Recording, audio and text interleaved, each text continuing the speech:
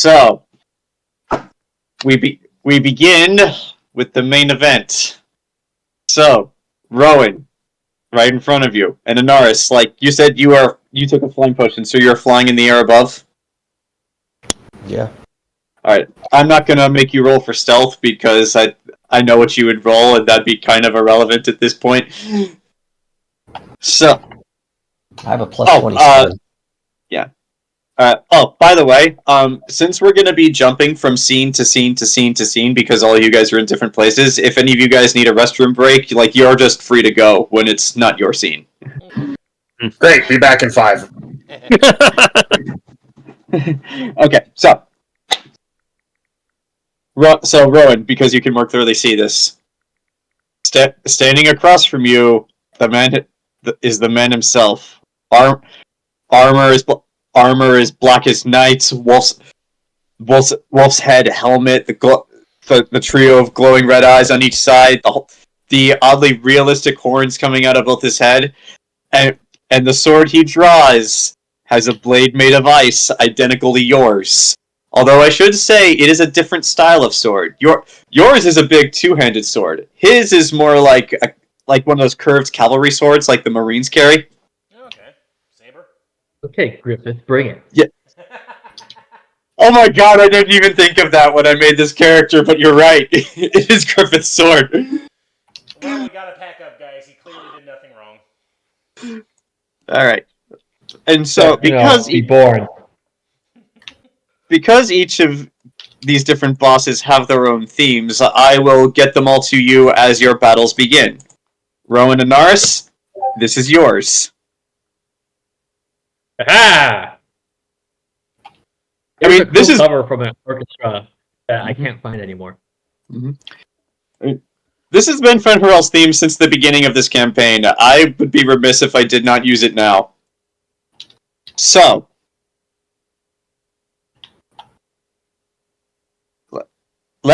allow me to. Sorry, there's a bunch of different things I need to click on. So, here we go. And here we go. Here we go! Can both of you see the battlefield? Yeah. On Roll20? Alright. Okay, Mike, I'm not entirely sure where Anaris would have been, so feel free to move her where you think she would be at this point. And I say that because Anaris is actually going first. Hooray! Now, just to very briefly set up the scene and explain what some things are. Rowan, you're here. Fenrirel's here. Both of your tokens are bigger than normal because of, well, the potion you took, and Fenrirel cast the identical spell on himself. Escaflowne is... Well, I kind of revealed that a little too early. Escaflowne is right here, like slightly behind Fenrirel, because he's just standing by, just in case, because nothing else is happening at the moment. And just in case it strikes your fancy, this back here is the River of Holy Water that you guys created. So with all of that said and done, Anaris, you are going first. What would you like to do? Fall. Mm-hmm. Just gonna fall on him. All right. I mean, even though you are falling, you do still need to roll to hit. So, roll it. All right. How many rounds does it take for him to fall? I don't know. It's gonna take a while. That depends. How high up are you, Anaris? 200 feet. Well, the fly spell does give you 40 feet of fly movement. Okay, Maximum 200 falling damage. Yeah, I imagine you're just falling, not actually flying down. Let me see for my hit chance. +7. Okay, according to what I found online, it says in Pathfinder, all creatures start at 500 feet in the first round of falling and 1,000 feet of every round thereafter. So yes, you can conceivably drop to him in a single turn. All right. Was there a dex potion that you gave me, Grant, or no? Yeah, I Okay. gave you the cat's grace, which would have given you the +4. +4? Okay. Mm-hmm. Well, that's a 28 in Dex now, so, alright. So that's a +9 in addition, so that's a total of... Brave being dumb. Give me a sec. 17 plus this one.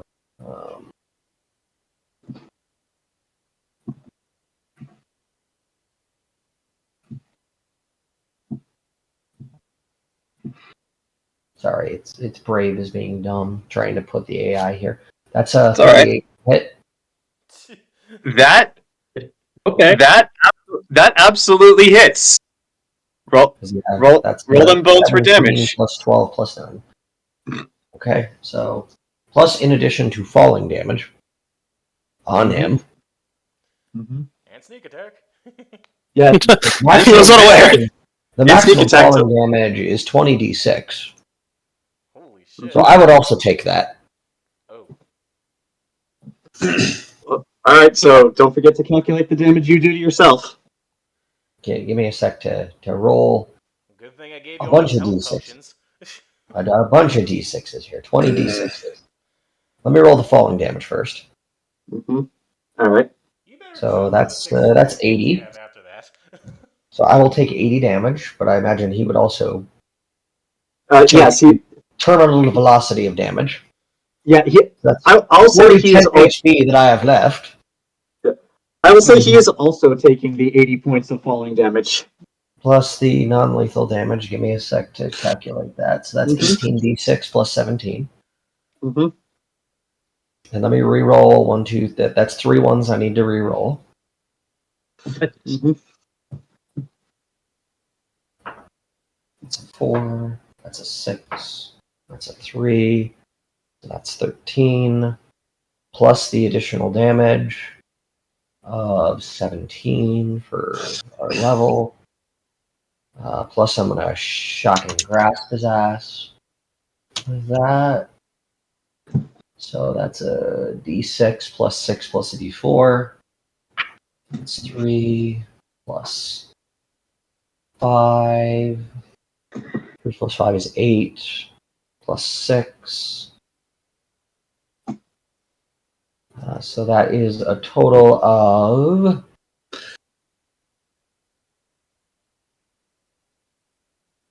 Nice. Oh wait, did you? All right. Did you ask add +4 from the cat's grace? Then So it'll be 195. Yeah.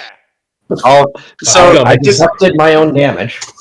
So describe for cinematic purposes exactly what you do.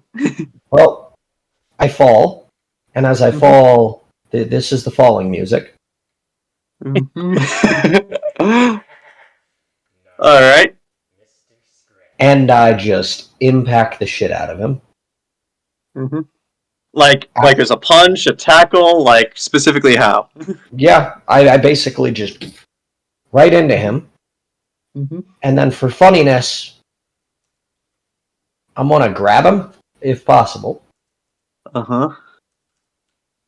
Actually, I could also do this because of how stupid stealth works in Pathfinder. You know how 5e has you can only stealth attack once in a turn. Yeah. Pathfinder doesn't have that. Well, I mean, this is still the first attack, so. Considering I hit him a stealth attack, he's now considered flat-footed. Mm-hmm. So every additional attack also triggers sneak attack damage. Oh, Mhm. extra sneak attack coming your way, Anaris. Actually, hold on. I need to look up something just because this guy is the final boss. Some of his feats are pretty unique. Oh yeah, he might. But can he not get flat-footed? That would suck. Wait a minute. His born curse. I trigger him being... I basically take away his dex bonus against all attacks I make. So he loses his dex bonus as a result of Stealth Unchained 15. So every additional attack triggers a sneak attack. Does that work for That is how Pathfinder Stealth works with Stealth Unchained. If you attack successfully using stealth, your attack is denied its dex bonus against all attacks you make before the end of turn. So before the end of my turn, he loses his dex bonus, so my additional 2 attacks trigger stealth attack on it as well. I thought I was going to attack with Rowan for. And I have 2 additional attacks left. He is not immune to this. So yes, you can absolutely do that. Hold on. Let me do some calculations really quick because his armor reduces damage and you have also triggered something. I just need to figure out what it is. Okay. My so second attack is a 32 to hit. hold on. Let's I need to do a few calculations. Rowan in the background. You did it. Rowan's in that Thor thing, though. Anaris is now the Elf King.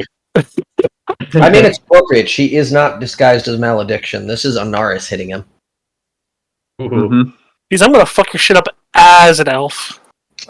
You're getting your ass kicked by a pure blood dark elf. All right. So I'm royalty, bitch. Give me the card. now, Are you pure blood if you have the spider thing? Half-blooded, I guess. I'm still royalty. I'm down with What's 2 half spell blood. Beat the crap resistance? out of Would that make you the half blood princess? Yes. What is that? actually, no, because the insane amount of Oh, damage, you need one more. Yeah, Okay, I have 2 more attacks. Hey, Grant. Yes. What's that spell resistance that you could give us? The spell And does that stack? Yes, it did. It was the plus 29, and it's for all spells, but also you do have the spell of resist elements, so if any All right. cold damage is No. you have... So it does stack on top of racial spell resistance that I have. So my spell resistance is a 59. Oh! So he needs to roll a 59. Anything needs to roll a 59 to hit me.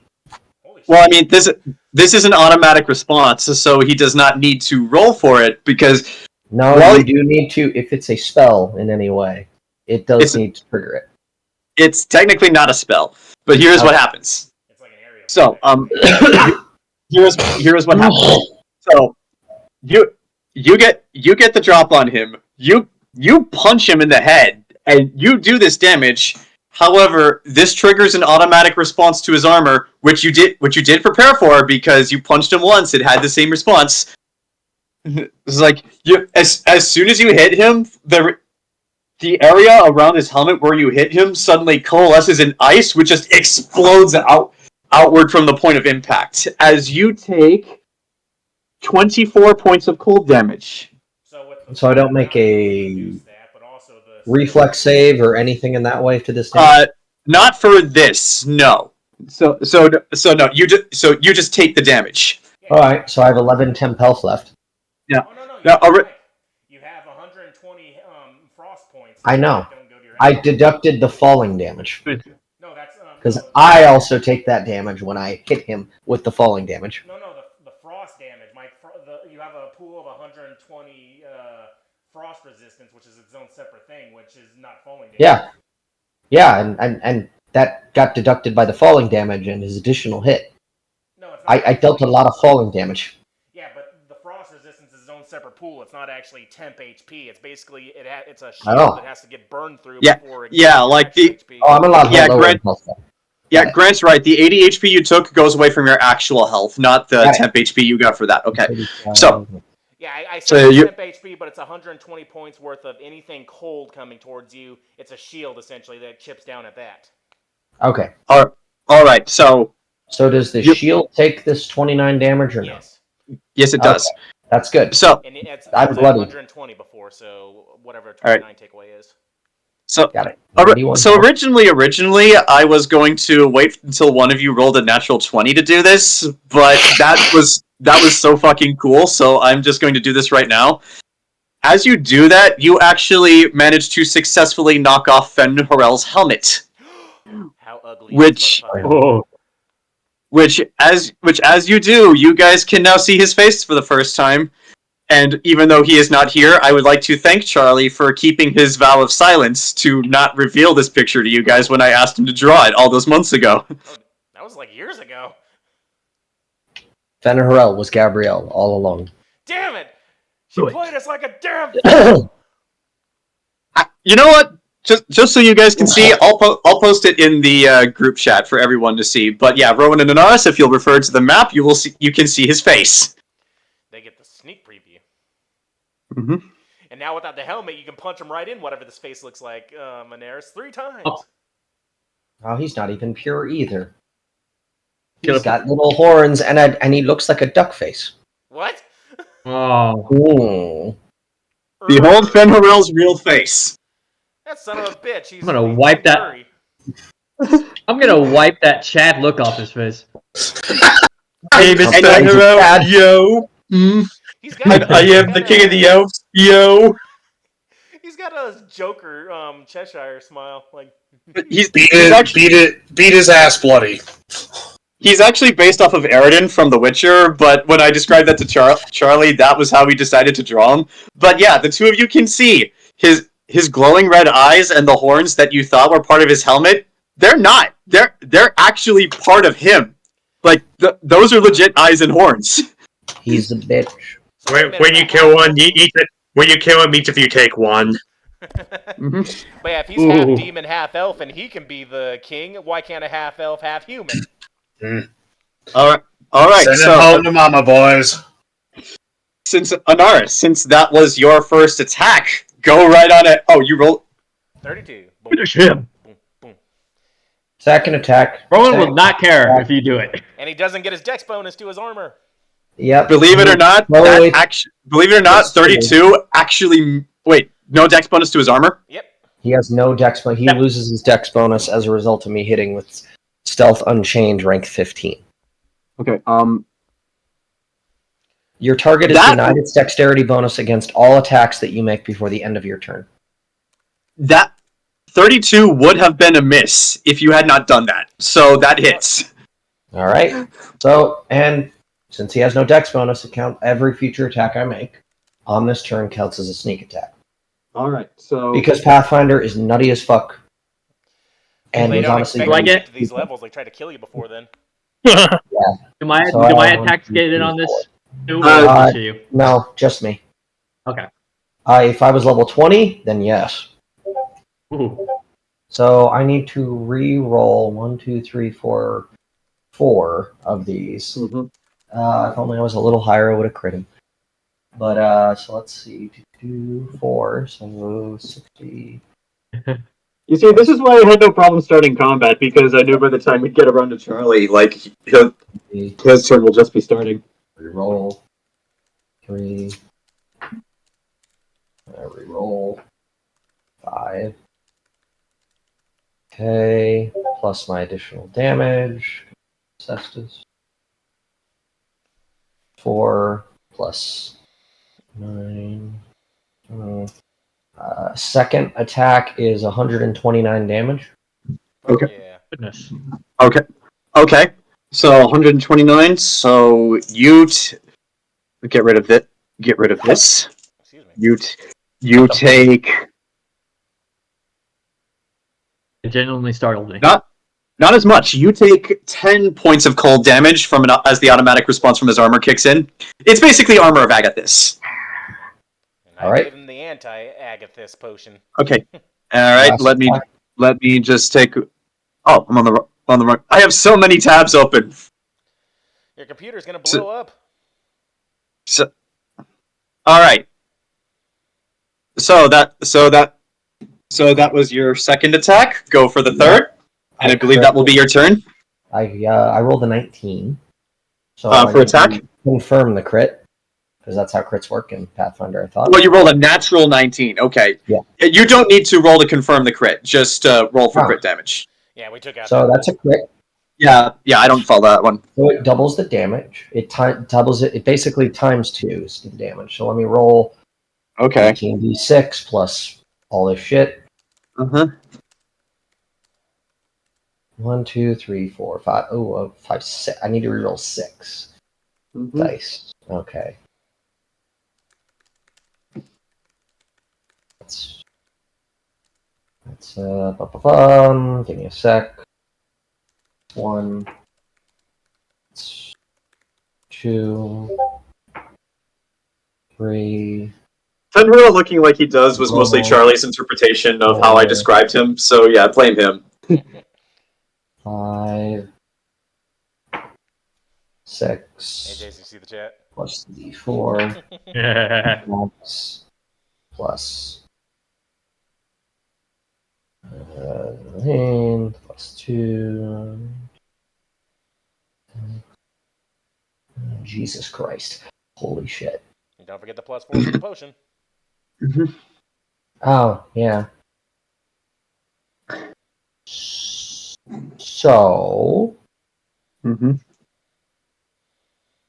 Nice. Okay, so now. so yeah. This So I killed unfortunately this ability scales. Pathfinder. Unfortunately, this ability scales with the amount of damage that you do. So Oh, the dice go up. Oh, you're not supposed to die with this, Anaris. Don't worry, the frost is still Why aren't you doing anything? You're supposed to be. it's not his turn. Stunned. Do you You know are how literally- cool that looks? You are literally the main character, Rowan. Why is the side character doing all the work? Because the side character has to die before the main character can step up. No, you're his persona. So Anaris, you with that last attack, you take 41 points of ice damage as blowback. I got 40. Basically, the way it works is like the amount of damage that you do, I add an extra die to that. It's a homebrew ability. But so yeah, you take 41 points of damage as well. I originally had this guy's health scaled for all seven of you guys to fight him, but you know what? Fuck it. His original health is back. You would have killed him if that didn't work. Don't forget you have. And I go back into stealth for the 43. And also, Mike, don't forget Stealth you do is have the so other resist frost one for in case you ran out. So, damn, that already. Oh, went through shit. Most of it. Oh shit. Hide inside of his helmet. That got knocked out. That's actually a very good question. Where are you hiding? How are you hiding? This is an open field. There's literally nowhere to hide. Hey, Rowan's got a foot. Huh? Got a point. Yeah. Well, if you do that, then you'll have to disengage from Fenharel, which I will allow you to do. Do you want to do? Oh, you did? Okay. Already.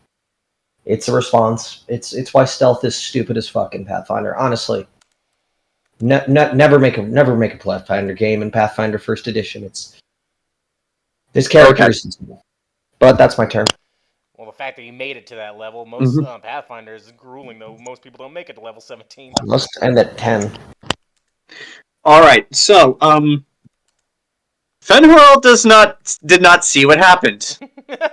He just got fucking blasted. It's like, fuck, bro.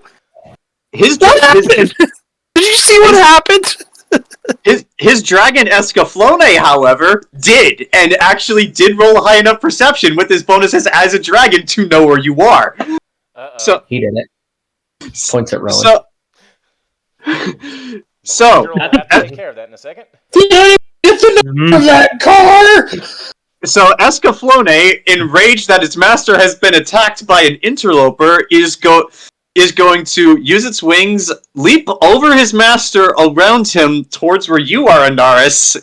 Because I guess he rolled high enough to see you. Like, Rowan doesn't know where you are. Fenharel doesn't know where you are, but the dragon does. You should have taken the invisibility potion when you had the chance again. Probably. Ow. All I ran right. out of actions, Grant. Huh? I ran out of actions. Can't take the invisibility potion. Damn. All right. So roll it for that first attack. What? Come on. What bonuses do you have, Escaflowne? Come on. What bonuses do you have? Oh, okay. Let's see. You should try using magic on me. Does a 30 hit you? Yes. All right. I think that hits everyone. Even with your All +4 right. from the Cat's Grace? That would make me a 28. Ah, darn. All right. So he's going to hit you with 2 claw swipes. So the first one does 9 points of damage. You actually got off lucky that time. Let's see. He's going to go for a second claw attack. He rolled even higher that time. So that's a 35. Okay. Oh, that's not bad. That is 13 points of damage for the second claw attack. So And his next attack is going to be a bite. Okay. Oh. Damn it, these aren't cold damage. This is just slashing and biting. Ah! Yeah. Does that eat into the temp or no? Yes. Actually, no. Yeah, that they're not cold. They're just regular. Yeah. So that your regular HP would go from that. Does a 28 hit you? Actually not. With what Grant said, my AC is actually 29. Woo! Okay. So Escaflowne lands next to you. Like you take the first 2 claw swipes because you didn't see that coming. But when he goes to bite you, however, you just lean back and get flat. Like it just goes like. Ow. I'm not doing too well here with health wise. Yeah. All right. It is now Fenharel's turn, as he does.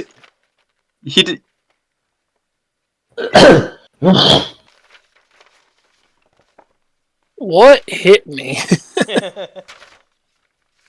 Rowan did with his mind. Rowan, how could you do this? All right. I did it with my mind.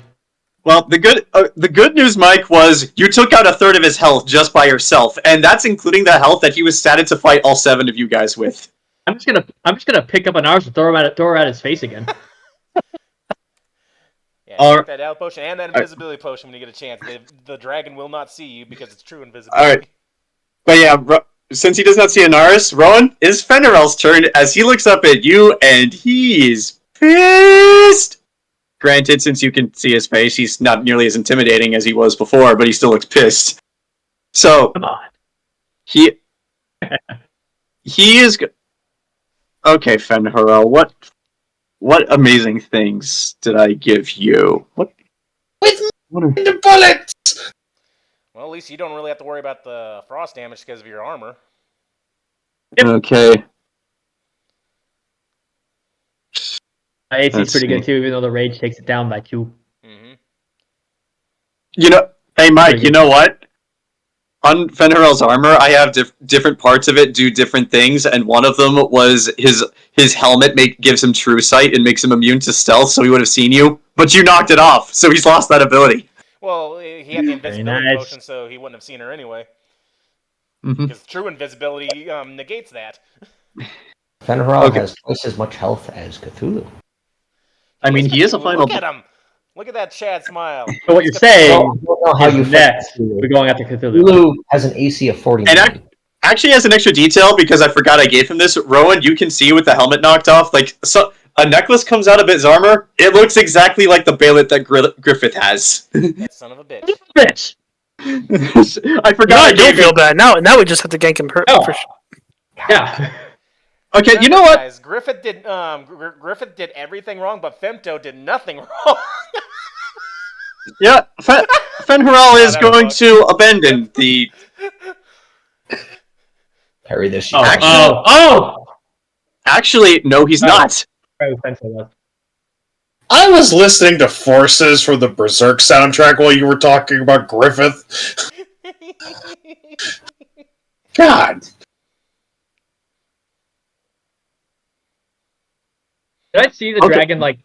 I know I can't see Anaris, but did I see, like, the dragon hit Anaris or anything like that? I'll say you saw the dragon land right next to you, and you saw it swipe at something, and there was a reaction to it. Like you heard a yelp of pain. So yes, Yeah.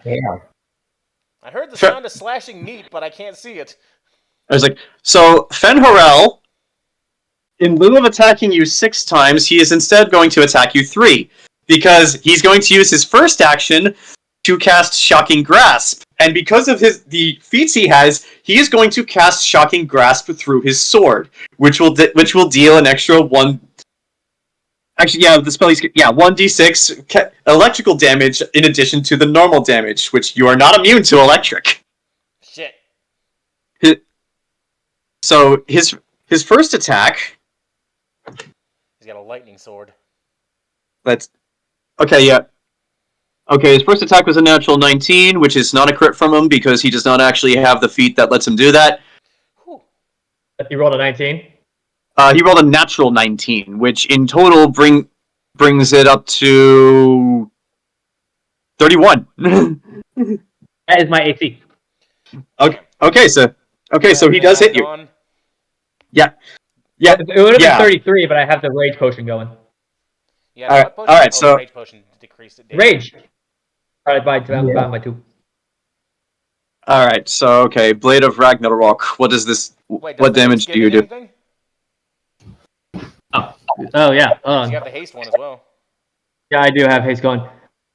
+1 dodge bonus to AC. So that's a +1 then. So 32, right? It's 32.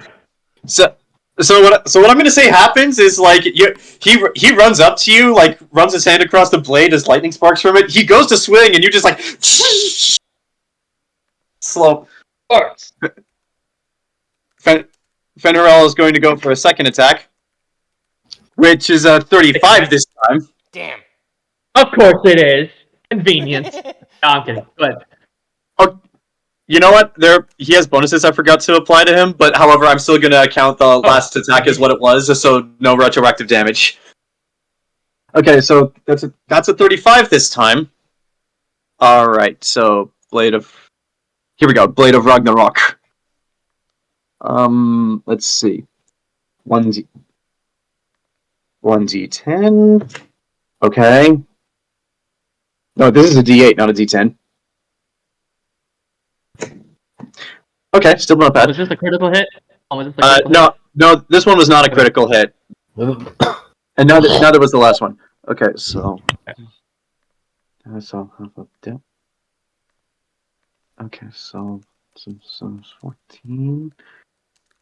That's 19, and you're immune to the cold damage. However, you do take an extra +2 because he's Rowan, you take 25 points of damage from that attack. Now he is going to go for his third and final attack for this turn because he used his first. That's even higher. That's a 36. Damn. All right. Thankfully, he rolled lower for damage, so you take 18 points of damage this turn. So as Fenrirel runs up to you, just run. Oh, I forgot the 6 points of shocking grasp damage for both of those successful attacks. Okay, so add on an extra 4 electrical damage from casting shocking grasp on his sword. So yeah, he runs up to you. You block the first attack, but then you're very quickly reminded why this guy is the leader of the Eldarin army, as he just lays into you.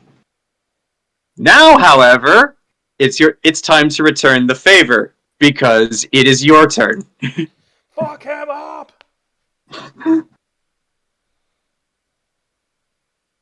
Lead us off with a bloody assault, which inflicts bleed.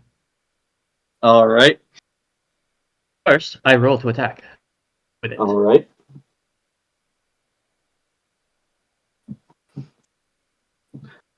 Great start.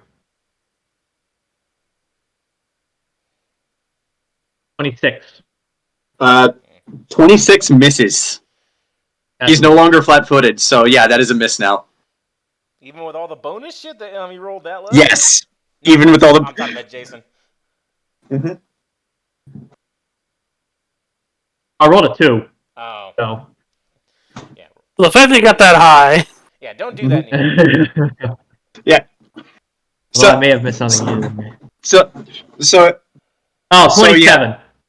A haste, 27. That's still a miss. I figured it's still miss. Okay. But... So yeah, Yeah, like you go with both hands for your first swing, and he's like...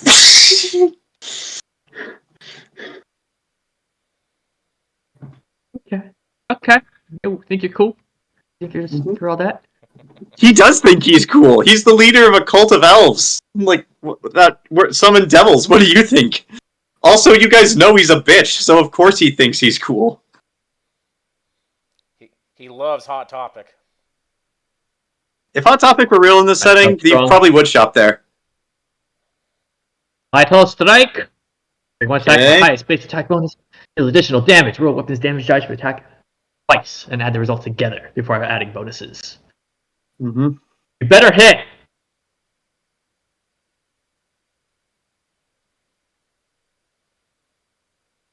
Un momento, por favor. See? It's a 43 hit. Yes, it does. That hits. Damn right.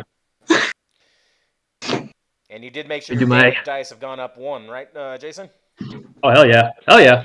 Alrighty. Which, by the way, Vital so Strike, I roll damage twice and add that together. of his If he because gets- he's also just as big as you. Gotcha. Does he get the frost damage at all? He does not Okay. because of his abilities. He, like you, is also immune to cold. Ass figured. Mm-hmm. Good thing you asked. Oh, I gotta do all that. Okay, hold on. Mhm. I have 4 attacks, by the way. I know. I mean, he has 6, but he used one of his actions to cast a spell. So that because of the class, he's a very rare class that can both cast magic and use fighter abilities. An Eldritch Knight, you might say. Actually, according to Pathfinder, it's actually called Magus. I have no idea why it's called this, but it is what it is. Because they're a fan of Chrono Trigger. Probably. I've never played Chrono Trigger. You get to play as a humanoid frog in that. And a robot. I mean, And a cave wolf. I played a game once where you played as a humanoid frog. This was my favorite character. Battletoads, yes. No, it was like one of those like heroes. Where is It was like one of those hero shooter, like kind of League of Legends-esque games that wasn't League of Yeah. Legends. Gigantic, that was what it was called. Alright, making sure I'm not missing anything. Yeah, alternatively, there's a defense force with the 50-foot tall alien frogs who clearly look identical to humans. Yes, they are so identical to humans. I mean, it's uncanny, really. Okay. Not that's I'm missing. I probably missed them. Mm-hmm. But not as splashy, but that's 50 damage. That Where's knees at? that does something. That does noticeably hit him, and like with the Anaris before, you hit him, and there's a reaction from his armor as cold damage explodes out of him onto you. But because of your armor, it doesn't affect you. All right, come on, Fenrirel, where's your health? 2 more attacks coming in. Hold on. Did you always Where's the have map? attacks, or did the haste give you the 4th one? The haste gives me. That's a mistake then, because I looked. It sounds like double check this in this other. Yeah, I believe haste does give you an additional attack. Yes, because It I does do give have you an that written additional down for attack. Samael. I just want to make sure that I'm correct in my double checking that fighters at level 17 have 3 attacks. Let's They do. Am I They wrong do. or am I right? Yeah, no, they do. Okay, just making sure. Yeah. You get 3 attacks, and because of haste, you do get an additional one. I'm gonna throw Fenrir through a loop, and with the lunge ability, which increases my melee attack by 5 feet, I'm gonna swing at the dragon. Okay. Anaris is little and small, so swinging high over her. All right. Roll to hit the dragon. It's a regular attack, but This will make the fight for Burchill easier slightly. it does bring my AC down by 2 though. So Okay. until my next turn. Shut. All right, Escaflowne, what's your 39. that hits? I mean, Yay! yeah. There's Escaflowne. Yeah, you definitely hit him with that. Give me max damage, you son of a bitch, dice! It's not max damage.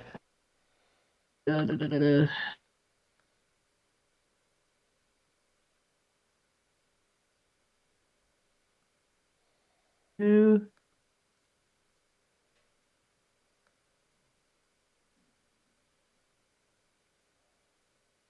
Sorry.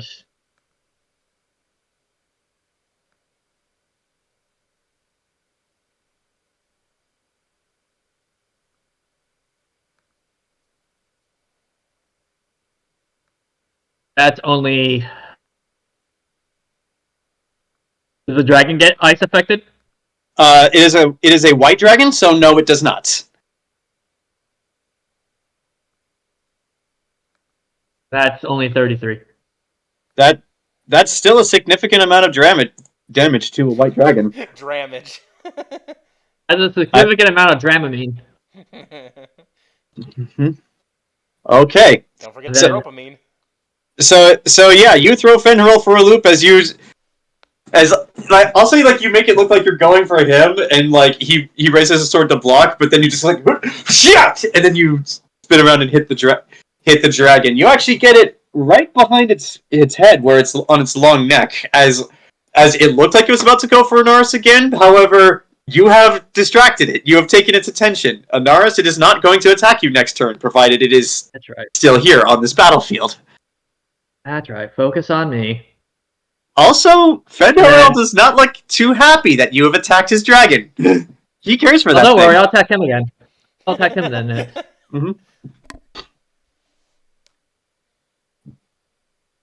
Alright, you get one more.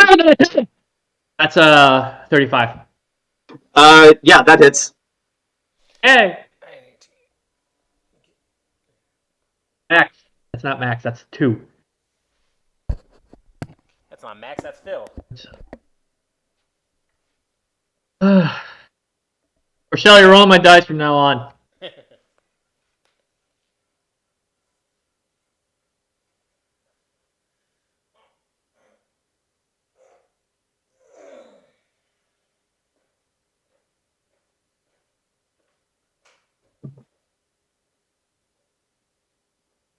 Only 27 damage, so I roll a 2 and a 1.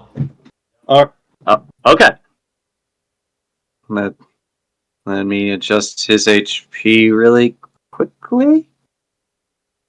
And with that, we are going to take a break from you guys, as we are going to transition from the battle with Fenrir over to Nox.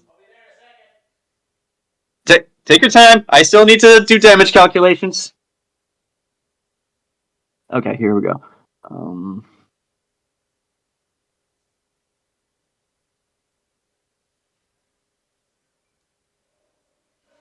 Alright. Alright, so just to be nicer to Charlie, we'll wait for Grant to get back so that he knows at the very least what's going on.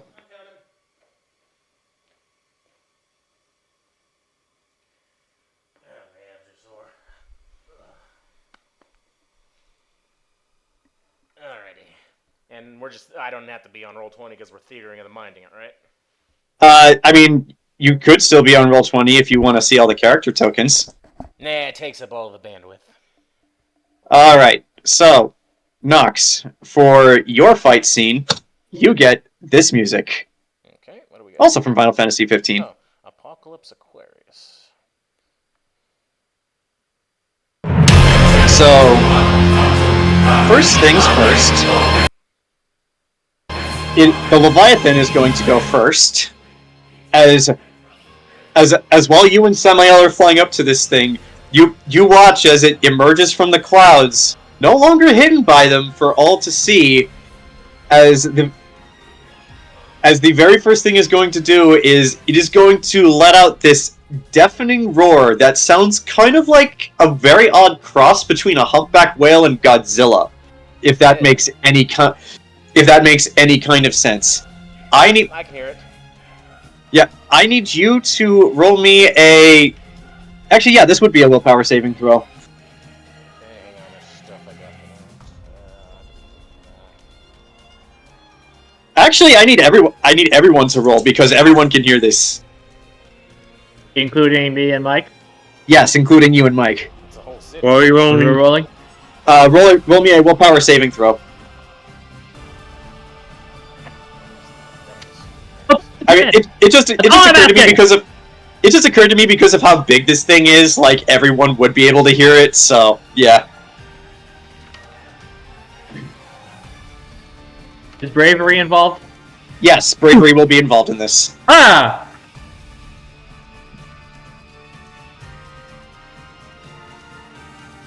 Salvage it a little bit. And I'm gonna roll for the NPCs as well.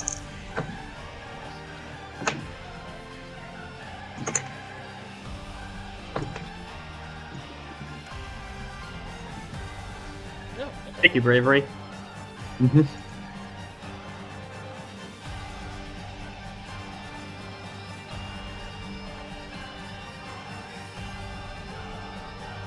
My damage scaling makes sense, or am I missing something? Or is it just because Anaris has that stealth stuff that makes her damage like? No, your damage scaling is correct.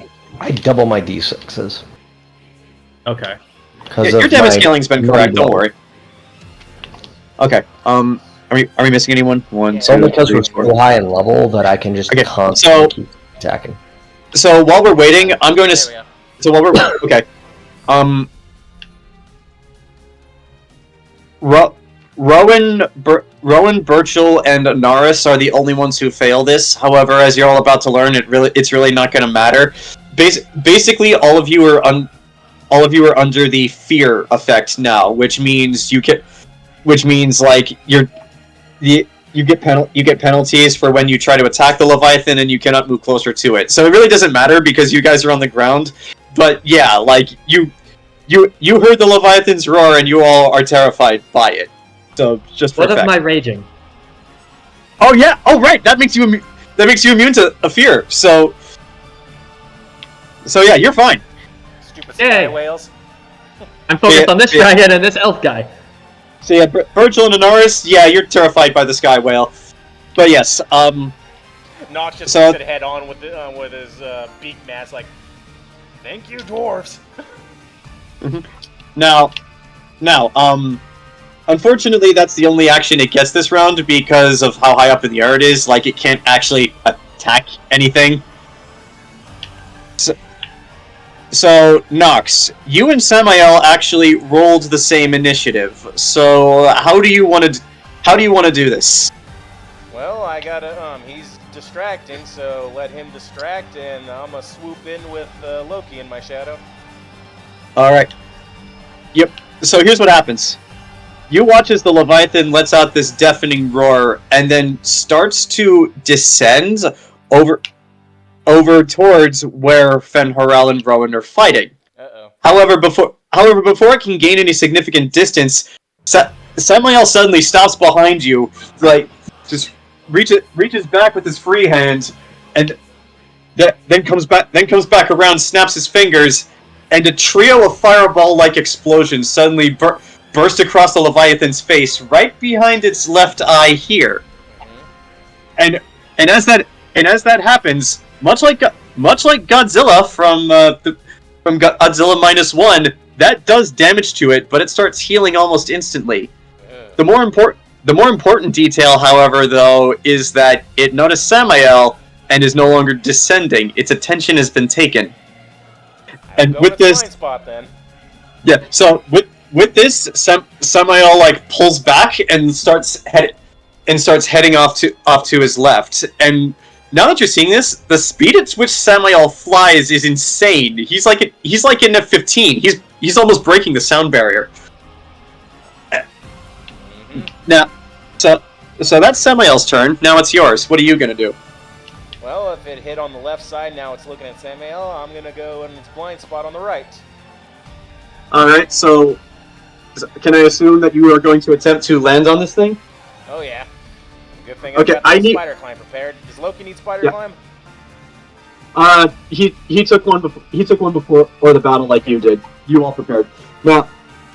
Now, because of the way this thing is and the way it works, I need you to roll a strength check for me to attempt to land on it.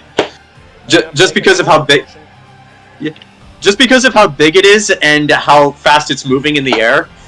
Like, it's one of those things where it looks like it's moving slowly because of its size, but like once you're actually on it, it only occurs to you how fast it's actually moving. Oh yeah. Mhm. Because I took the same rage essentially. So what do I got? Yeah. So I knew I was gonna need strength for this. All right, here we go.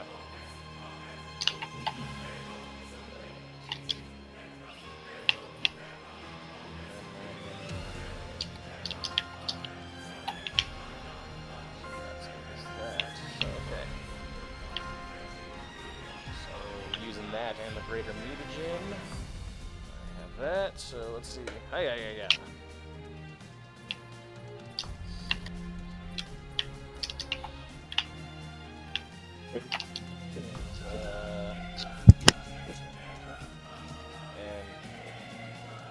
So it's just straight strength? Yeah, this is just a straight strength check to like land on this thing and grab onto it. Okay, with drugs that comes out to 34. That is enough as you land like right on its side and like dig into it. This thing, trying to describe what it feels. It feels like you're grasping onto coral, and it does have scales, but they're so big that they're like each scale is like its own piece of coral. Like the scales are bigger than you. So yeah. Also, it feels kind of slimy, so you really have to dig into this thing. Good thing I got spider stuff on my fingertips. Like, ugh. Okay. Okay, and according to the initiative order I made, it is still technically your turn. So Dante will not be able to act until you are done. So, what are you going to do? Like, are we on top of this thing so that we're able to stand, or on the side? You're on the side of it, but even if you wanted to stand on it, that'd probably be a bad idea, just because of all the wind that's going in the opposite direction from you. All right, so what do I gotta do? Do I gotta like move? Can I get one of those beams underneath one of these scales? You can. The instructions you were given were It's basically like hammering in a railroad spike, a very big railroad spike. You need to take one of these things and just hammer it into its flesh, and they need to be in a circle all around its body. Well, let's place the first one then. So, all right. So you have 3 attack actions, not not throwing bombs. Yes. Okay. So the number of times you can actually hammer this thing in is based on your attack actions, and you need to beat a certain DC in order to actually get it in there. Okay. Okay. Good thing I'm juiced. All right. Also, you need 3 successful passes to hammer one of these things in to the point where it's not just going to fall out. Oy vey, okay. Mm-hmm. All right. Working on the Leviathan. Oh, the live long day. Yes. And these are all strength, I'm assuming, right? Yes. Okay, good. Also, just another odd thing to point out: these long spikes with all the magic runes in them, they feel warm in your hands, as if they're like radiating their own source of power. Nice. All right, so that's another 34. Was that it? Yeah, that hits. It goes in.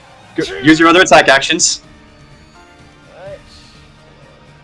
It's lower this time, so I gotta roll higher. Mm-hmm. Base attack bonus goes down each one. Mm-hmm.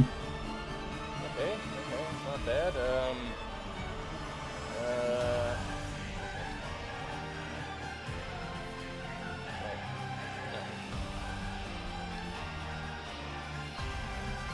Mm-hmm.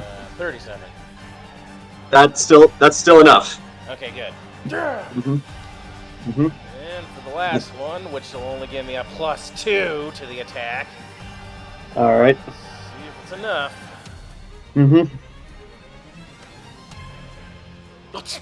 Okay, does it hit with a natural 20? Yes. Okay, And so doesn't matter that was lowest one.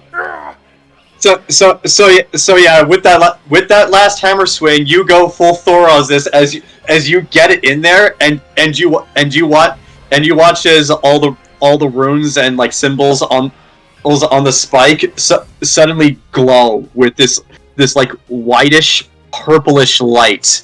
It is activated. You can move on to the next one. However, that is unfortunate. My movement to get onto it. Yeah, your movement was unfortunately to get on this thing, so you can't do anything else for right now. What does its blood smell like? It's not bleeding. Like, Darn. It's, I wanted yeah, to have you a don't taste. smell. You don't smell any blood. However, I will say, like, this thing reeks of sulfur. So it Like- probably tastes like- like shit then. Kind of, yes. But So, I'll say to my, I guess my cloak behind me, I'm like, one down, Lysmith! as you say that, from the shadows of your cloak, like, Dante just sort of, like, forms out of the shadows and then just grabs onto the thing right next to you. And I need to roll a strength check for him. Well, he does have Oh, yeah, spirit he's fun, fine. so that helps. Yeah. Oh yeah, he's fine. He's like, so yeah, he just grabs onto the thing right next to you, and he just like is like, you move on. Remember, they have to be in a circle. Alright, I'll take the right, you take the left! With that, he just nods as he suddenly disappears into the shadows again, and actually starts moving through the shadows of the Leviathan scales as he makes his way down. I know it is now I'm his glad turn. we recruited him for this final battle instead of having to fight him before this. All right, let's see if he can do it. Okay, that's not bad.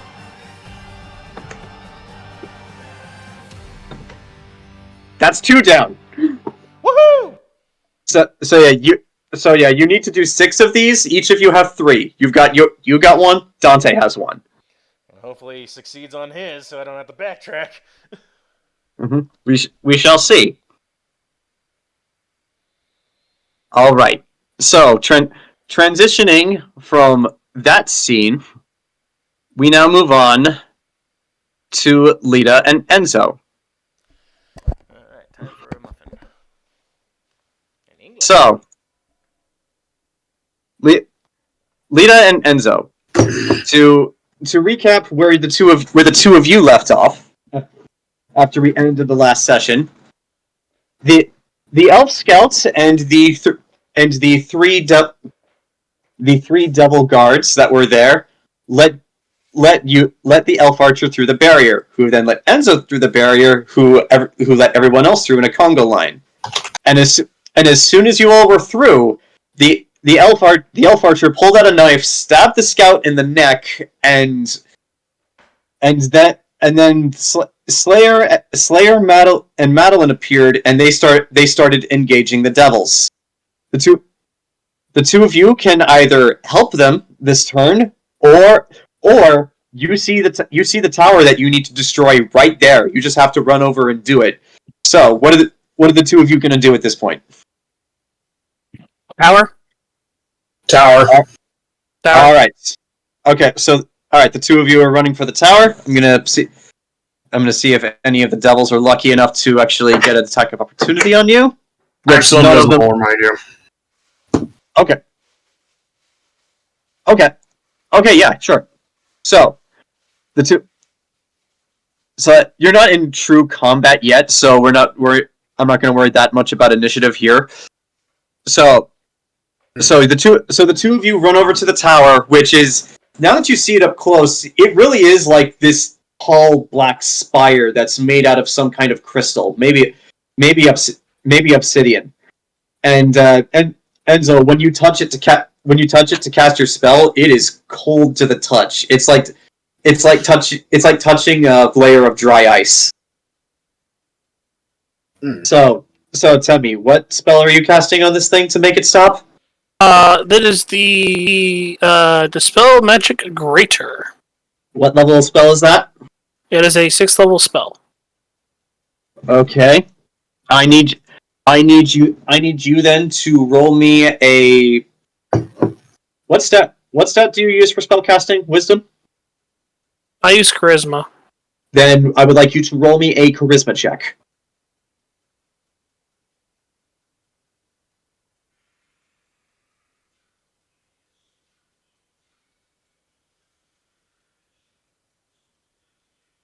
How's it natural 20? Okay. So as you touch this thing, and like it's kind of like when you touch dry ice, it almost like sticks to your hands a little bit. You start to feel that, but then suddenly you hear a voice in the back of your head go, "I should ask on the." However, you fight through that as the voice just suddenly cuts off, as from your hand the tower starts to crack, and then the crack moves up and up and up all the way to the top of this tower, which, by the way, is pretty close, I'd say, to 60 feet tall. It's like this crack moves all the way to the top, and then the tower starts to shatter into pieces like glass as it starts to come down. At this, because it was kind of difficult to hide something like this, the entire camp is now put on alert as sirens start blaring. However, it is still technically your guys' turn, so the elves cannot actually act yet. So and the elf archer run up to the three of you, and Madeline's archer run up to the three of you, and Madeline says, like, "Come on." He's like, "Come on, the hippogriff pens. We need to take care of those before they get them in the air." I'll take care of them. You guys go to the next tower. No, I'm going with you. No, I'm going with you. Trust me. Just, Steve, you two work better together. Go. Roll me a persuasion check to try to convince her not to go with you.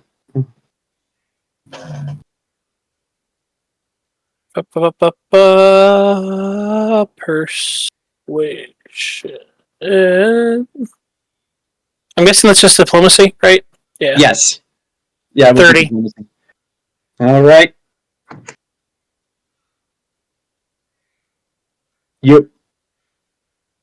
There's a look on Madeline's face where she doesn't want to do this. However, she does understand the gravity of the situation, and so she looks at you and then just grabs you by your bicep and just says, "I'll come looking for you if you don't come back."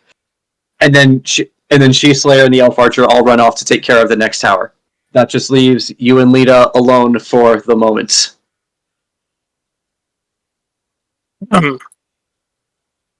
Well, I think I just played the hero bit pretty well there. Do you say that out loud? Yes, after they ran away. Lita goes, "You are getting so fucking laid when this is over." Yeah. You're still invisible, by the way, aren't you? Yep. Yes. So Enzo's just talking to air. Yep. Yeah. The good news is, though, that means that she's not going to see what I'm about to do to the hippogriff pen. Oh, no.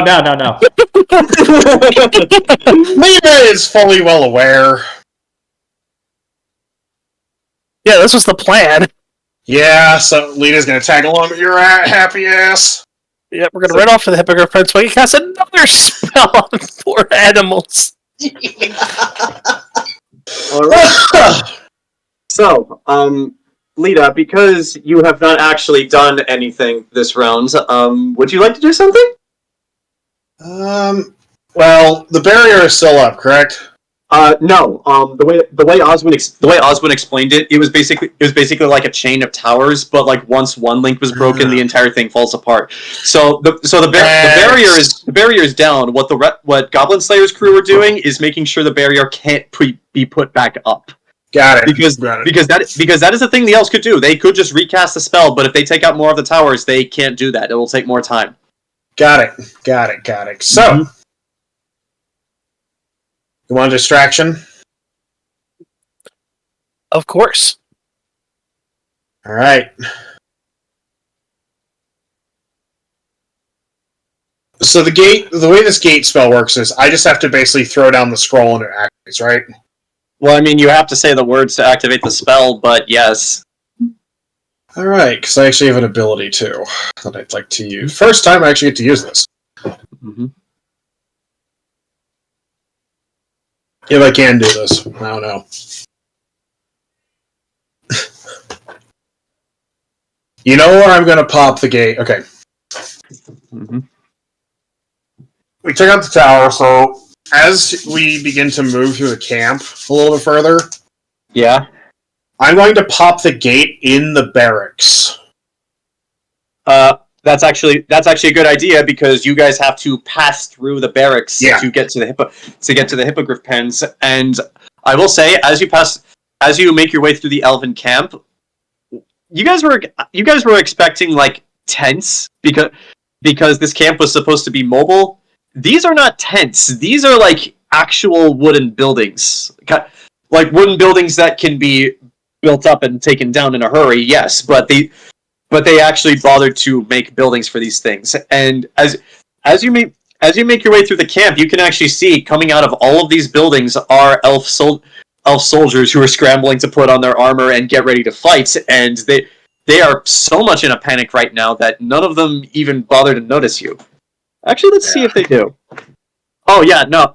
Like so much is happening right now that they're just scrambling to move. Okay, So, Lita is going to do a thing. yeah, go right ahead. I'm not going to pop the gate just yet. Okay. Lita is basically going to grab Enzo's shoulder as we're moving.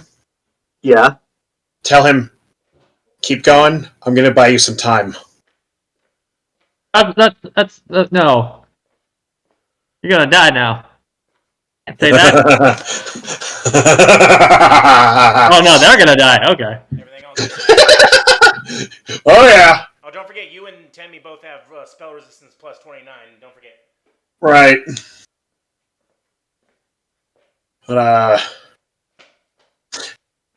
I would like to, because I'd imagine I'd probably made some of these in prep for what we're doing. Okay, sure. I'll allow it. Lita, to explain wordlessly what she's going to do to Enzo, Lita takes out her coin purse and she jingles it a little bit. I know what this means, and I think Enzo does too. I would like to fly over some of the structures, John, and drop a bunch of coins. Alright. You're still invisible, so I won't ask you to roll stealth for me. However, I would still like you to roll a d20 for me to see how many of these you drop and how much.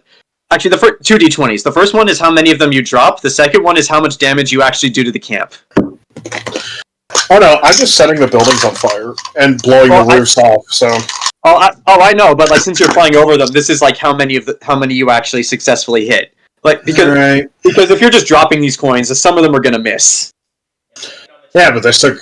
I mean, they'll still do damage, but they won't necessarily have to decide. That's not bad. First die 13, second die 10. Okay, that's actually not bad. You rolled. Well, you tied with the 10 the second time, but I'll count it because I'm nice. So you drop a handful of coins down, and you actually managed to set the roofs of three of these buildings on fire. Some of the other coins just like land off to the side, and there's just like force damage from the explosions. However, that's still enough to cause chaos, as since you understand Elvish, you can actually understand the panic screams and various uses of what the fuck is this? Where is that coming from? Who is doing this? All right. So now, are you going to stay there, or are you still going to try to join Enzo at the Hippogriff Pens? Because he's ahead of you right now. Well, there is an ability. I'm not sure. Can I pop an ability? Because I want to buy him time. What ability? It's a bardic performance. You know, since it's a bardic performance, sure, I'll allow it. Like, if you were going to try to attack again or cast a spell, like, I would say no, but if it's a performance, sure, go right ahead. Alright. I'm guessing my Grant, how long does the invisibility last? Until you attack, I believe. Let me double check just to make sure. Because, yeah, I think it broke after Anaris attacked, right, Mike? Yeah. Mm-hmm. Okay, well... Make an actual attack that goes away. Unfortunately, I am going to have to count the dropping the bombs as an attack, because you did hurt people in the process of doing that. So I guess, Enzo. Mm-hmm. If you care to look back, I can describe for you what you see. Sure, I hear the bombs. I'm like, okay, I turn my head back. Lita, flying in the air, wings unfurled, and she takes out her guitar. I would like to use Frightening Tune. Alright, what does this do? uses my performance to cause fear in enemies. Every enemy within 30 feet must make a will save to negate the effect. If they succeed, they are immune for 24 hours. If they fail, they become frightened and flee for as long as the target can hear my performance. Do you need to roll a performance check to actually do this, or does it just happen?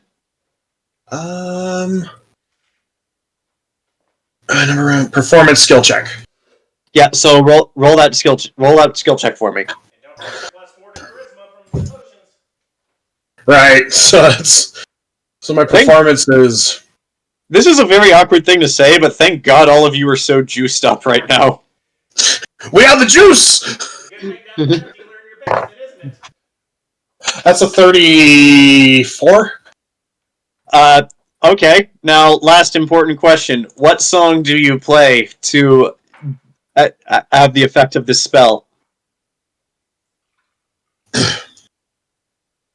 Lita gives the finest performance of her life.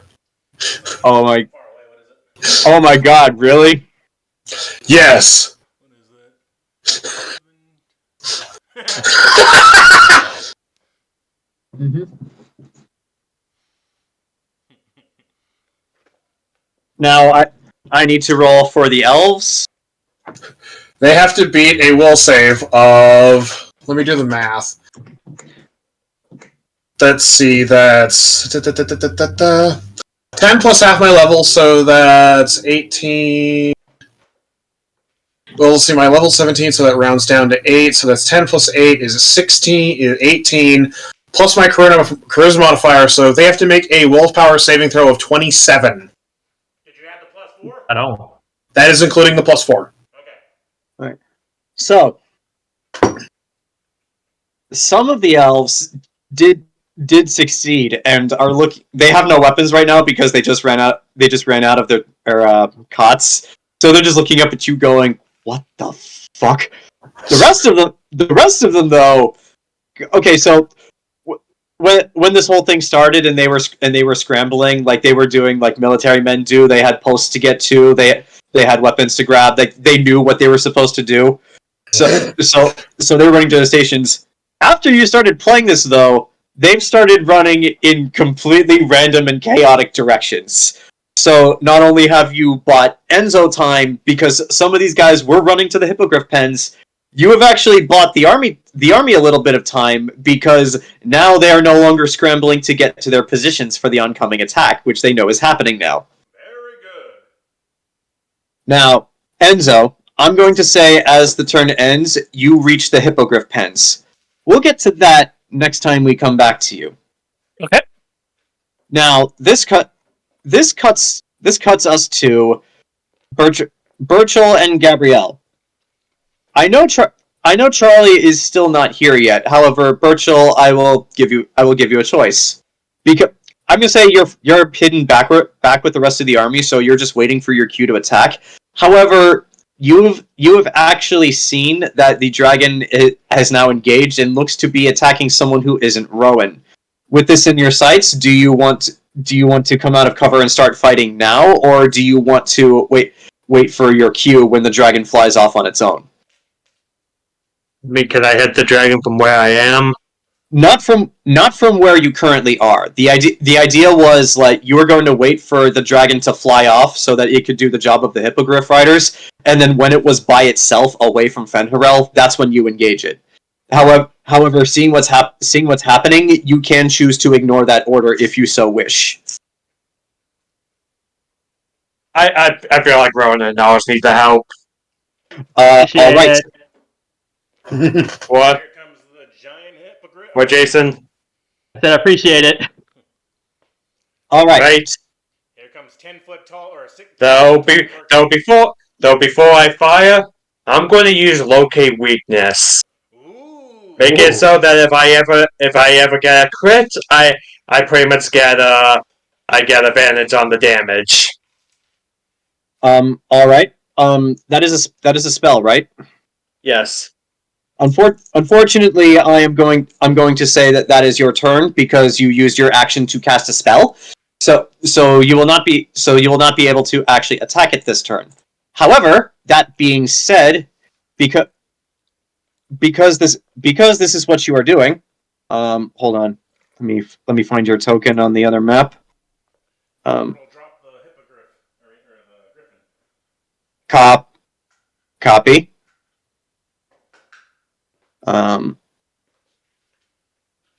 Paste.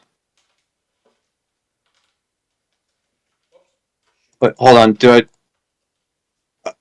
you still have control of your tokens? Even though, okay, yeah, you do.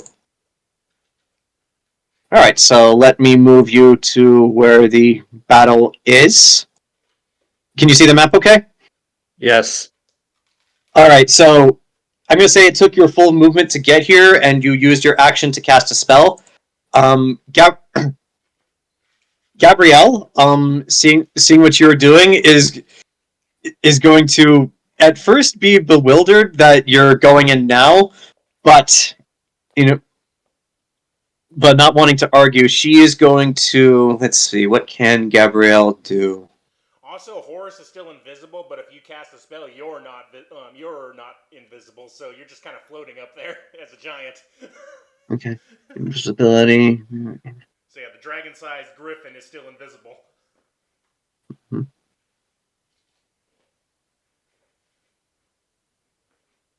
Make actions seem mundane to nearby creatures. Okay, that's actually cool. Jump person. It's a perfectly clear, beautiful day. The armies are fighting, and you look up and you see a giant man floating in the sky. Mm-hmm. I mean, everyone's going to figure out what's going on eventually. It's like Wonder Woman. She flies in the invisible jet. It's like... Mm-hmm.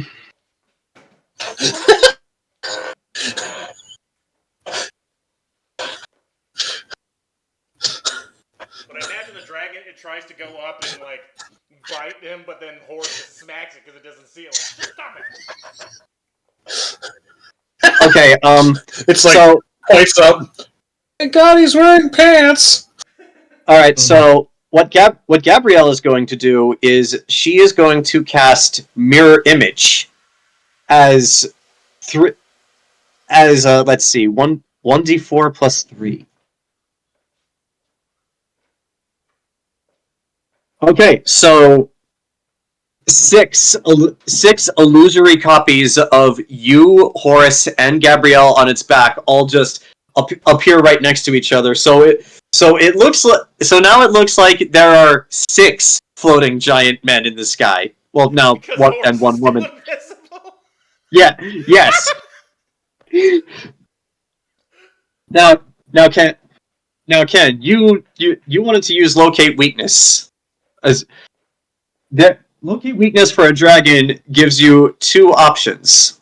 Option 1, right here, where its long neck meets the base of the rest of its body, and right underneath here, where the wing connects to the body. That is where its skin is thinnest. Alright, keep that in mind for, again, I just take the higher damage if I get a crit. Alright. Unfortunately, you cannot attack this turn because it took you your full movement to get here. However, you are here. Now, it is time for the army's turn. Now, you guys cannot directly see any of this, but this is just stuff that's happening while all of you are in your respective battles. So, first thing is first. Alright, so... Okay, every single one of you who is susceptible to this, because some of you won't be, take 1 point of frost damage, as the Fimbulwinter from before appears to have returned, and you guys are starting to take damage. Nox, you don't have to because you're a little too far from this. Okay. But, however, you guys see in the distance because of Burchill, because Horus still being invisible. Essentially, yes. So yeah, you all take 1 point of frost damage. Now it is your army's turn. Don't forget, Ken, you have 120 points of basically frost shield because you did have that potion. Mm-hmm. It takes away from that pool. So to all of you, I'm actually going to roll for luck for them, just because Burchill, you flew off ahead.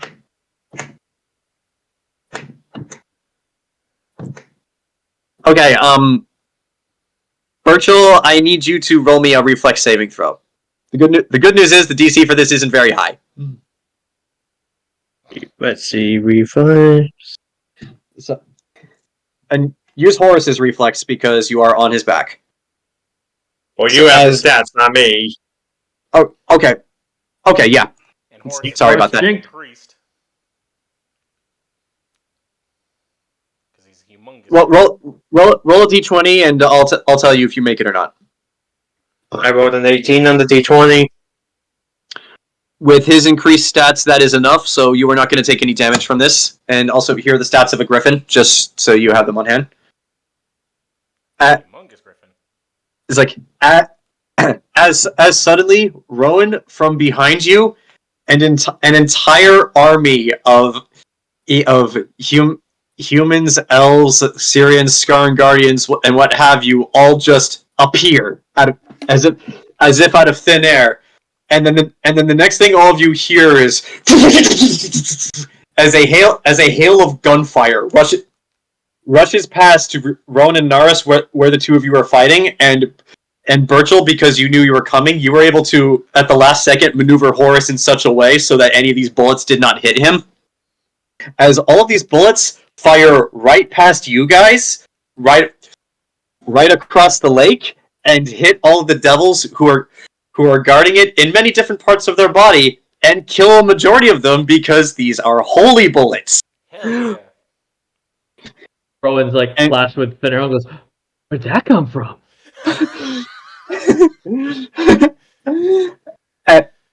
And with this now done, led by Alexander Anderson and Vlad the Bloodthirster, the witch hunters start to charge forward.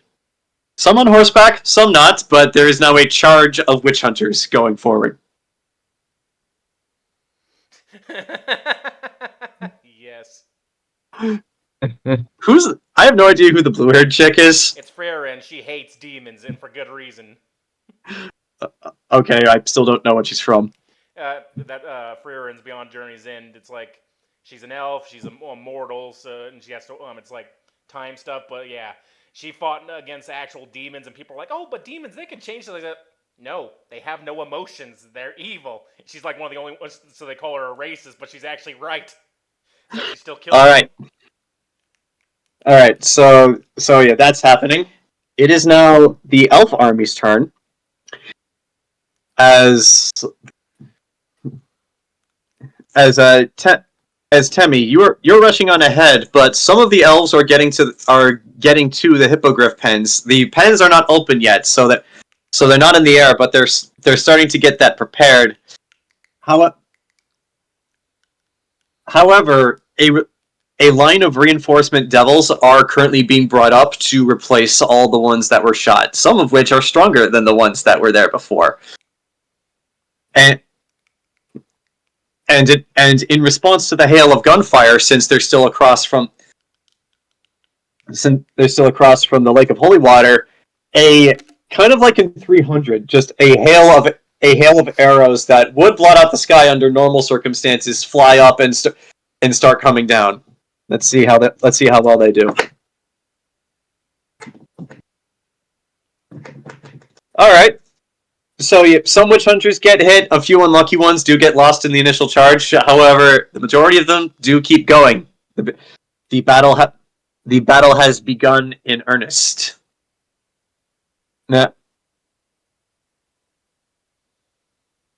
Now, with this, we cut back to Anaris, Rowan, and Fenharel. Heal yourself, Anaris. Let's see if she decides to, because Anaris is going first. That takes my full action to heal myself.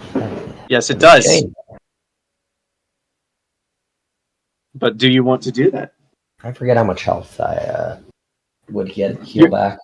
You told me you had 23 health. Yep. So he's talking about how much you get back. Yeah, you Yeah. would get 48 plus 17 with the cure critical potions you're all carrying. You have each Yeah. 6 of them. Mm-hmm. 48 plus 17, you said? 4d8 plus 17, yes. All right. I might as well just do that. And you also have a few more invisibility potions as well. I gave you. Mm-hmm. Let me calculate that. And when your frost shield finally goes down, you can pop another one of those vials as well. 48 plus 17, so that's 35 health, I guess. So I'd be up to 58 health. All right, that's really my turn. I'll keep stealthed, and there you go. Can I only take one potion at a time, or just that's it? How does that work? John, can he take his... I'm gonna say, for the sake of balance, you can only take one potion on your turn. However, I will count it as a half action, so you can still do one other action if you'd like to. Only take one potion. Okay. I'll just let's see. Do I have anything else I could do? I'm gonna cast Mage Armor on myself. Okay. I will also say, though, with your abilities, the dragon is currently not paying attention to you, so you can disengage from it if you wish. Yeah, I'll disengage. That raises my AC with Mage Armor because of how stuff works there. And where's the map? I'll just go over here. And that's my turn.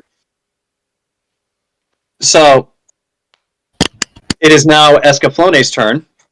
As Fenharel and Escaflone looking around, seeing what's going on, the Leviathan is distracted, the barrier is down, a hail of gunfire just went through, and now his people are being called to action. Fenharel is going to look over to his dragon, and he's just going to say, Escaflone! And Escaflone, as if understanding what he means, is just going to take off and move to the sky to start attacking the army. Burchill, since the dragon has not immediately noticed you are close enough to engage it and before it hurts anybody. And because of that, I'm actually going to move your battle map so that the two of you just are by yourselves. Right. All right. So Escaflone is gone from this battlefield. It is now Fenharel's turn. Let's see.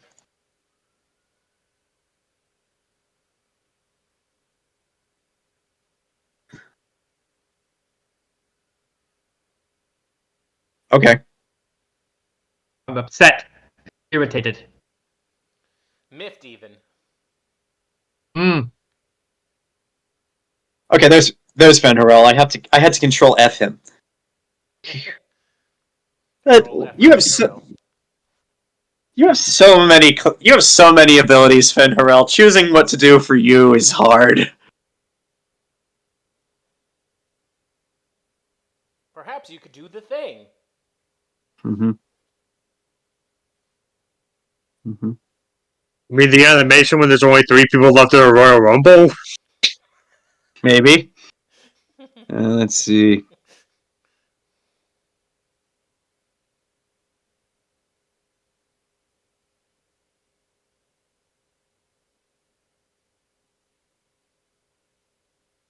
Excuse me.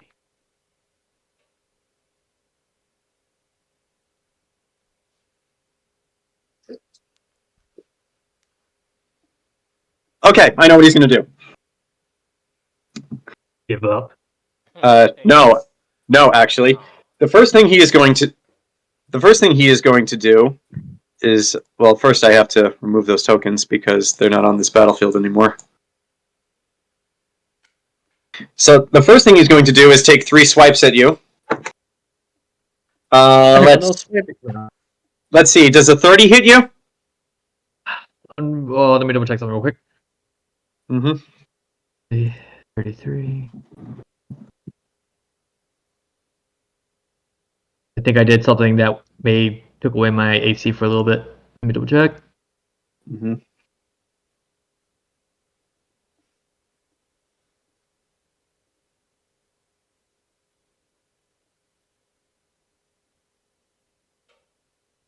Yeah. No. It's 31 right now. Whew. Okay. So that is a miss. He goes for a regular swing, which you block with your sword. He is going to attack again, and that's even worse. That's even worse. So you just go ching, ching, ching, ching. And last attack. Does a 31 hit you? That is my current AC. Okay, so let's. Okay, Blade of Ragnarok.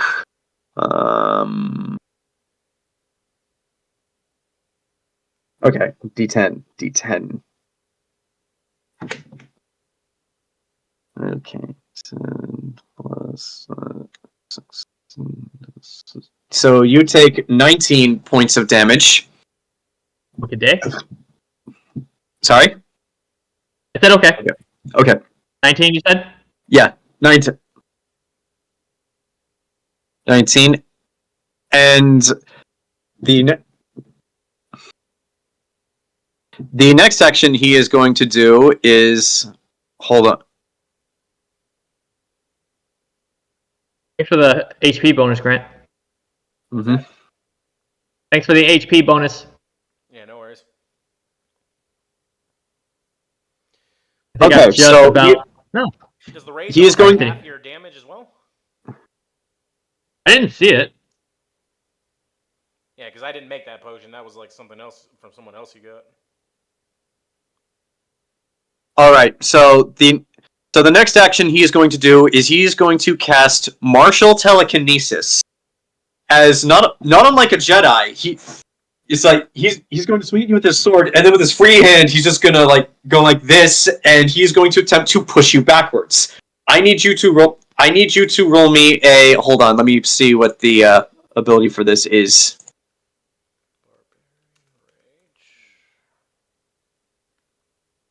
Okay, Martial Telekinesis. Uh-huh. That's kind of an oxymoron, isn't it? Mm-hmm. I mean, that's what the name of the spell is. Right. Like martial and telekinesis. Telekinesis implies you don't touch them. Martial implies you do. Yeah. Okay. Okay. Save. For this, it's actually going to be a reflex saving throw. I want everyone to tell me they believe in my dice. I believe in your die. Do you believe in my dice? Mm-hmm.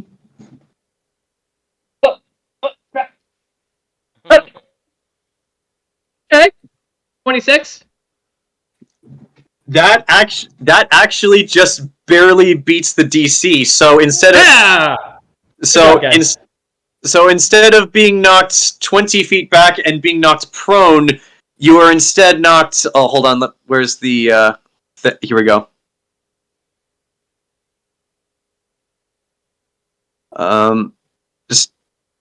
You are instead knocked 15 feet backwards, and you remain on your feet. If you had rolled one lower, you would have been knocked back farther, and you would have been knocked on your ass. Nice. I like to imagine it though. The classic sword stab. Yeah. Nice. But yeah, that is Fenharel's turn. Looking at it, Jayson, I can't see if it halves damage, but did you add the extra, the temp HP it gives you? Mm-hmm. Because it gives you a +2 for every hit die, which would be 17. So what is that? 2 times 17 would be 34. So you would have had 34 temp HP. Yeah, I'm good. Okay. I'm not worried about my health right now, for the record. It's weird that rage doesn't have damage in Pathfinder. Alright. It's my turn, yes? Yes, it is now your turn. I'll come up. I'll run back. Alright. He tried to knock you back. Try and bleed. Try and bleed him again. Alright. Roll the hit. Actually, no. Disregard. Because I'm not going to start with bleed. Be tactical about this. Mm-hmm. But I'm gonna start with Vital Strike because Vital Strike is just awesome. All right. Basic attack, but the damage is awesome. Check out. You guys need to start believing in my dice again. That's a 31. Darn. All right. 31 is a miss. Hmm. Try again. Maybe I don't want to. Maybe I want to give up. Well, if you I'm give up, tired you of all die. this. If you give up, you die. Oh crap! That's Rowan's one motivation. Alright, let's get to the negative penalty to my melee Also, attack. it's I'm gonna do raining power outside attack. of my house right now, which adds to the ambiance of this. It's overcast over here. Mm-hmm. Power attack. 39. Oh, that hits. Mm-hmm. Yeah, it does. Mm-hmm.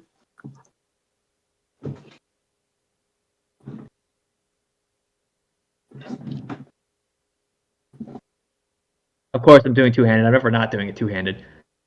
I mean, yeah, that's your fighting style. I expected that. Yeah, just making that clear. Mm-hmm.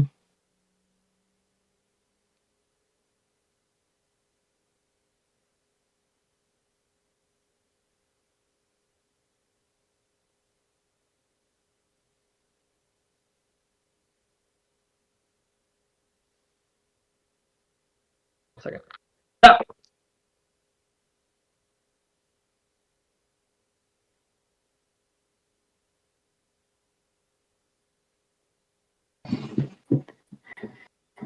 $42 damage. Okay, not bad. Not bad at all. Nice. All right. Go for the next attack. Regular attack.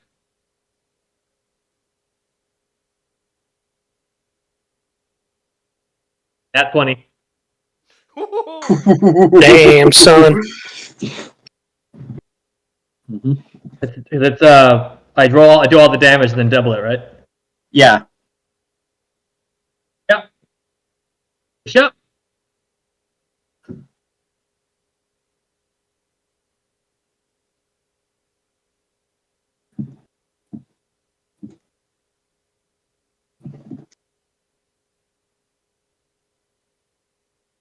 74. 74 points of damage. Yes, sir. Roll pretty high on the damage that time. Okay. Do you still have one more attack? One more. This one I'm going to bleed because it's I get a -5 penalty in my melee attacks, so I wanted to save that for last because it's strategy. Mm-hmm. Shot. The gods giveth, the gods taketh away with a nat 1. Oh noes. So that means The dice Fenharel was- gets to. It's like the dice wasn't paying attention, and they're like, "Oh god." So that means Fenharel gets to counterattack you. No. I have something. Hold on. Is this counted as attack of opportunity? No, this does not. Okay, got it. It doesn't? Okay. So like first attack, you swing. He holds up the sword. The sword blocks it. Second one, you actually manage to get him across his armor here. It does hurt him, even though he's not bleeding. The third one, you actually follow up on that with like, it's like, and you actually manage to cut him across his face, like down this way, almost to his lip, and that gets a reaction out of him. He's like, as you go for your third attack as an overhead, he's just like,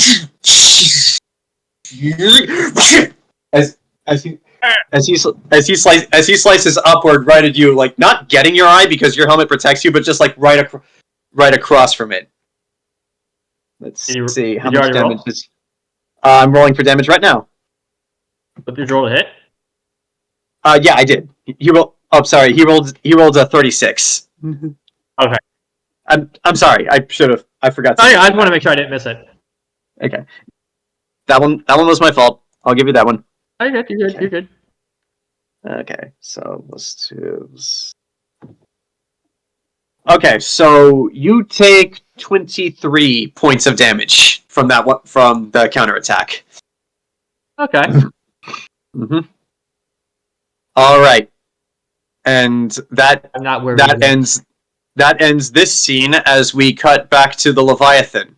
And just very quickly, I need to use the restroom, so let's call a break here. Okay. And pause. Right. Judge just leans forward. Judge just leans forward with a pencil and paper and is like, "Please describe your sapphic rituals in extreme detail for the purposes of research, ma'am."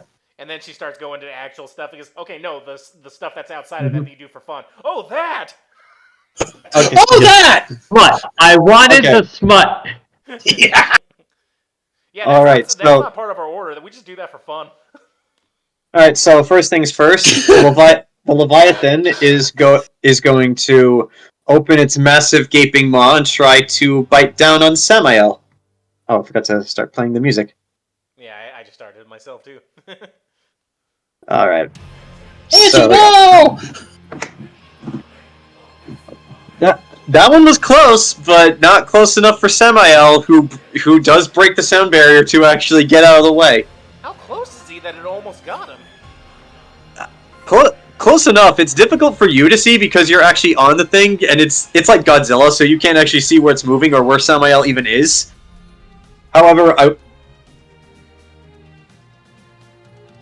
However, for the Leviathan's next move, it is going to try to use those long ass tentacles that are attached to it and try to whack Samael out of the air with them. Now, as it does this, I'm gonna roll to hit for Samael. Grant, I need you to roll a reflex saving throw because this thing is turning in the air as it does it, and one of those large tentacles is coming straight for you. So I need you to roll a reflex saving throw to dodge. Okay. So is it reflex or dodge? I mean, technically this is a dodge, so apply whatever bonuses you want. Okay, missed the first one. Misses this. Samael is a beast. This thing cannot hit him for shit. Good. Use the big guns. It's all in. Oh wait, those are up 200 plus.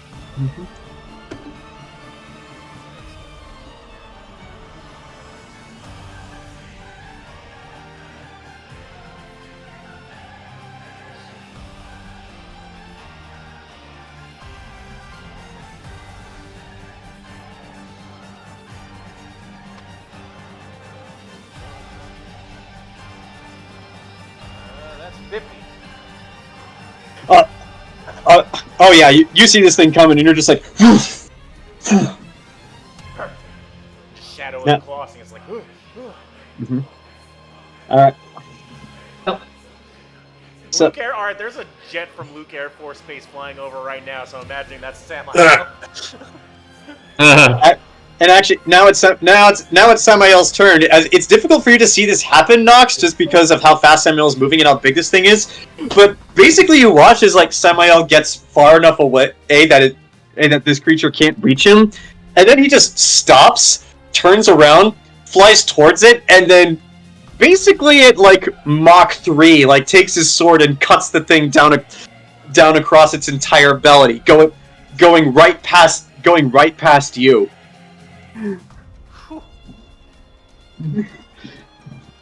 Nox So- is just jealous of those wings. Like, Yeah, like you need Anaris otherworld technology to make wings like that, and even then. it will come one day. All right, so that's Samael and the Leviathan. Nox, you are up. You need to. Are you still in the same location you were before? No, I got Or to did- move now. Yeah. So okay. So you're moving. So you let go of the first one. You dodge the tentacle. I need you to roll another strength check for me to try to grab onto this thing to hammer in other Titan. Okay, quick question. Am I Samael hasted me before we flew up here. Am I still hasted? Oh yeah, you're still hasted. It's the only way you can actually keep up with this thing's moving. So I'll have 4 attacks then, just in case I miss. Oh yeah, I forgot about that. So I'll be so in case I miss one. All right, let's go. Okay. It didn't survive. Yeah. time. Alright, so Mhm. it's,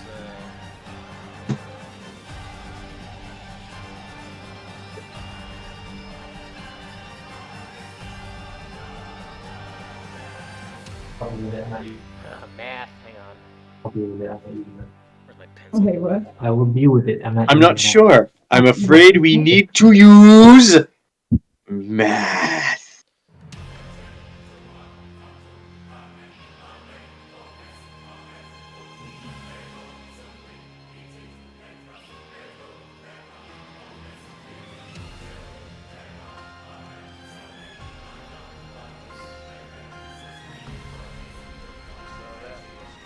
That would be 46. That's enough. You got this one in the first one. You need 2 more successful hits. Alright, come on, roid juice. Hiya! Yeah, Oh wait, this is the third one, so it's the same thing. Okay, so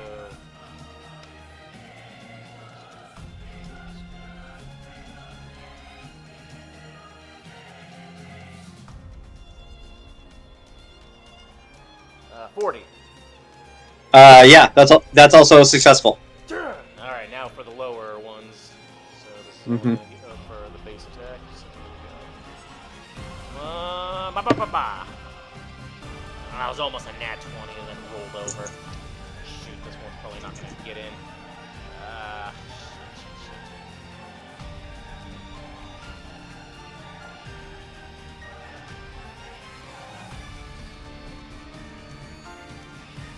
$27? Unfortunately, 27 just edges shy of a failure. As you try to hit this thing, it doesn't go in. You need one more good one. I still got one more attack, but that's my lowest one, Yep. so... Mhm. Oh boy. Mhm. There we go. Alright, so...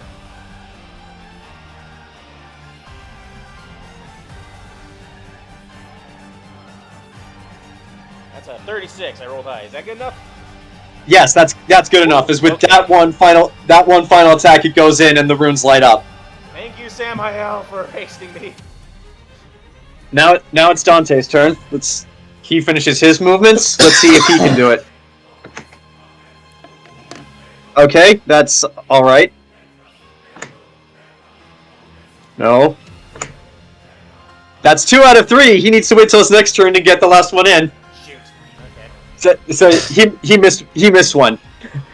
Alright, so, did I use up all my movement, or can I start moving to the next one? Unfortunately, you used up all your movement, so like you're Okay, gonna. so I got Also, to move I will. each turn. I will allow you to detach if you want to just fly to the next one. However, you cannot actually move yet. You're just letting go of its body for now, so you can fly. I mean, Unless you want to, yeah. Unless you want to keep holding on to it. I mean, either way works. it's probably safer to hold on, because with the wind currents as they are, you never know. Okay, so we'll do that. Alright, now pause my... So moving on from that scene, we move on to Enzo and Lita. Now, for the two of you, I have a very important question, because this is going to determine whether I keep you guys together or whether I separate you into 2 separate scenes. Lita, after you did your thing, are you going to rejoin Enzo at the Hippogriff Pens? He goes before me, right? Initiative-wise, actually, let's see. I rolled a 5. Yeah, initiative-wise, he actually goes after you. Hmm. So yeah. Basically, what I'm asking is, like, should I separate your initiative orders if you're going off to do separate things, or should I keep them together?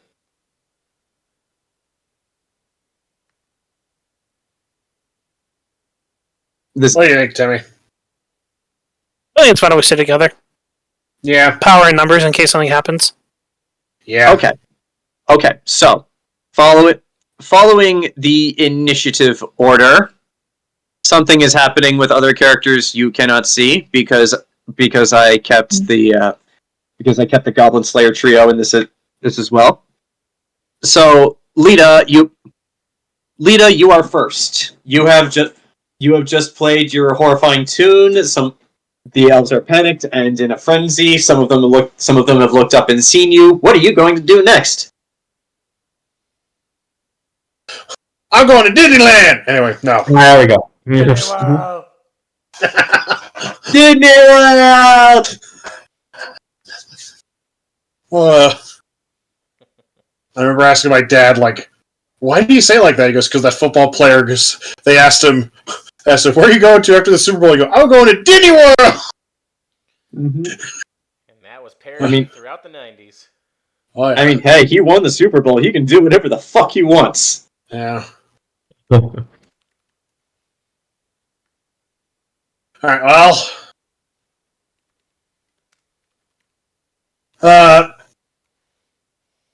Yeah, let's pop this gate, and then I'll rejoin Temme.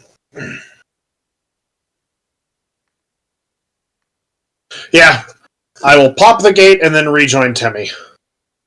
Alright, do you do it in the air, or do you land first? Because wherever you summon the gate is where horses are gonna come out of.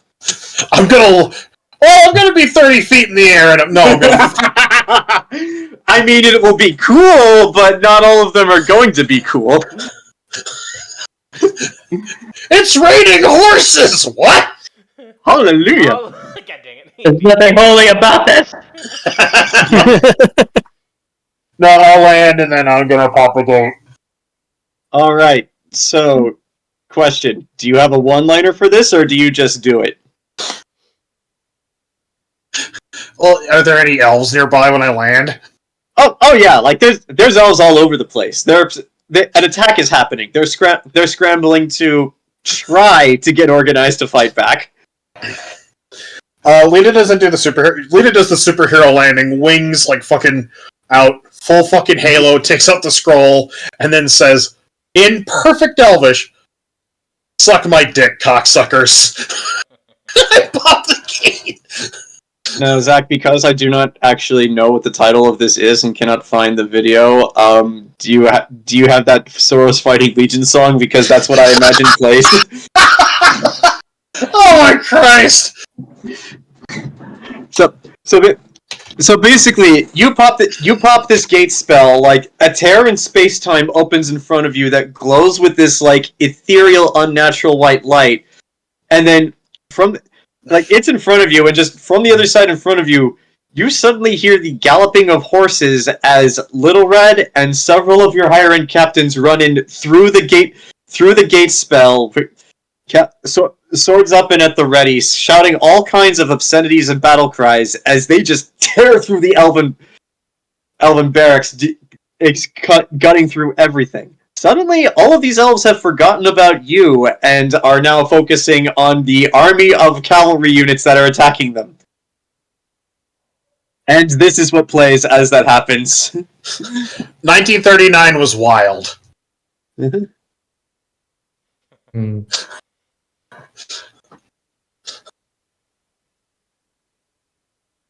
Now, Zach, you have a choice.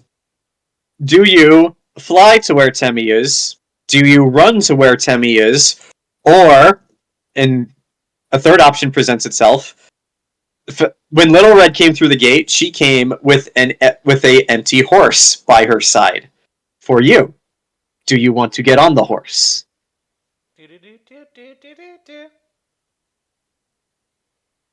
I mount my horse, and I take off towards the Hippogriff pens. I need you to do a reflex saving throw for me as you're trying to mount this horse while it is moving, and also just to look cool. 21. Describe for us cinematically, how do you mount a horse that's galloping at full speed? As the horse rushes past Lita takes a running jump, uses her wings to arc herself through the air, lands, grabs the reins, and then basically kicks the horse into high gear and takes off towards the... Alright. Temme, it is now your turn. And I can now actually put the two of you on the map.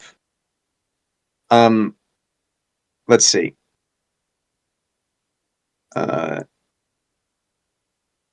Hold on, let me adjust this because Lita is not exactly where I thought she would be.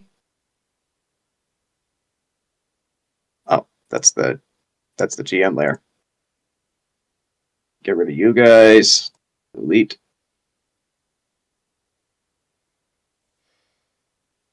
Oh shit. The layers thing always confuses me. So Lita, you're down there. Let me get a horse token for you.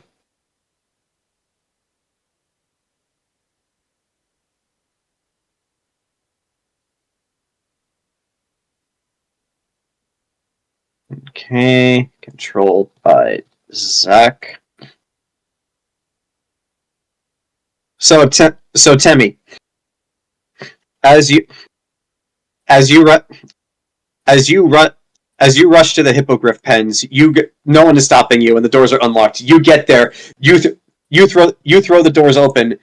The hippogriff pens is this single building, much larger than the entire barracks. In fact, I would actually say it is almost comparable to the Church of Eternal Fire itself in actual size.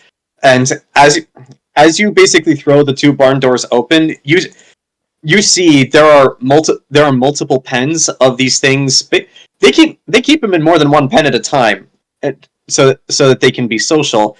And you do see some elves who look like they're tending to them, and you do also see for free. I'll give you this: the roof of this building looks like it's designed to open up so that they can all just fly out of it. And there are elves approaching this thing to mount their hippogriffs. So whatever you're going to do it now. Well, just as Lita rides up, we're just going to. How many of them can I see? You can see all of this. Nothing is obscured from your vision. Do it. Do it. Mass hunger of flesh. Yes! So this will affect all the hippogriffs and the elves that I see. Okay. What's the save that they have to beat? 19.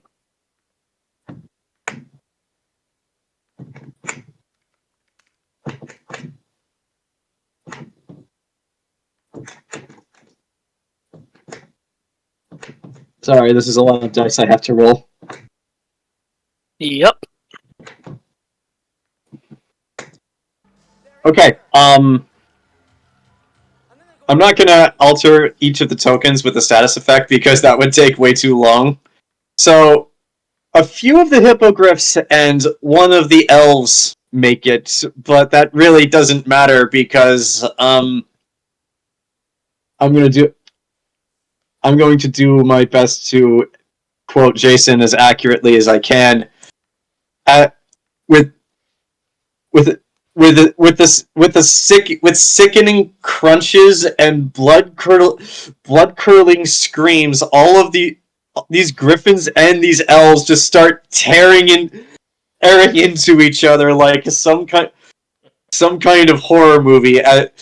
As the one elf who is unaffected by this just looks on in sheer terror and just he's just a hippogriff keeper. He was not prepared for something like this, so he's just standing there like, how unlucky is he? As a hippogriff just jumps out of its pen and grabs him. As things are starting to go, I very quickly, turn around and start running, and I'm like, turn around. Now, Run for your lives! as you leave the hippogriff pens and you see Lita right up next to you on horseback, suddenly from the ground surrounding you both, what look like chains shoot up from the ground, go into the sky. Like I'm gonna say like 10 feet, and they start to form a cage. And what's worse, the chains themselves start to burn with an almost unholy ethereal like fire. That's not really orange, but crimson. Mm-hmm. They're gonna eat each other in that cage. Nice. You're ready to spell magic as a reaction? Does not work. Actually, no. Roll a charisma check for me. Roll a charisma check. Wouldn't it Let's be see if it better if they're works. caged in there, because then they'll just eat each other to death? Cage match. Mm-hmm. Hey, freak show! You ain't going nowhere! Mm-hmm. For 3 minutes. That's an 18 plus What? 18 plus 4, so 22. Unfortunately, that's not high enough. Yeah, there's not going to be much I'm going to do. So yeah. The cage comes up. The two of you are trapped. Hold on, Lita. Let me get the horse token back for you. I forgot it when I switched maps. Unfortunately, I can't find funny, bloodthirsty pictures of hippogriffs as I could for the cannibal horses. I probably would have had a roll looking at holding on that to get there. Oh, you guys are in the cage. I didn't know that. You guys are in the cage. It is as Ken described. It is a cage match. Now, as the two of you are trapped. Mhm. Right. But yeah, as the two of you are trapped in this cage, the two of you hear not an Elvish, but perfect Common. And it's like, Lady Ford. I must say it is a great honor to meet the woman who dismantled my spy network. Unfortunate that we had to meet under such circumstances, but you know how it is. Opportunity knocks. Suck my dick! It is. Here comes Charlie with the steel chair! Hey, made it! It's like, but is that what you actually say, Zach? No. Do either of you say anything? Actually, I will say so. If Timmy doesn't say anything, I'll say something. Go right ahead. My only thing is like, who is this? Lita just kind of Who you are? yeah. Lita shrugs and goes, "Well, it wouldn't have been so. Well, it wouldn't have worked if you hadn't made it so fucking easy to dismantle that thing." Heyo! Human humor. How I have missed it. But where are my manners? Allow me to introduce myself. My name is Gelzine Tirashid. I was taken from my home as a child, much like as that adopted daughter of yours. The difference is, no one reached out a hand to me.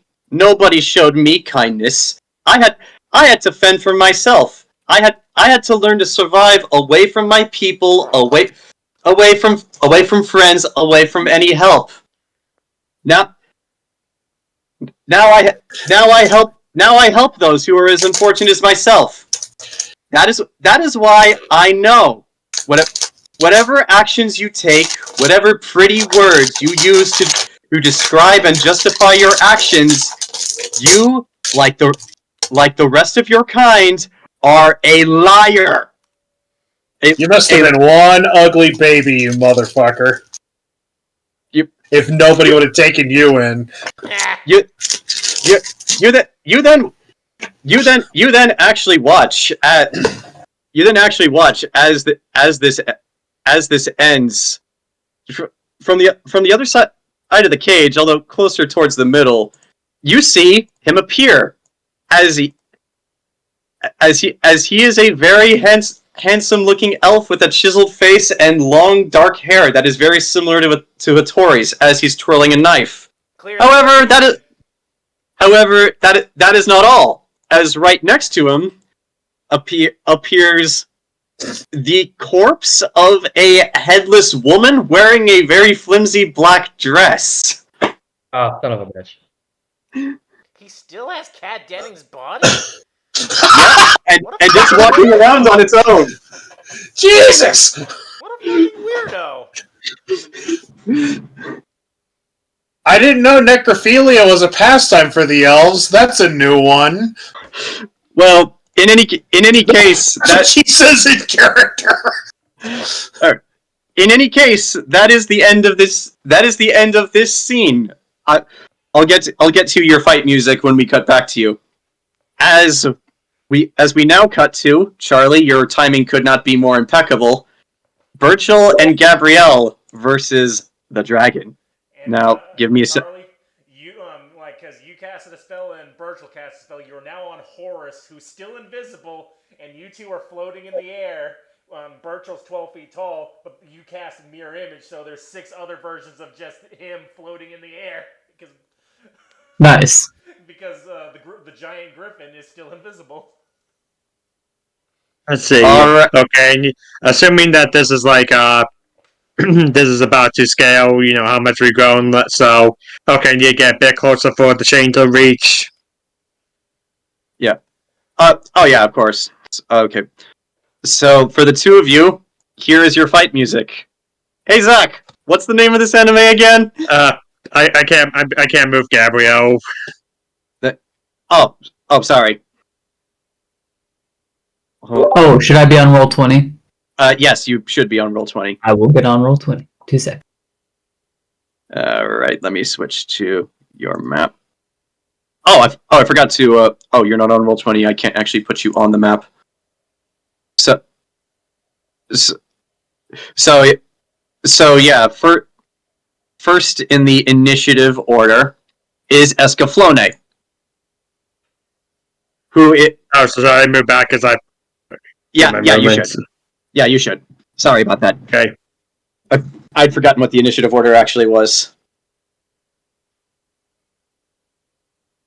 So yeah, as Escaflowne's theme starts to play, it is going to fly, and you are the closest thing in the air to its presence. So it is actually going to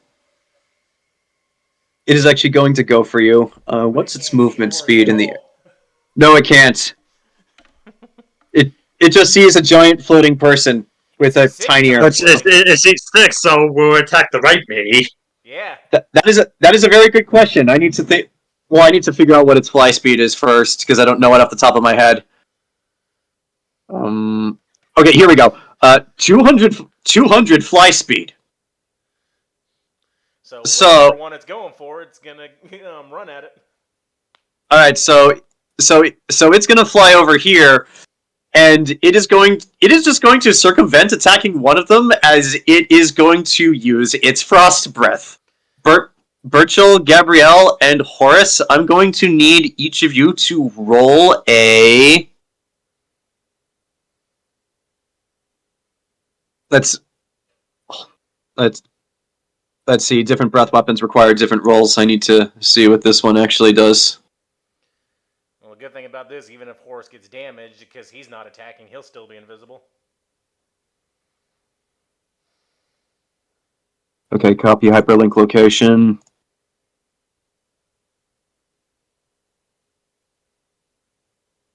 Oh yeah, Ked, did you add on the extra HP for Horus now that he's huge? Yeah, Okay. I have these descriptions here, so. Okay. Yeah, because Constitution gives more of for more health for way more.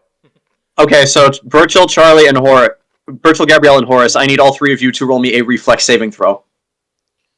And don't worry about falling off because you both have your own fly potions. Yeah. Which you already took, yeah. Mm-hmm. Just for this very situation.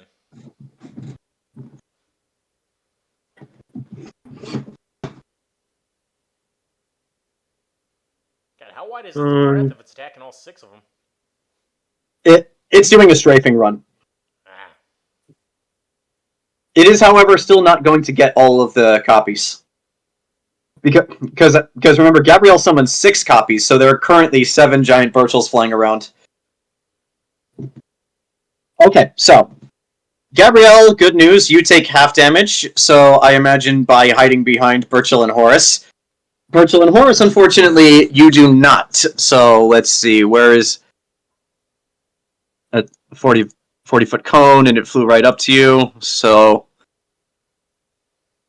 Okay. 12d4. Interesting. Let's see. 3, 4, 5, 12, 17,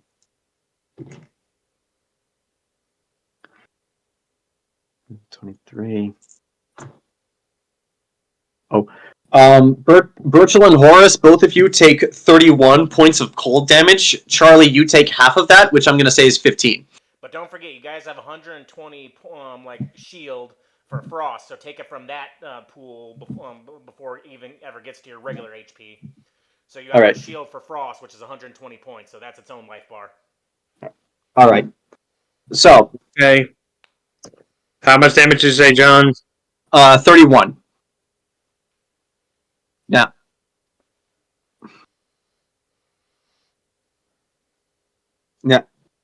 Now, in doing this, it did take out 3 of the illusory clones, so there's currently 4.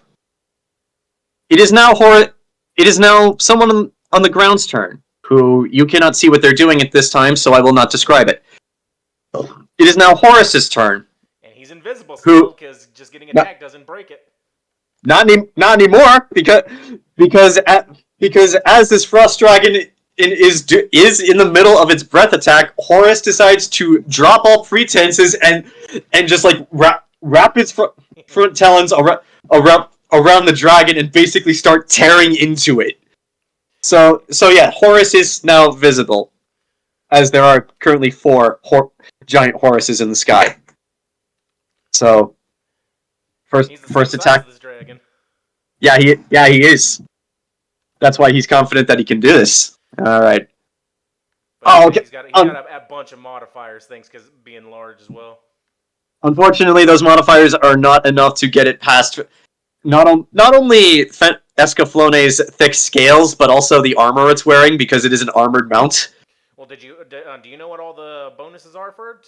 Did Ken tell you? I know what Ken's are. I just imagined they were the same, so I applied them to a griffin.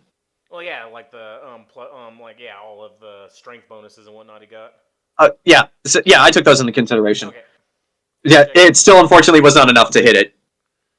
Probably surprised the dragon. I'm just trying to figure out, wait, how much more health would Horace have because of the potion? Because I don't see anything about health listed in what you linked to me. It's because when it increases the constitution, it's how many that adds it plus the level, and if he's scaled with you, he should be level 17 as well. And I think he is. What that ended up giving you, Jayson, you had an HP of, because your con increased, and that gave you HP accordingly. It was 17 times 4, I think, for you. Because yeah, you went up by 4 degrees. And 17 times 4 is... Alright. Unfortunately, Horace's 2 claws do not actually pierce the dragon's scales or his armor. His last bite attack right in the neck, however, does, as like Burchill Horace tries to claw at Escaflowne through its armor. It doesn't failing, just scratches him. But then he goes for the jugular and actually gets it. So let's see how much damage Horace does with the bites. So yeah, I think Jayson had 68 because his constitution went up by 4. So I get 34 more. Mm-hmm. Or no, Horace will get 34 more. How much will I get? Oh no, the same. Mm-hmm. All right, so Horace's beak does not actually pierce the dragon's scales because they are thick. However, he does do a sizable chunk of damage to it. That is Horace's turn. There are currently more people on the ground are doing things that you cannot see. Now, Burchill and Gabrielle, both of you actually rolled the same for initiative. So the two of you get to decide between you two who's going first and who's doing what. So I did take the 9th level spell, Dominate Monster. I'm not sure if it's going to have a high chance of working, but you can certainly try. Yeah. You can certainly try. I mean, with that boost. I guess if you could dominate and make it like stay in one place before I shoot it, so you go first. Yeah, okay. Let's see, with the Fox's Cunning, which improved my int, that's... Hold on, math. My spellcasting modifier is 17 plus 1. And don't forget, you have the one potion that increased your whatever. I think it's intelligence or wisdom. Yeah. Like +4. So my spellcasting modifier is 26. Then I forget. Do I? I just need the spellcasting modifier, and then it's some kind of it's a will save. I think. What's your DC? Isn't that's the spell level plus end plus 10? That's 26 Yes. for me right now. Yeah. All right. +4. Yeah, that's with the plus. That's with the. Well, it's a plus 2 because it goes. The +4 to end gives me makes it 20, which makes it +7 instead of +5. Oh, okay. Yeah. Okay. It rolled a 21. So hold on, I need to double check something. Okay, spell functions like dominate person, except not restricted by creature type.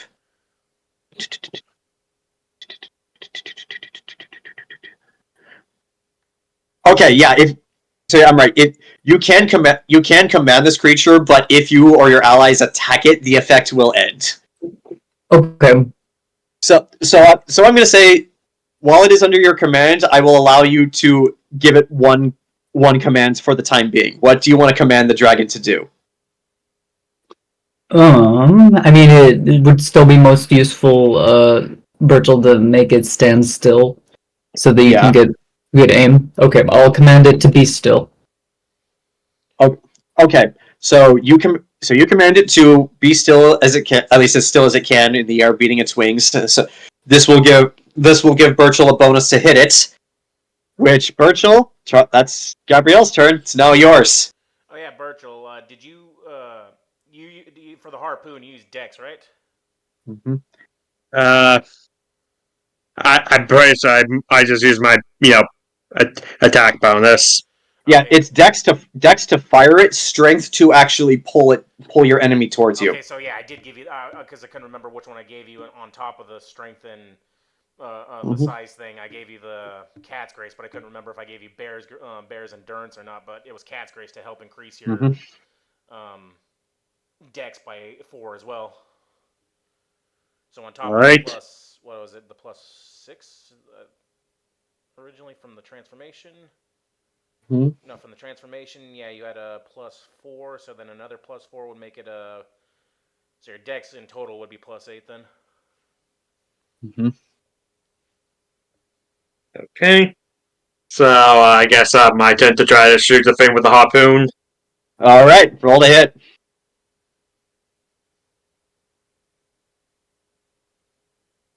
Would a 35 hit the dragon? 35 is the dragon's AC.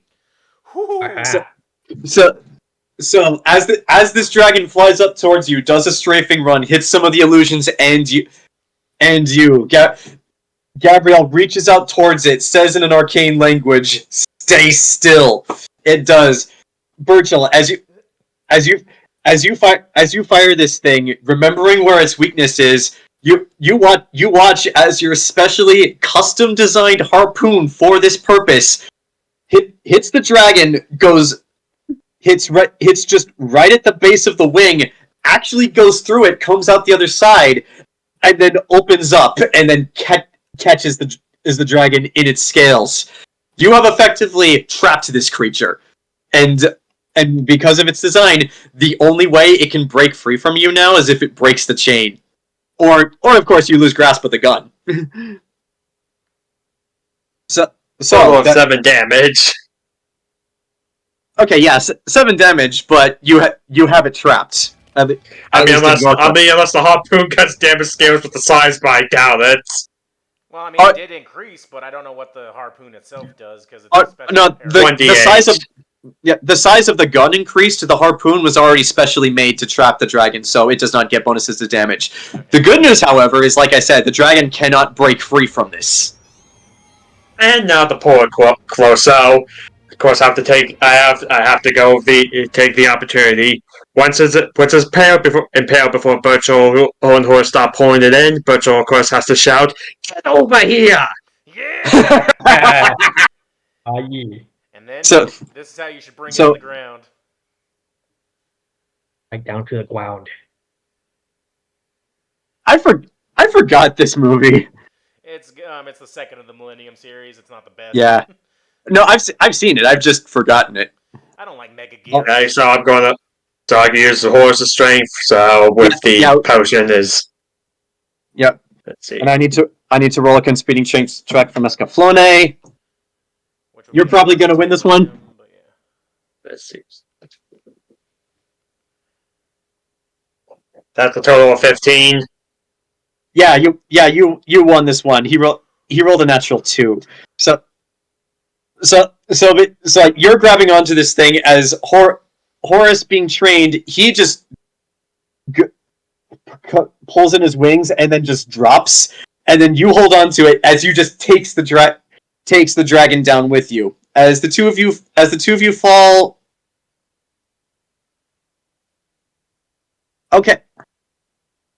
Okay, yeah, I'm actually gonna say the two of you fall back down far enough to actually see what's going down to the ground. I don't remember if you get any other attack actions. We'll deal with them after this part, but you can actually see what's going on the ground below you.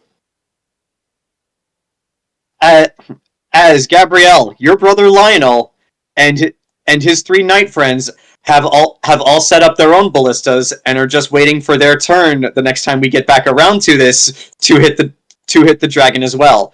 Burchill, you have successfully torn this dragon into their range. Next time is their turn, they're gonna fire. Do you get any more attack actions? I don't think I can use a bolt for Spitfire for this, but I haven't had a chance to use this because of the magic laws, but bow spirit, so which will let me fire since I do have some regular arrows. I can fire regular arrows at it for free. So, but I was just going to say Aeostorm as a bolt just fires at this dragon for free. Do you still need to roll to hit? I would assume so. Then roll it. It will increase by a damage die if you hit it. Mm-hmm. Okay, I'm going to assume a 43 hits. Oh yeah, that hits. Roll for damage. Increase that die. Mm-hmm.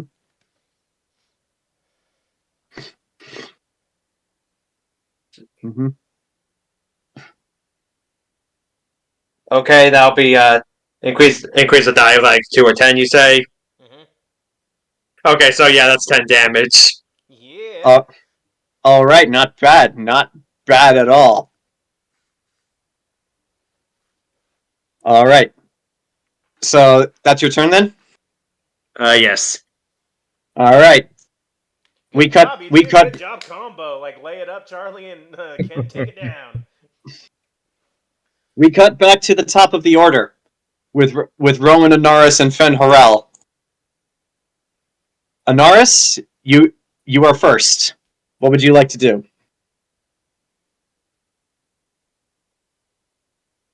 Muted, Mike. You're muted, Mike. I'm gonna hit him. All right, so you're gonna run up. You're gonna run up to Fen Harel, and you are still stealth, so you get sneak attack damage. Get him. Yep. Get him. Let's see. Mm-hmm. No, it's not. That's so close. Let's see.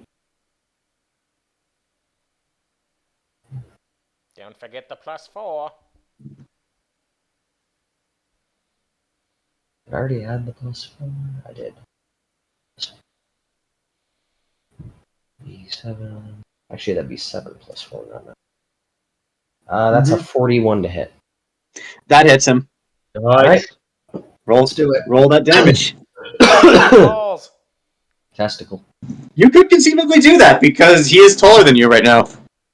1, 2, 3, 4, 5, 6. 6 die. I need to re-roll. Rolled a little low on some of these. 1, 2, 3, 4. Roll. Which, by the way, Charlie, thank you for upholding your vow of silence to not reveal the picture of Fen Harel's face before this session. He's got the Anytime. face like.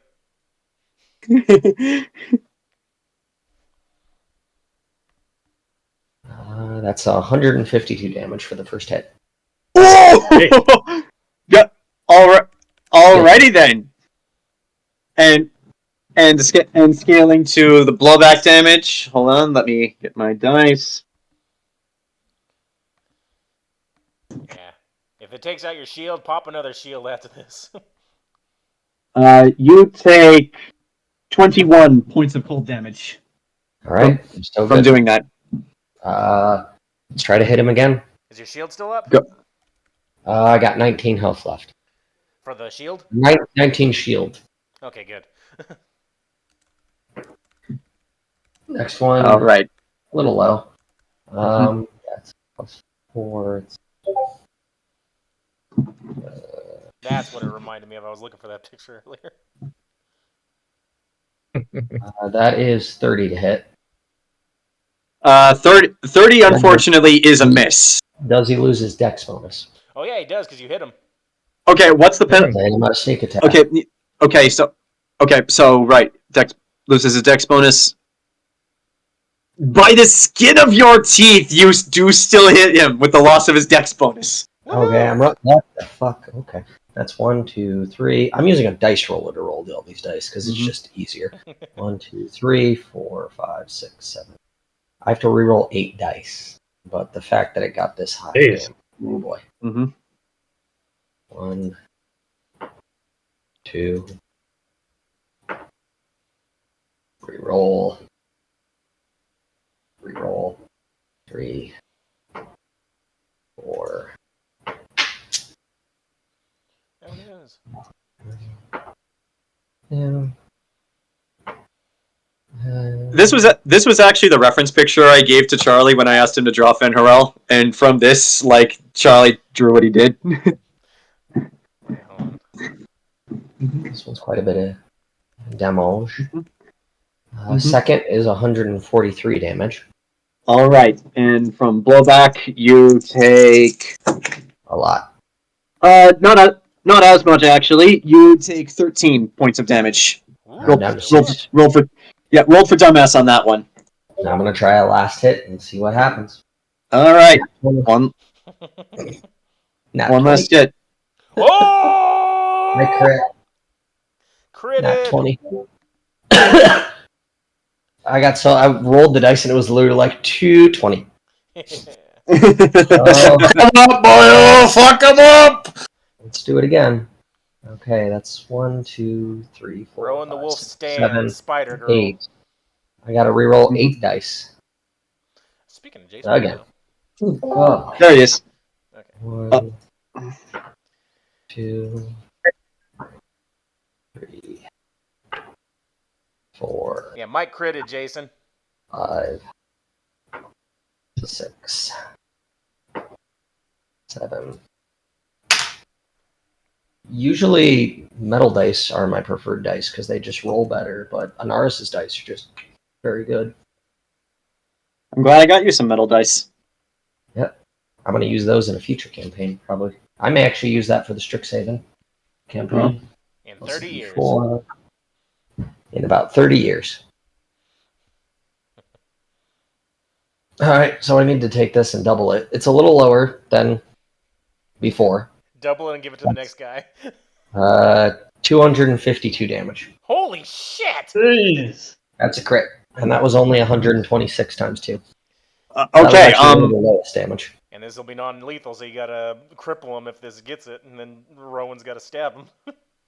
you have triggered something. Unfortunately, it's a built over cinematic 1,000. moment, so it's going to trigger at the end of initiative here. But you did trigger it, Mike, so that's good. But first off, let's calculate that blowback damage. Pull an Ant-Man!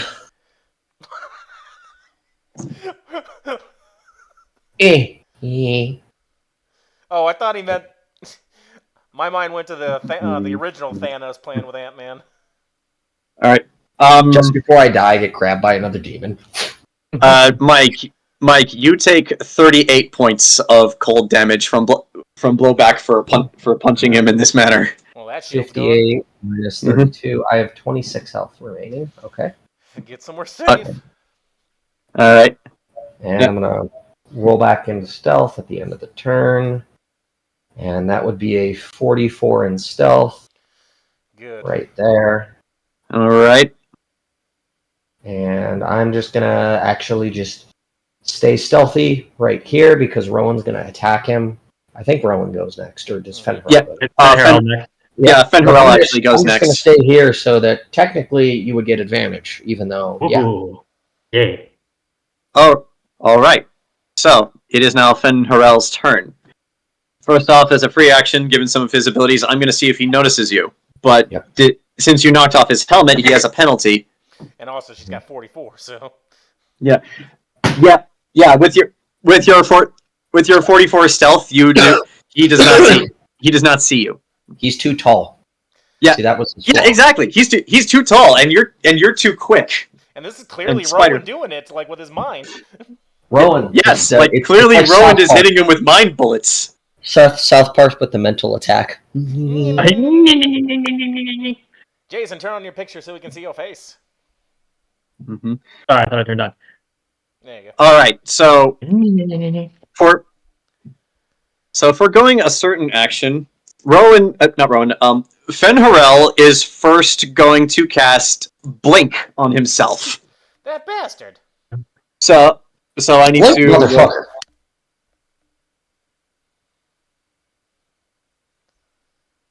We get attacks of opportunity. So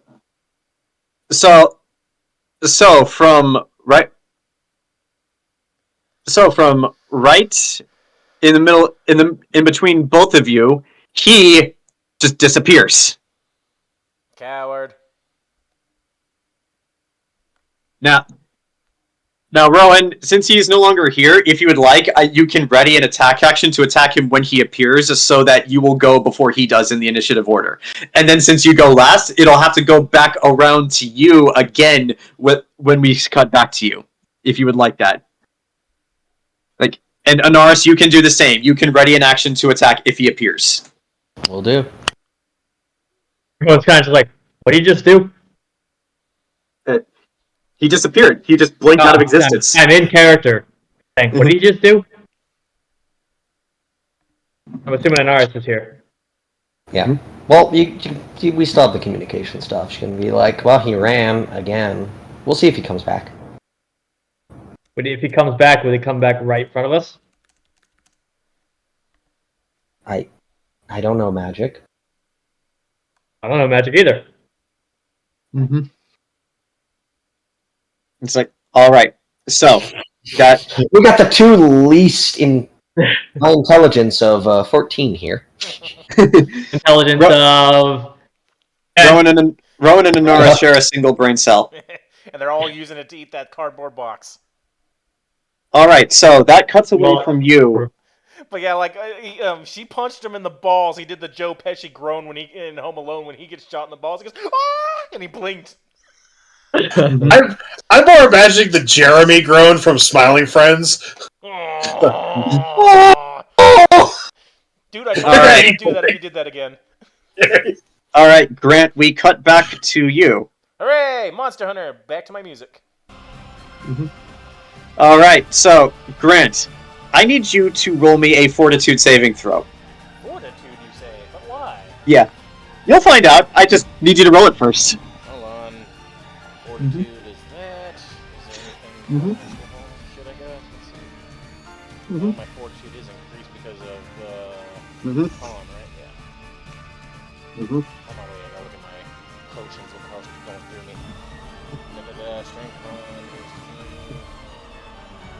5 on fortitude, okay. And also. This is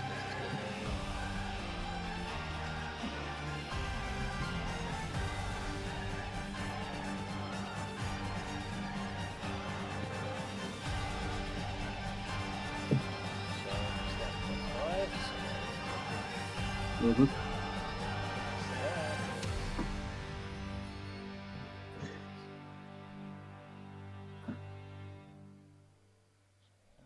Okay. Math for drugs. You gotta love it. Yep.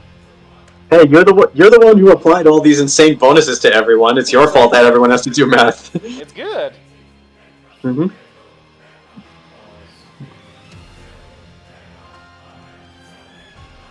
43. All right. So the good news is you stay on to the Leviathan as this starts to happen. You watch as all around you.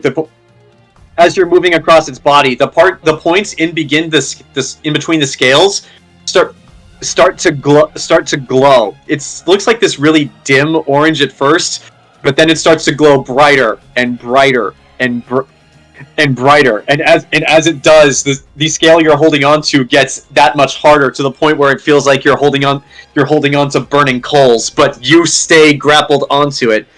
Because you stay grappled onto it, however, you do still, however, take... I figured. 24 points of damage, and this is... Is that fire damage? Yes, this is fire. I'm gonna yell at Loki. Tell your witch to not go so fast. It's like... You get no response from Dante.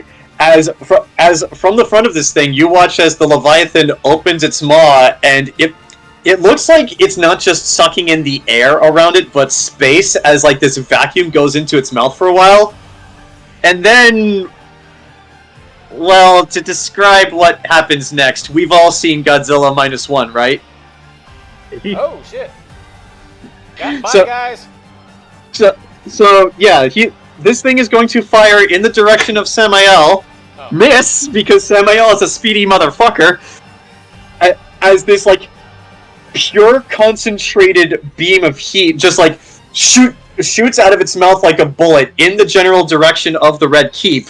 And actually, in fact, hits the Red Keep, which goes off like a literal nuke. And, like, look... And yeah, like, just glancing in that direction, because this is a little nuclear explosion, you can't see it. You watch the mountain go up. All of you hear and feel the shockwave from this, and in fact, looking in that direction, you can actually see this. It's clear as day. All of you see the Red Keep go up in an atomic explosion. Is the spell still going? What? Yeah. Wait, what spell? The one that the sorceress bitch is like making hot underneath my hands right now? Or was that him doing that? No, that was him when he was charging up that attack. Where was the sorcerer or psionic lady? Where the hell was she? She's in Sanctuary back in the Red Keep, so she was not hit by this. Okay, I thought you said the Red Keep went up. No. The Red Keep is that structure in the mountains where that's an actual military stronghold. You guys abandoned it, took everything out of it, and brought it to the city. Oh, so we had a different Red Keep, okay. However, this thing did still just literally blow up a mountain, so that's still something. Nox just looks at it and goes, "Son of a bitch!" Starts, Slysmith, hurry it up! Alright, and it is now Samael's turn, and Samael, not taking too kindly to that, is going to fly around it, get closer. Like, basically, it's like that scene in Godzilla vs. Kong where they're flying along right next to the beam. That's what Samael does, and as he gets close enough, while its mouth is still open, he cuts it right along the side of its lip right here. And yeah, that is a pretty good hit, and it does not get in the way of either you or Dante. So you're good in there. Nox, it's your turn. You fail. Actually, no, you got your last one in. So you need to start. Yeah, you need to start on your last Python. And then I gotta help Lysmith hurry his up. Alright, come on, dice. So don't fail me now. Hiya, bye-bye. Okay. Well, that's a natural 20 on the first one. Ah! Alright. You get it in there. Like, you get it in there nice and solid. You still gotta do it 2 more times, but yeah, it's in. The spirit of John Henry is going through Nox. Fuck you, machines. That's a natural 20 again. Alright. Fuck yeah, John Henry. Alright. Come on, one more good one. Ah, Well, it went lower that time. Let's see if my dice can make up for it.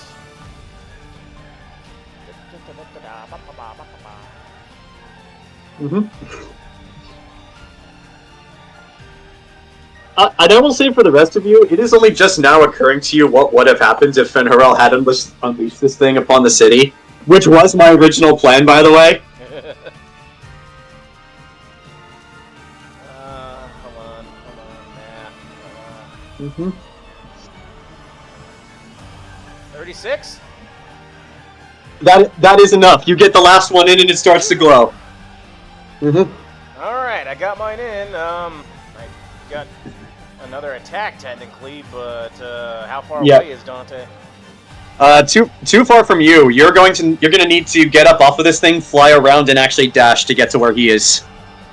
Well, in that case, I guess that'd be my last action then, because I can't really do anything else. But I'll just. I can't see him, so I can't throw anything to inject him to make him go faster. So. All right. I'll just shout. I'll go through. I guess I'll just through the calm and go. 3 down. He's like, I've almost got mine, and so now it is Dante's turn. And with the last bit of strength, he gets that second one in, and now he starts to move through the shadows to the next one. Unfortunately, he only has 2 more attacks now. So he does have to wait for you to get to him to finish it off. Okay, let's see if we can get these at least started. All right. For the first one doesn't quite go in. Shit. The second one does. It's in there. It just still needs 2 more good whacks. But yeah, you're gonna have to put his hammer on his shoulder. All right, and then get ready to go fly over there. All right. So that is you. As we cut over to Lita and Enzo, and as the battle for 2 of you is just now beginning, here is your fight music. Divine Bloodlines. I highly recommend this show, by the way. Okay. Yeah, 31 minutes. You don't even have to loop it. Well, I mean, the actual song is like only a minute long, so I got the looped version.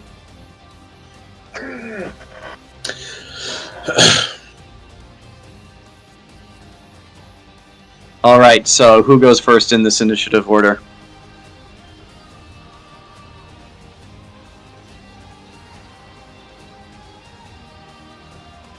So.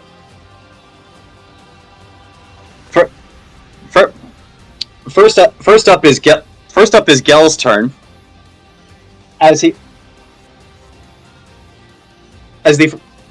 first action he is going to take is going to be the knife he's twirling in his hands. He's going to flip it around, and he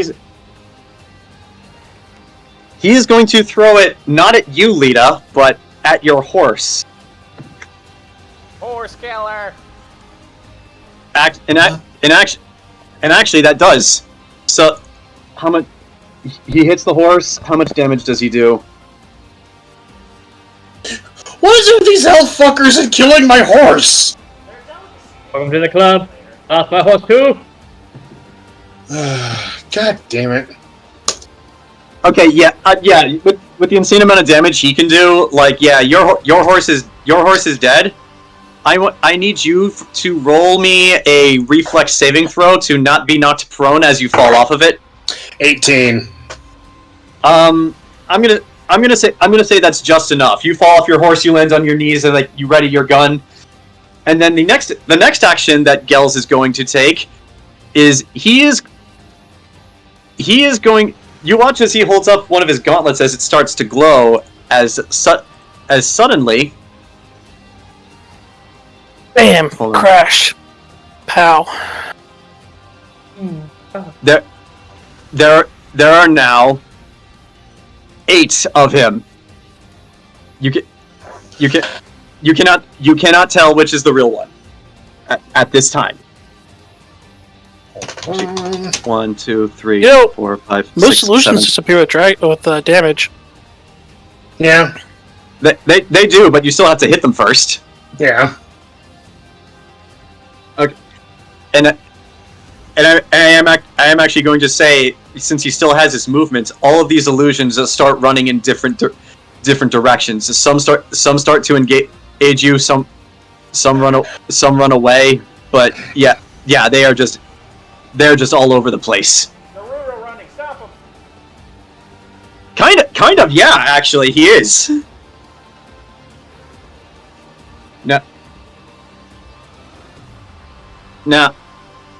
Now let's see. Does he have any other attacks?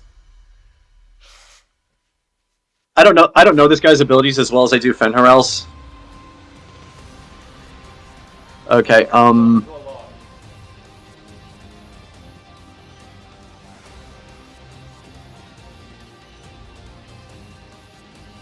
Okay, he does have other attacks. Oh! He has the same feat Anaris does.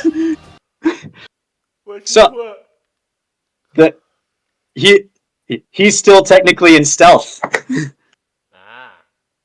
So the next thing that's going to happen is he's going to throw another knife at you, Lita. Let's see. Does a 28 hit you? Hold on, let me. Yes. Okay, so 28 hits you. Let's see. What is your sneak attack damage?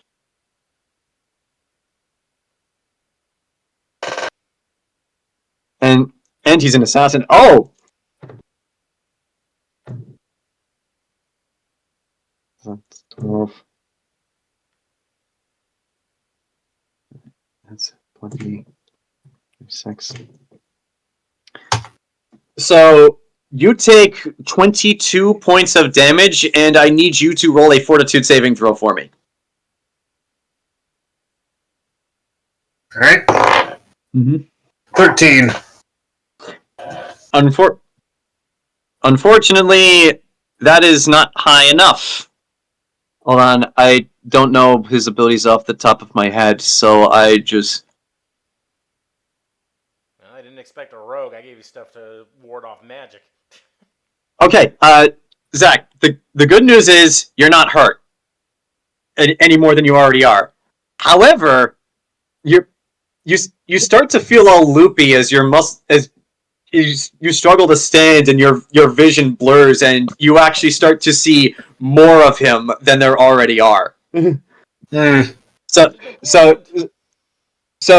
yeah, you're going to receive penalties to hit.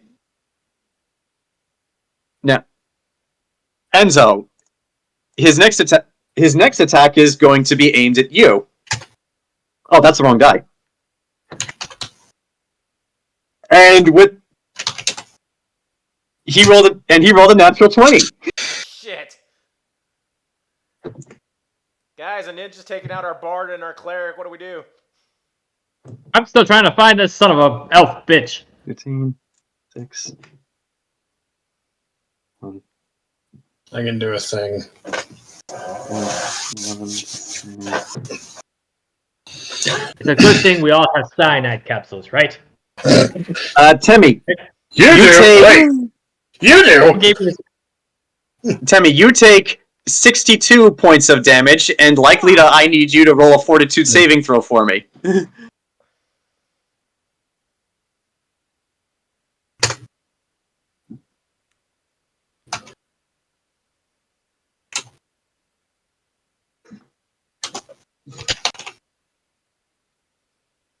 And you said I have to roll a Fortitude saving throw, or Lita? Yeah, no, you have to roll a Fortitude saving throw because you've been hit by one of his knives. Oh boy.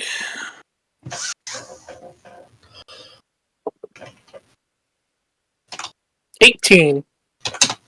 Unfortunately, that is also a failure. So you like Lita are now super high. So you are actually seeing more of him than there really are. So you will also receive penalties to hit. So that was Gel's turn. It is now the headless corpse's turn. As like before, you guys have seen this. It starts to unnaturally bend and twist like a Cronenberg movie, and actually out from the stump in its neck grows a new head. A head with long dark hair, an arrow nose piercing, and several other piercings, and a bunch of chains. As Enzo, you recognize that one devil that son of a bitch sorceress son summoned that you banished. Pinhead? It's big. And this time I actually have a token for it. So You opened the cat-handing box. but I came. and so will you. It says flashing. All right. So, as its first action, it does not so much move as it does teleport directly in front of you, and as a free action, it is going to attempt to ensnare you with its chains. I need to look at what the DC for this is and what you need to roll. Got it. Okay. Okay, within 20 feet. Okay, I need you to roll me a... Yeah, this would be a reflex saving throw because you're trying to dodge chains. You don't receive penalties to this, just to hit.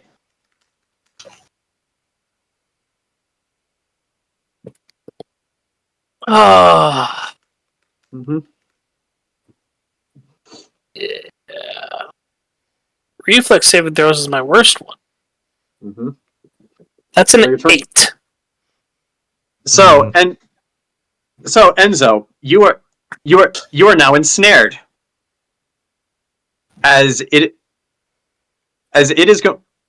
is going to use its action to basically strangle you with the chains. So in other words, yes, you opened the box. I came. Actually, no. Let's use this token for ensnared. That's so much better. Let's see. What damage does its chains do? And because you are ensnared, it does not actually need to roll to hit you to do this. Let's see. Chains. Okay, I see.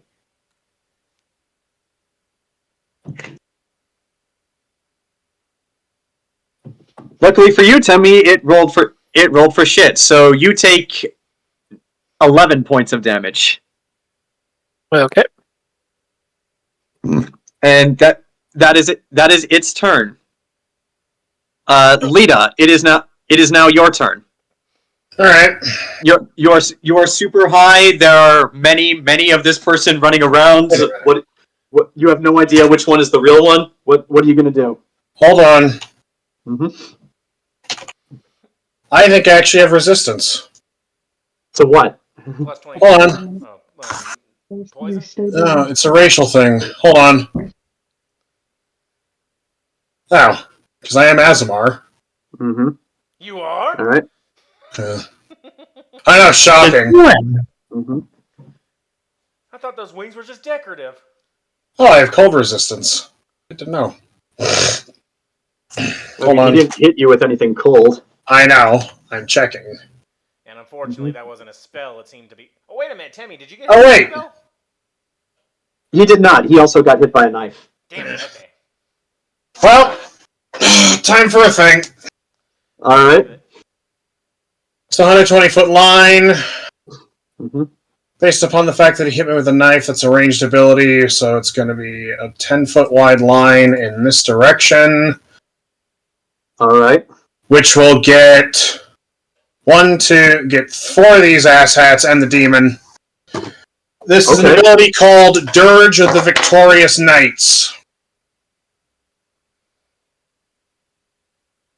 What does it do? I am calling for spectral illusions of mounted knights to trample my foes under feet.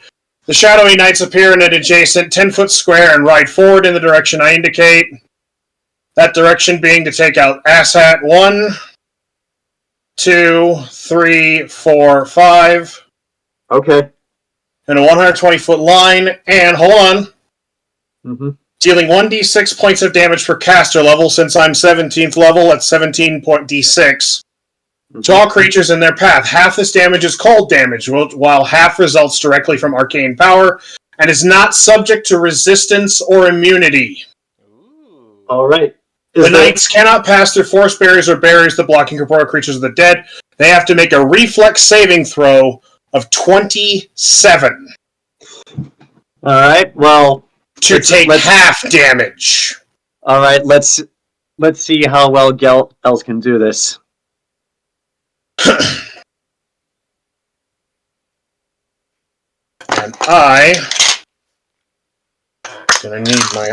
I'm going to need all my d6s for this. Okay, reflex. Where is his... Okay, yeah, he's a rogue. He's really good at reflexes.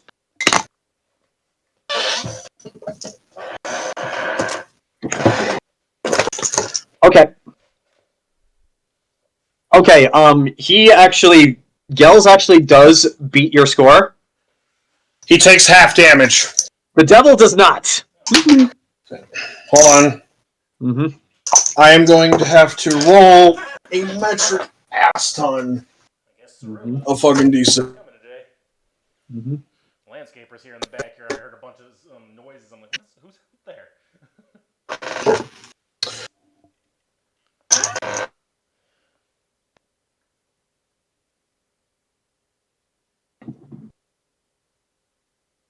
Mm-hmm. It was also dark. Alright.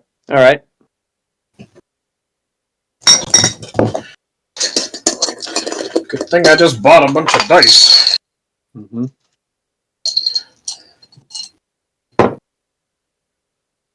Alright, the Aion dice get some test runs. Mm-hmm.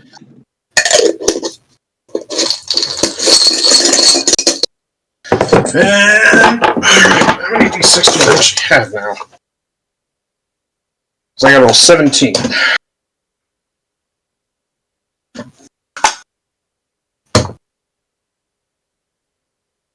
Let's see, 6. I gotta roll.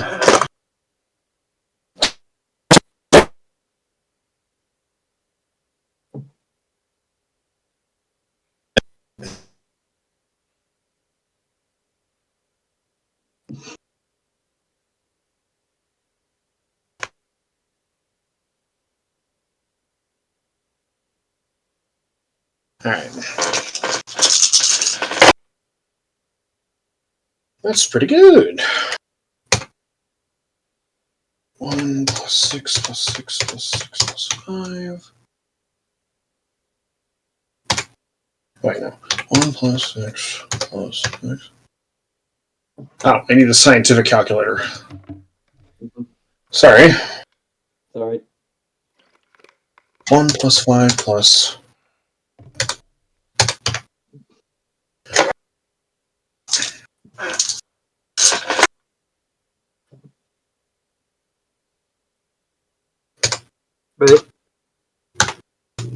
But yeah, like Gel's Fenrir Spymaster. Basically, he has the same backstory as Pyrrha. If you guys caught that, the difference is he didn't go well. Well, someone else should have opened that box. Mm-hmm. And then burned down a forest. Mm-hmm. Okay, so everybody that failed takes 70 points of damage. And okay, and he takes 30. He takes 35. Mm-hmm. And that was everybody. So that was this guy, this, and this. Okay. Unfortunately, my open office crashed, so I have to open it back up again. However, However, I will say that as part of this, you hit the real one. So all of these illusions go away. Yay. The real one was just like, you'll never catch me amongst these clones. Ow! She hit me! I mean, he did still dodge all of them. So 5 points of damage. he takes the 35 points of damage. But yeah, the illusions are gone. And I'm also going to say that is going to knock the devil one square to the left, and Enzo, you are no longer ensnared, as it is now Enzo's turn. I see that my lesson didn't sink in last time when I removed you from this plane. Let's do it again! Yay. Mm-hmm. Banishment. Anytime. You try that. You cast the spell, and the thing just looks at you and smiles as it holds up one hand, shows you a ring with like glowing orange runes on it, and actually says in common, "That's not going to work this time." They've got Oh. upgrades. So you're gonna make me work for it. Mm-hmm. Okay. Mm-hmm. All right. So, I mean, you're no longer ensnared, so you can move if you want. No. Okay. I'm gonna fucking look at this bitch right in the face. And for reference, gentlemen, the opera song Lita performed to summon the dirge. Yeah. All right. So we cut from that to. It's like we cut from that to.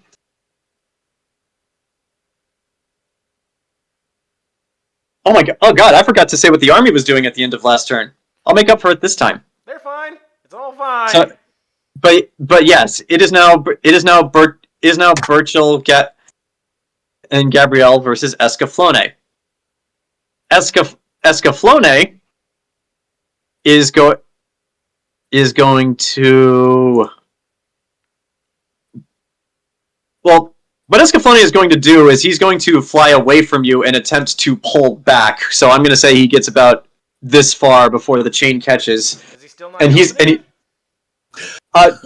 was attacked. The effect ends. Well, does that account with it's someone else attacking, not the person dominating him? How's it work, Charlie? Oh, I still have it. It says it's the same as dominate person. So hold on. Yeah, because Charlie didn't attack it, or Gabrielle rather. Uh-huh.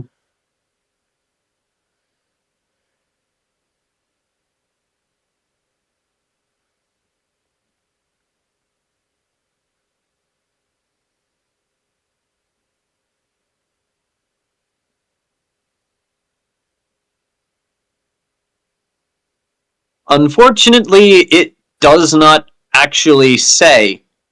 Does it say just takes damage? Yeah. So I am going to say the effect has ended. Well, However, he is. Hey, better to know now. All right. So that's. Okay, so that's for the strength for Escaflowne. Burchill, I'm going to need you to roll a strength check for Horus to basically keep him from being pulled back. And I need to roll. I need to roll to see if he gets his breath attack back.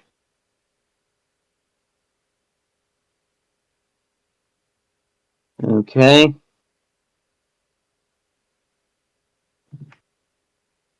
Where's the? He does get his attack. He does get his breath back, but he's not going to use it. Not yet.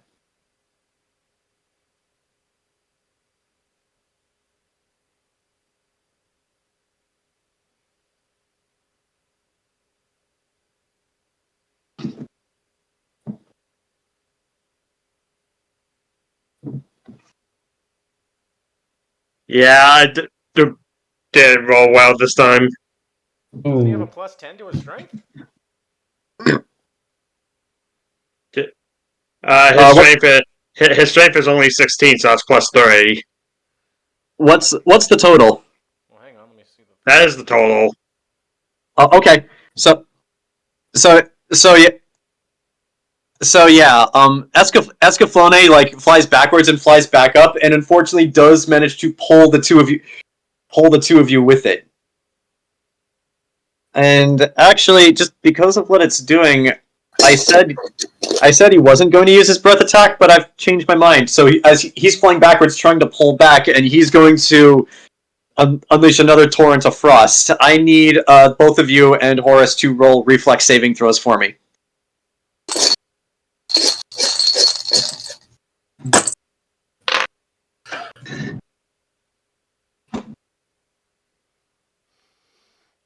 Don't forget, you still have the frost shield. Yeah. Yeah. And yeah, I should start rolling for damage. And Horace still has his too.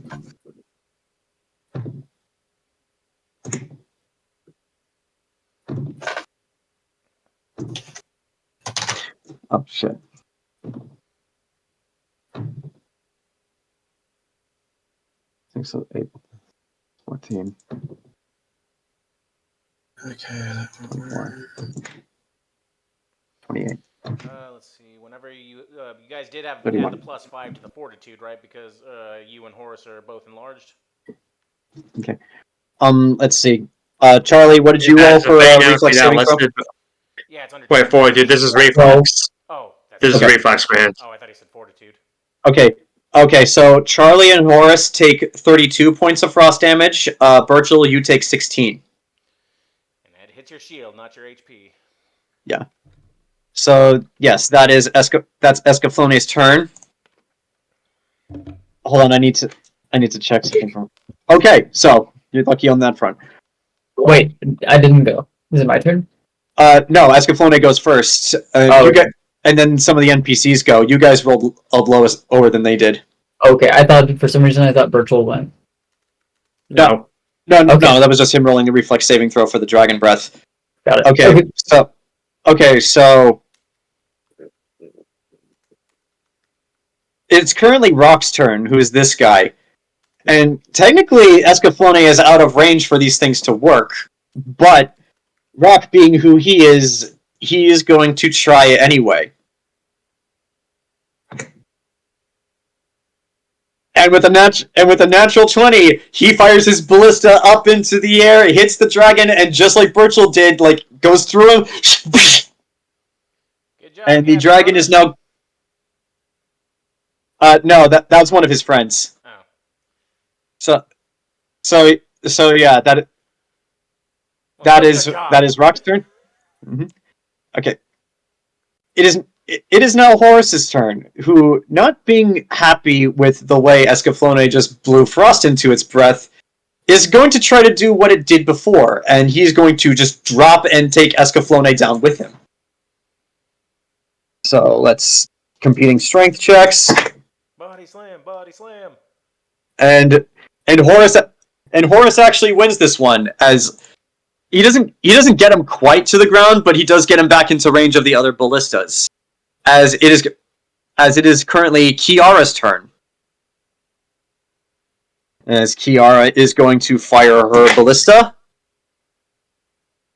And that one is also going to hit. So the dragon is now pinned in 3 places. It is now Gabrielle's brother Lionel's turn. Come on, Leo. Unfortunately, his misses. You're a disappointment, Leo. So yeah, he'll have to. Depending on what happens next, he might have to take the action to reload. It is now Oliver's turn, and that one fell out of my hands, but I'm going to keep it. So, Ollie actually does manage to hit the dragon. So there are currently 1, 2, 3, 4 chains through this dragon, trying to just take it down. But it's a dragon; it's tough. So Burchill and Gabrielle, it is now your turn. However, because the dragon is now technically ensnared, before you guys take any actions, I want you to roll a strength check with the combined might of the three other harpoons, basically, to see if you can ground this dragon. Okay. So I roll a strength check and use it for Horus, and I'm going to roll for them as well because they're helping. Okay. Can he combine his score with Horus's since he's like helping as well? Yeah, sure, I'll allow it. I mean, Alpuga says I can use horses instead of mine, but Oh. Yeah. Actually, yeah, just use Horus's. Oh, I thought you could use both was what I meant. Sorry. And I'm going to roll for Escaflowne to see how well he can resist this. Okay. So Burchill and Horus, not the best on your part. However, with the combined help of the others, you managed to get Escaflowne grounded. Almost. Like he's still just beating his wings like hell and just a few feet above the ground, but he is there as it is now your turn. What do you want to do, Burchill? am I able to hit this dragon with my melee weapons from where I am? You would have to fly closer to it, but you certainly could. Alright. Since Horse is holding onto the chain of Beast Scorpion, I feel like I could reach into my bag, pull out the Hammer of Judgment and the Yellow Shepherd. Alright. So it's like a dual word, I can hit him with both. Alright. Charlie, since you two show an initiative order, are you cool with him letting go first, or do you want to do something? I mean, Yeah. I was thinking since, you went first last time, we could just alternate. Yeah, that works for me. That works. Yeah. Alright. Right? So first going to go with Yellow Shepherd.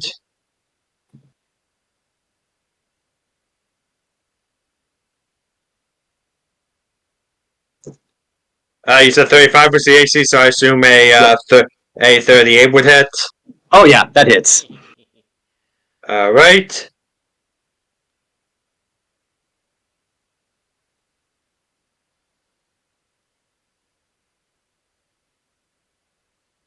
Tender dragon meat. Mm-hmm.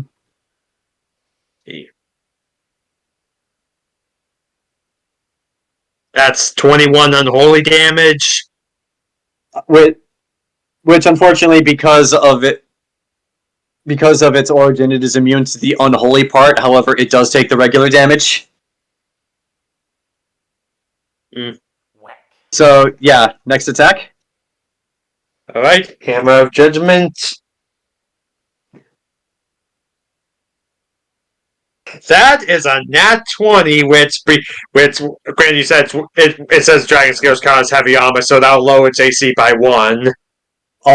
Alright, go. So roll for damage and describe cinematically what you do to hit this thing. Alright.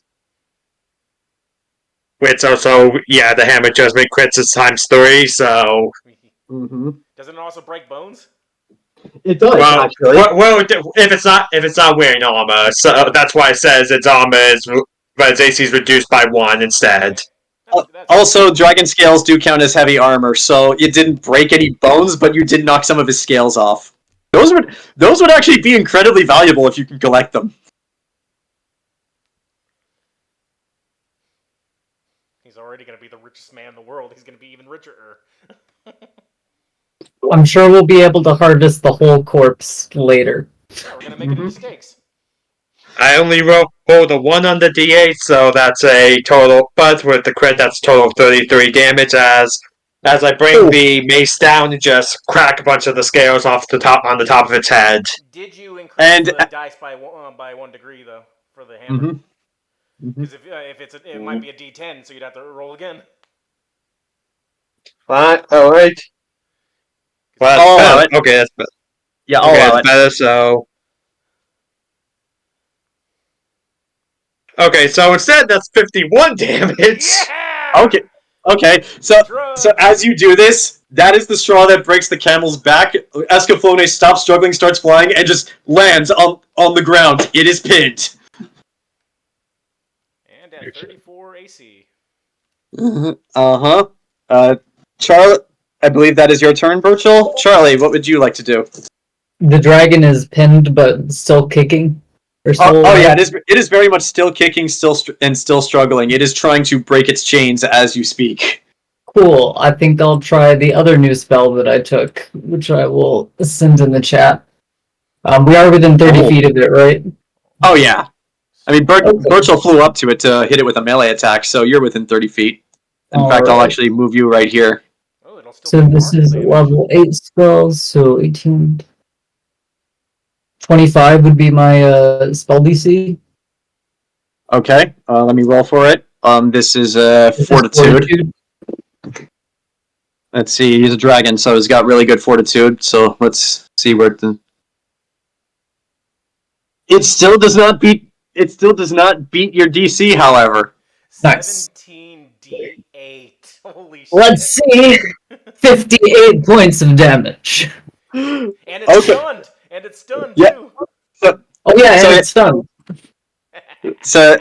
So Gabrielle, as you just point down to this thing and unleash an arc of storm bolts from your hands, its scales are broken, it is electrified, and it is stunned.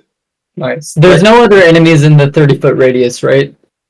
No, just the dragon. But it is enough. Nice. Alright. So, with that from you guys, it is now the army's turn. And I forgot to say what they were doing last time, so I'll do so now. First off, well, all of you take another additional point of damage from the cold that is restarted, because that's what I rolled. You then watch at different points that the sky turns this really dark shade of red as these points of light appear, and much like the gate spell that you used, Zach, these points of light open up to somewhere as great balls of fire start coming from them and raining down upon your army. Some of them even going as far back as to hit the city of Sanctuary itself. Goodness gracious. Meteor swarm, man, it's brutal.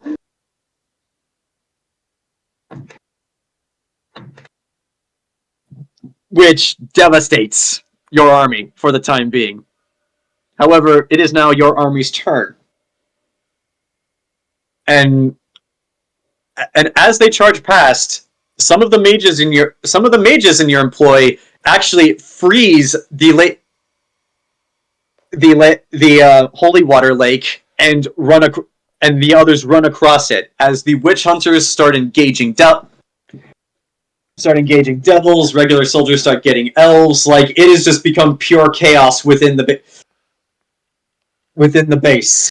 And as part of this chaos, Alexander Anderson and Vlad the Bloodthirster meet an elf with long blonde hair who has a strong resemblance to Lee Pace.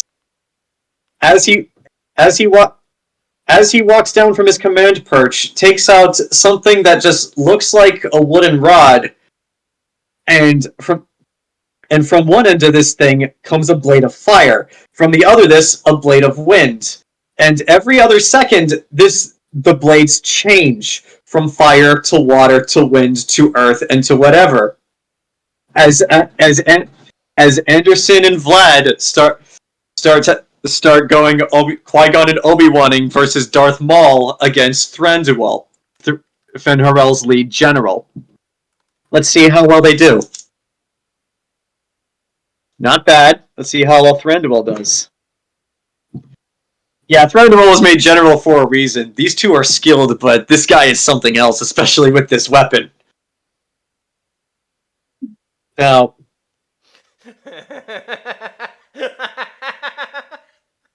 Yes. the whatever nation attacked. What is the whatever nation? They can bend Mountain Dew. Oh, that's a good power. Alright, so that is another 1 point of damage for the cold. You then watch as from within the camp more portals start to open as more devils walk through, and reinforce what has already been lost. Some of these devils may have looked like the ones you've defeated before, and are now being resummoned. What happened to our spies or our infantry unit with their gate scroll? What happened to that? Well, I'll get to that, because at this point it is now your army's turn, and they are now meeting in the middle with the army that was advancing forward, and the entire elf encampment is now under attack. And as part of this, several dimeridium explosions go off, which cuts off any and all magical escape. Which at this point, some have already gotten out, but not any of the important ones. Now, let's roll one more time for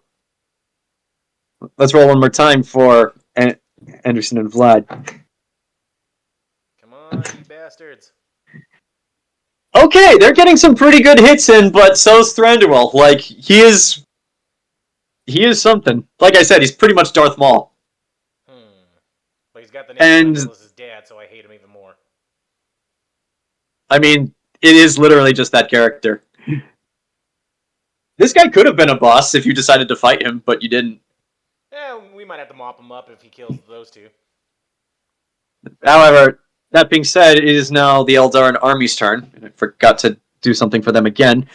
So, since they no longer have any hippogriffs, they are going to switch to using their magic to unleash all kinds of unholy hell and more cold. However, since you guys have prepared for this, the cold doesn't do as much as they would have hoped. They are going to instead switch to traditional fighting methods, which, okay, look, you guys have cavalry units just circling around. You have witch hunters taking on the devils. The regular elves are not doing much. Now, I need to use the restroom. The infantry with bombs as well. Yeah, they did, and those bombs are going off everywhere. This entire camp is erupted into chaos. Yes! Yeah. Now, I need to use the restroom really quick, and when we do, we'll get back to Fenharel. I shall feed the dogs! Time to make a sandwich! Well, as was established at the end of the last turn, Fenharel cast Blink and disappeared. Yeah. However, you are ready for him. So what I'm going to say happens is that you actually watch as he reappears behind Rowan and gets ready for an attack. However, since the two of you were waiting for him, I will allow you two to go first. So, okay, hold on. I just got back. Rowan, you're getting some behind the back door action. Yeah, I had attack ready. Yeah, you do. But Anaris is ahead in the initiative order from you, so Anaris is going first, and then you'll go next. Okay. All right. He rolled a hit, I guess. Mm-hmm. All right. Pretty good. That's pretty high. It's not a crit, but it's close.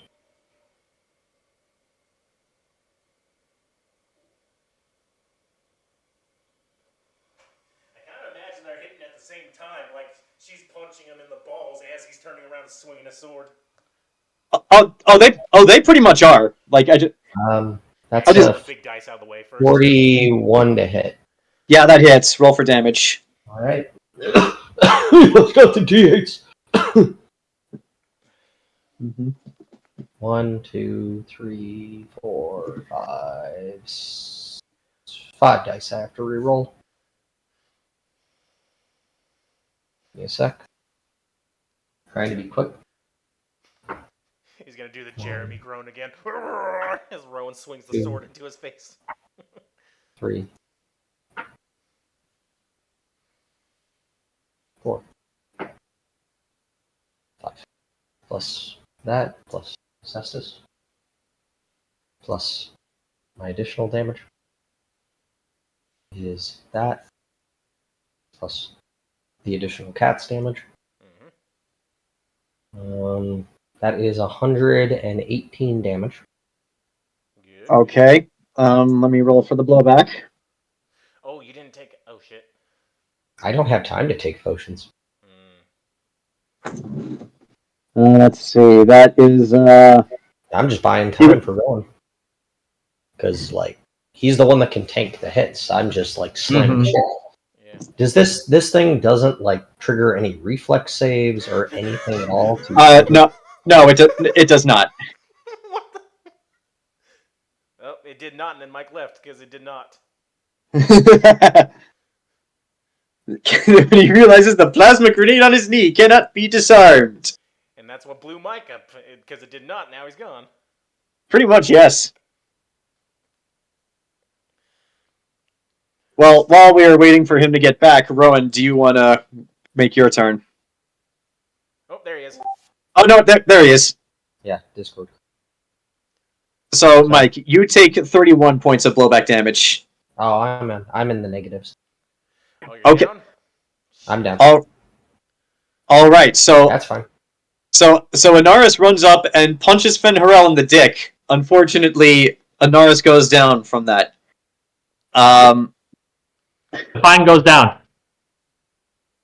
Rowan, Dead, just down. not dead, just down. Yeah. Well, I know, but cinematically, is like, does she look like she's gonna die or? Well, yeah. No. I'm gonna say what happens is Anaris ran up, punched Fenharel in the dick, and then just this blast of ice hit her in the arm and the face, and she just couldn't take it and fell over. It's too cold. It's too cold It's out just there. a regular attack, right? Like, it's not like. Yeah, like that. Rowan, it is now your turn. Do your attacks. Okay, so it's a regular turn.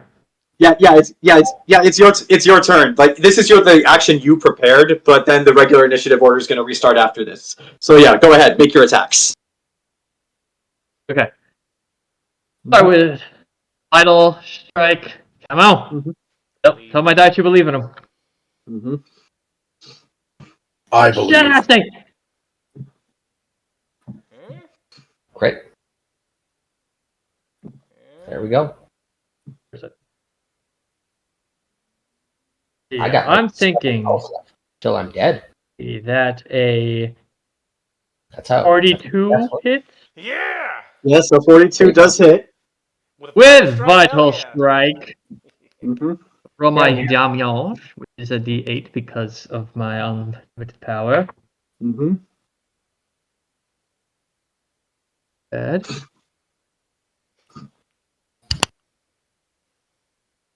Oh, hold on.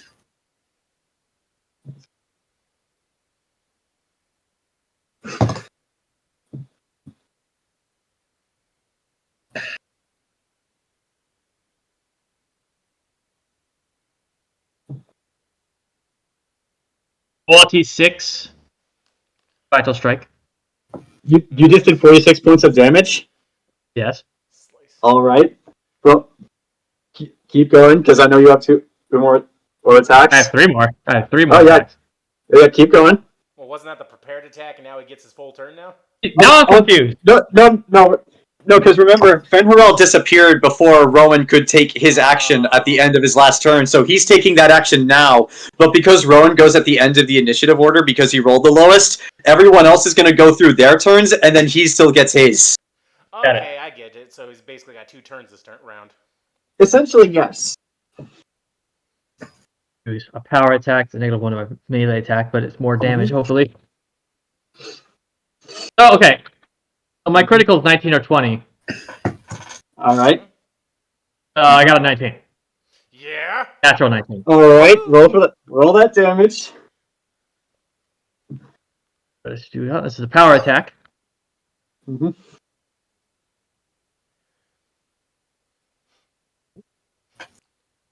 Fenrir's like, I have defeated your stand. What now? Oh, God! Mm-hmm.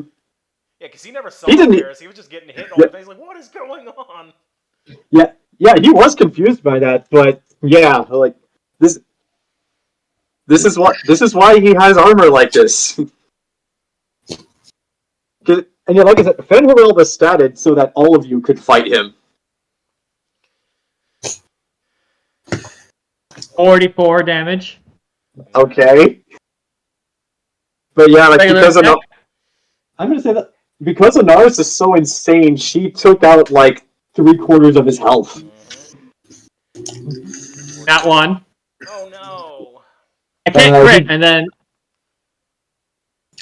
He gets a counterattack because that counts. However, he rolled a 3. He rolled a natural 3, so you still blocked that. Whew, okay. and then So yeah, for the make your last love of attack. all that's holy, I'm going to make him bleed. No. All right. Come on. Come on. Come on. Ah!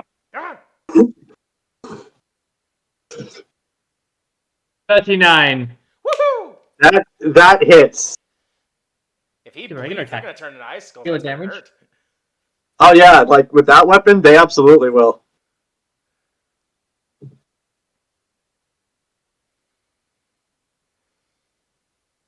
That's 35 regular damage, and then we do the bleed damage. All right, and yeah, Oh. he is bleeding, but it's weird because the wound is like frozen on the sides, but blood is still pouring from it. Metal. One extra bit of damage from the bleed damage, but now he needs to. Mhm. Bleed damage can be stopped by a DC 15 heal check, or it's a All right. magical heal. So here's what happens. As he reappears, you guys were prepared. Anaris ran up, punched him in the dick, and then that stunned him just long enough for Rowan, you to spin around and lay into him. He blocked one, but you just kept going, and you actually knock Fenrirel back away from you as he falls onto his knees. Like he's basically just holding himself up by his sword. He's like, am I being defeated? No. You are not stronger than me. It's like, I am Fenrirel. I am the savior of the elfin kind. I'll prove it. You're immune to this, but that winter spell that Enid and her son did, it now starts radiating from him. You do not take any damage this turn, Anaris, but... No. Try to hit me with a spell.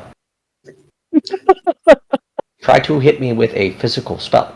While she's on the ground, but still with the spell resistance. But this is a spell resistance. This is my issue. So yeah, you are resistant to this, so this does not affect you, but that is what is happening. And Rowan with his armor is immune to this as well. So really, this is just for effect as the Fimble Winter starts emitting from Fenrirel.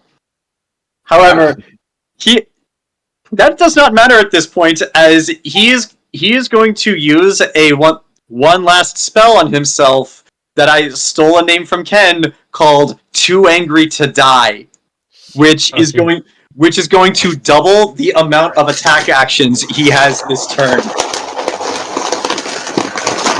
So yeah, instead of 6. I mean, that's not as bad as when I gave the torment where he just literally couldn't be killed.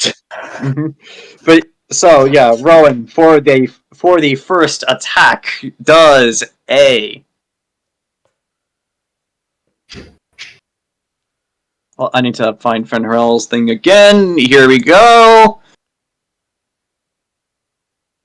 Rowan, does a 31 hit you? That is my AC. All right, so I'm raging. Or something's making -2 to my AC. It's the rage, Yeah. but is that still active? It's the rage. yeah, it's still active. Okay.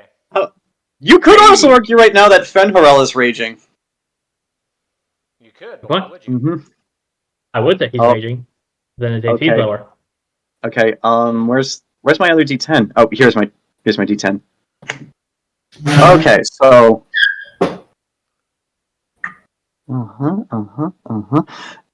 that is 17 points of damage for that first attack. That is a 20 to hit, which 31 is your AC, so you block this one. And that is a 32 this time. And he rolled a 1, so the total damage he actually does this turn is... Let's see, 1 plus... he had rolling a 1 for damage. He actually does 10 damage this time. Jeez.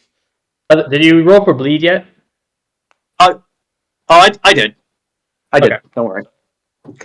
All right, and that's a natural 3. Natural 3. So for this next attack, you block this one too, and that's a natural 2. Another block. Natural 6. He's just in a wild fury at this point. It's like, and at this point, while he's just laying into you, he starts yelling, "Why do you fight for them? Don't you realize you're a slave? It doesn't matter what they say. What you do, how great you are, you'll always be less than they are."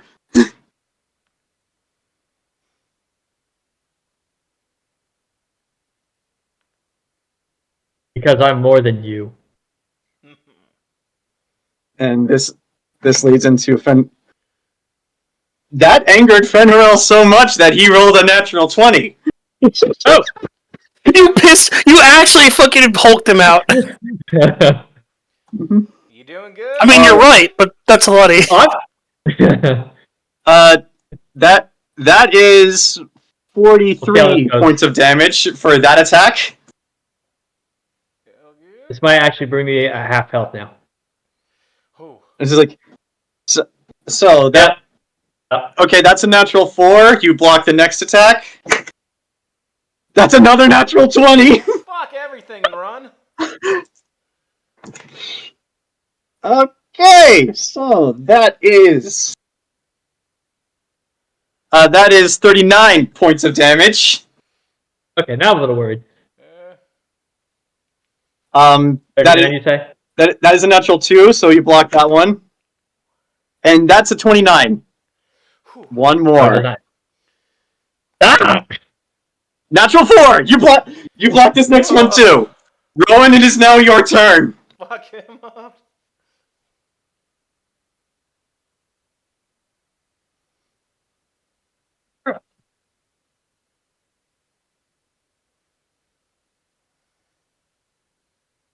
Oh, hold on. I've been waiting to use this, but that happened all so quick. I have a feat called But a Scratch, is when I get critical hitted. Alright. I can attempt a special bluff check against the opponent as an immediate action. The DC of this check, same as DC, is the DC to demoralize your opponent with the Intimidate skill. If you are successful, the opponent is shaken for 1 round. Alright, let's do it. Let's see if this works. This might actually affect your ability to hit him. Yeah, you have 2 chances. Intimidate.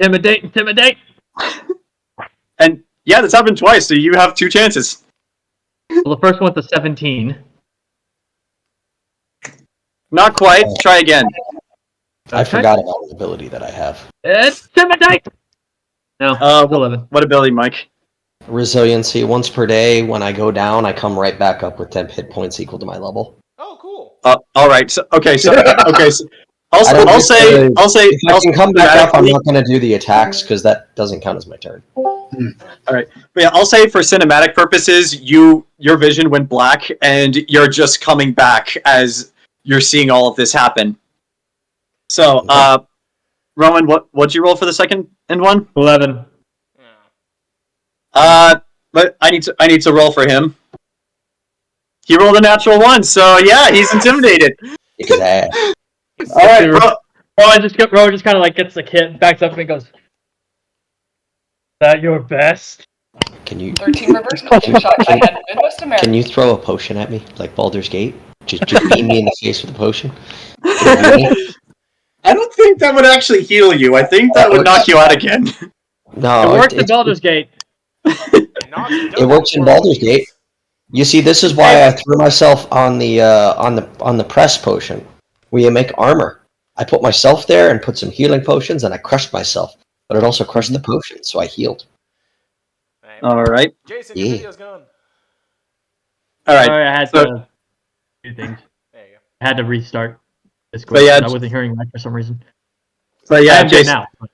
Jayson, you're up. Roll his attack rolls. Does that give you any bonuses if he's stunned? He is successfully demoralized. He is shaken for 1 turn, for 1 round. I know what Shaken does. So yeah, like roll your attacks. I'll inflict the necessary penalties. Wait, did I throw a health potion at Anaris? I'm gonna say attack first, and we'll see what happens. See if you even have the ability. Mm-hmm. Right. Actually, you know what? Hold on. Let me think this through. I can't. I'll let you throw a potion to Anaris, but you'll waste one of your turns to attack, and Anaris can only take it on her next turn. But she goes before Fenhurl. Yes, but she's already lost this round by going down. Right, but before Fenhurl goes again, she'll go. So she'll have the health and she'll have a chance to hit him. Yes, she will. Okay. So yeah, like if you want to lose an attack action, I'll allow you to roll a potion over to Anaris. But yeah, she'll have to take it on her turn. The terms are acceptable. All right, so you have 3 attacks instead of 4. It's really annoying that this Armor of Agathis isn't like an ability or unusual attack, because then I could just use evasion on it. Mm-hmm. It's like an automatic thing. Yeah, like it's not quite Armor of Agathis; it's a homebrew ability. But yeah, Jayson, go for it. The land of Hey kid, catch. Mm-hmm. Fun. If I hit, I have a little flavor. If I hit, I'm just gonna do a regular attack first. Uh-huh. Oh, did you get hit by him? Did you Yes, hit him you did. last turn? Multiple times. I've been forgetting another ability I have. Well, it doesn't matter. Let's keep going. It'll be in the future. 35. 35 does hit him. Wait, I imagine oh, throw the potion to her, and like imagine how like sees it, and then he turns with Rowan and just comes swinging. Mm-hmm. Mm-hmm. Shit. So I drink it on my turn. Yes, you have to wait until your turn comes back around to drink the potion. Okay. Yeah, I should have with a regular attack. What was that? Every time after. I should have been attacking every time after you hit because of opportunistic. Where every round I can make an attack on someone that's been damaged in melee by another creature. And it would be a free attack of opportunity every turn. Damn. Wow. Yeah. Oh well. Well, he just hit right now, so punch him. 34. Well, she's down. Again. I got like 12 pages of how much damage did you do, Jayson? 34. Okay. Go again. Can I do a called strike to his arm? Trying to cripple his arm. Sure, I'll allow it. Do I get any negatives at all? Or is this a regular attack? I'm gonna say you're gonna have to try to get through his armor. So yeah, like there will be. I'm trying to think of how this would work. You'll have his AC will be slightly higher because you're going for a specific part of his body, not just him. Fair enough. All right. I'm out. Roll the hit. Nat 19. That's a nat 19. Yes, critic. Which is a critical. Roll for damage. To the arm. Break that arm with your sword. Oh, it was almost max damage.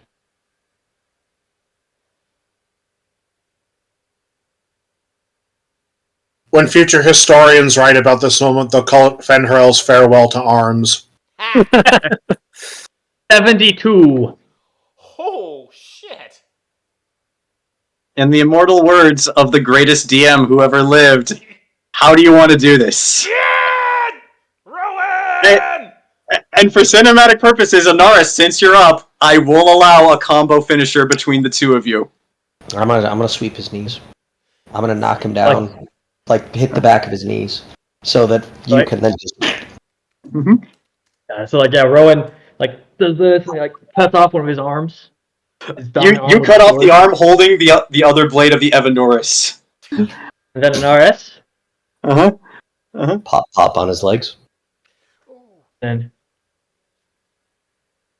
Rowan puts the sword to his neck, helmet off.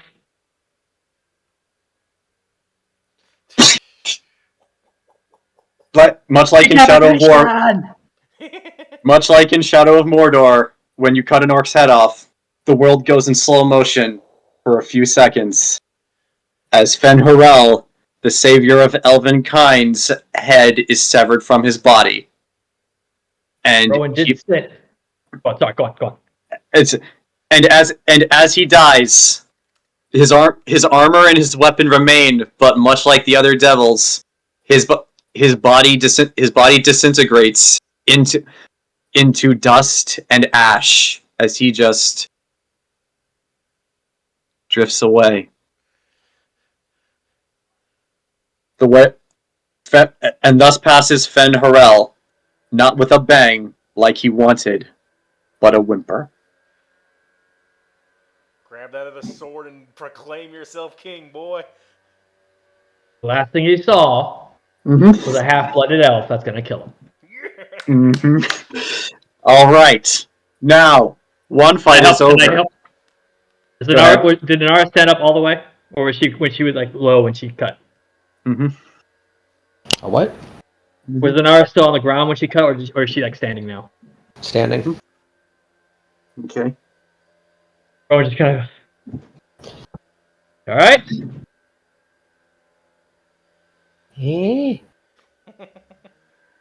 If you want, you can take that potion now, Anaris. I'll give you that. Felt like I was in the airport again. Except there was one guy, not 50 guys. Or 70. Or a lot. Rowan, you have no idea what an airport is. Yeah. It's like, all right. okay. As we cut to Nox. Let me play my music. It's one more pylon, right? I gotta help Loki get this. You gotta help him, and I'm. But first, it is the Leviathan's turn. You stop it, bad Leviathan, bad. Okay. So, let's see. What other abilities do you have?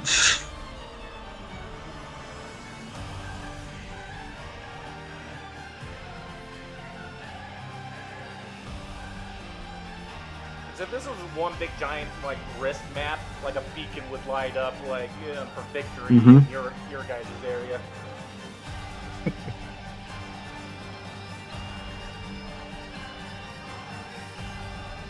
I hope the army's cheering over what you just did. They're too busy fighting, so they're not so much cheering because there are still other elves to kill. All right. Let's see.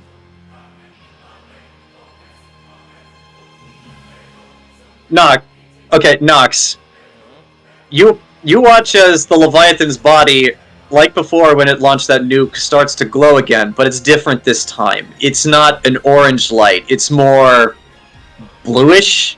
You have no idea what it's doing, but it doesn't. That is the only thing it does this turn. It does not take any other actions, so you can only assume it's charging up for something. Oh shit! It's charging up.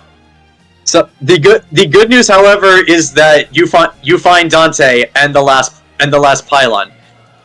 However, before that it is Samael's turn. Oh yeah. As Samael is going to just fly up and raise his sword above his head, and then just swinging down, he just cuts across the entire sky vertically and basically hits it straight down. This does not stop its attack. However, the DC for you to grapple onto it as you land is going to be much higher because the whole Leviathan is shaking now. God damn it, Sephiroth. So wait, I gotta roll what in order to grapple back on? You had to fly to get to Dante in time, so you have to roll another strength check to get on it, and the DC is going to be higher. Alrighty, come on, die. Ba-ba-ba-ba-ba. Fuck yeah! What? Natural 20? Yeah, boy. Alright, Fox is in the zone. This is what he was born for. So you land right next to Dante and the last pylon. I don't think I need. Yeah, it needs 2 hits. All right, come on.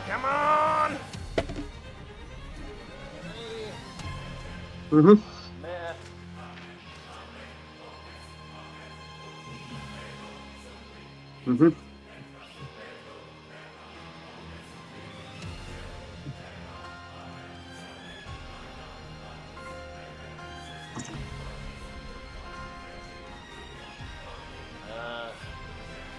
41. That's 1. Come on, big money, no whammies. Same as last one. 41. Yeah. Dante holds it in place for you as you get this last one in, and the runes start to glow. That's all 6. All right, I'm gonna tell him get in the shadow, and I'm gonna with my remaining action, Bluetooth to ally lady in the back. Yeah. The beacons are lit. Do it. And I'm gonna grab Loki and start falling off and get my shadow as we're falling. Yeah, and actually, as you do that, you hear in your own ears, it's like, get the fuck off of it!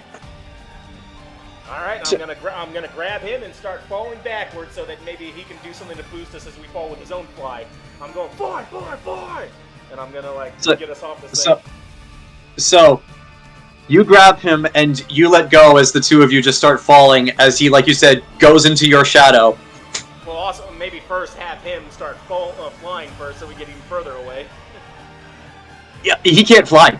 I gave him the fly potion. Oh. Well, going into your shadow was still easier for him to do, so he did that. Well, anyway, I'll just start to, So, as you start falling, you look back up as you see the Leviathan start to grow brighter and brighter and brighter as... You know that other ability Godzilla has where he does the atomic pulse? Yeah, I know the pulse. So that's what it looks like he was about to do. However, just before it lights up like a Christmas tree, and just as it's about to do that... gone. As if it was never there. Alright! Now I'm gonna get on the Bluetooth to the open channel. Leviathan's gone! Who's still alive? Who needs assistance? Interesting that you asked that question, because we transition to Lita and Enzo.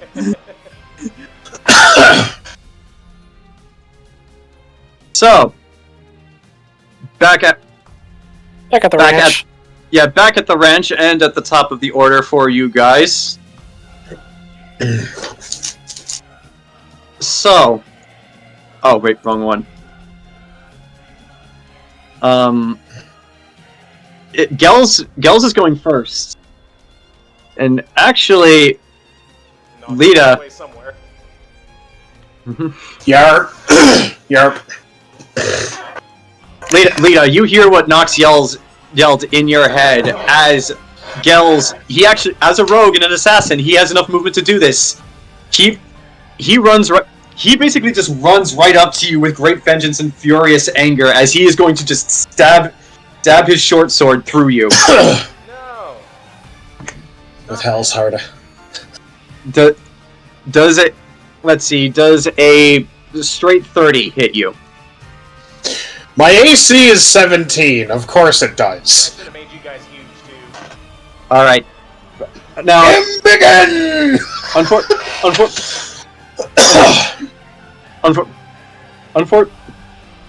Unfortunately for him, this is not a sneak attack, so he'll just be doing regular damage. Nox calls out, "Who's alive?" And I just hear Lita screaming over the line. Ah! Alright, so Lita, you take 12 points of damage as he just runs up to you, runs his sword through you. His turn's not done, however, as he then grabs you by the neck, and just like your words are hollow. Your promises empty. Nothing you ever do will change anything. And he is going to activate an ability he has. Lita, I need you to roll a Fortitude saving throw. Oh, great. Show me the way to go home. I'm tired and I want to go to bed. I'm hailing and drinking an hour ago when it's gone straight to my head. 18. Alright, that is actually just barely enough for this. It's like, so you actually watch. He starts choking you, and you do take an additional 12 points of damage as he starts choking the life out of you. But one of his fingers, you actually see, has like this this needle on it that digs into your flesh. But I you do were not able- fear the Gom Jabbar.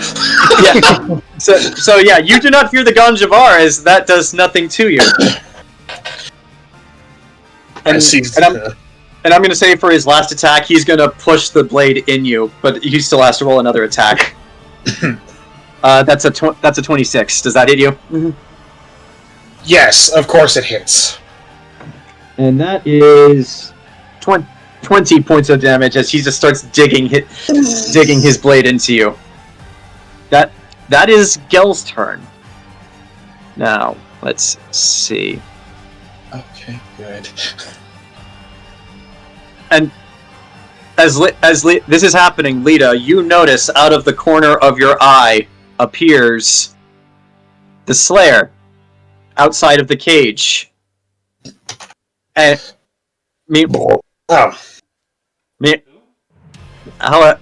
however, it took his whole turn to get here.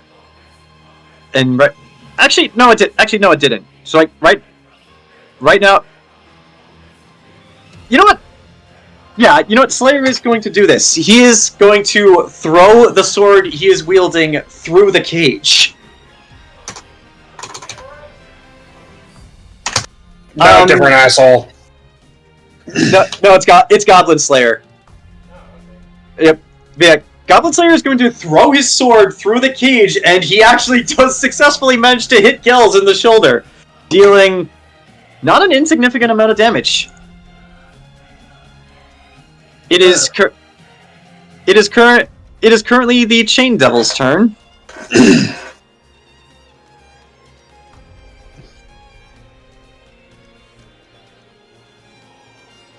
Let's see, what can you do?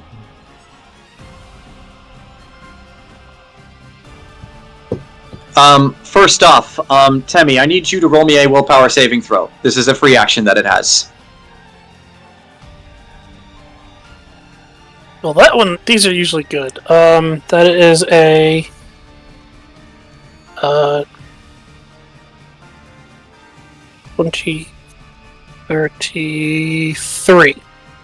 33.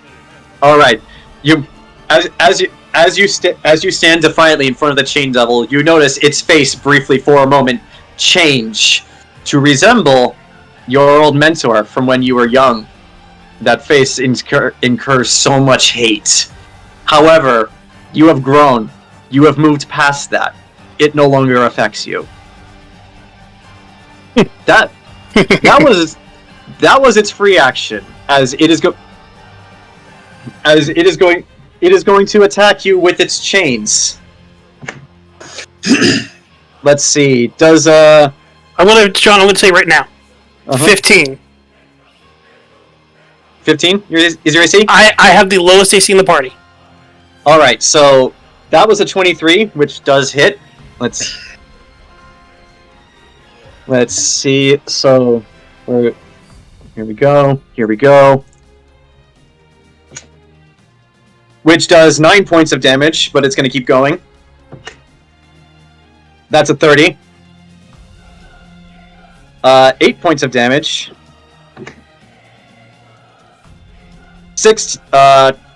22. Another 8 points of damage. And a natural 1. You get a counterattack. Cool. Can I aim for its hand? You can, though the chains are not necessarily attached to its hand. It's not the chains I care about. Oh, it's the ring. It's the ring. Roll the hit. And the best part is, it's the Yellow Harbinger, and it's sheathed, which means I can use the quick draw. All right. Roll the hit. And then it's a natural 20, John. Woo-hoo-hoo-hoo! Roll for damage. Goodness.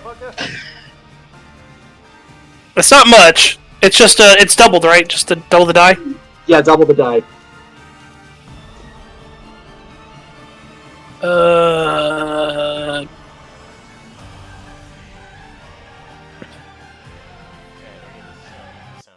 The 10 plus my strength mod, which would be 1, so 11 damage. All right. Yep. You do 11 damage to that, and with the natural 20, do you want to cut off its hand or just the finger with the ring on it? Oh God, what'd be better? What would be more badass, guys? The whole hand or just the finger? Just the finger. The finger does like show like precision. You missed that finger. It's like, you missed, she starts saying, did I? Didn't I? But then using Yellow Harbinger, I'll take the finger off. I'm going to say in that swing, you actually get the pinky, the ring, and the middle finger right here as you just swing upward and get it, much like Sauron. That is unfortunately, however, its turn, and your turn is still to come. Bam. However, appearing as if by providence are also the priestess and the elf archer. As it is now Madeline's turn. Also, Temme, in your ear, you hear Nox going, "Who's alive? Who needs assistance?"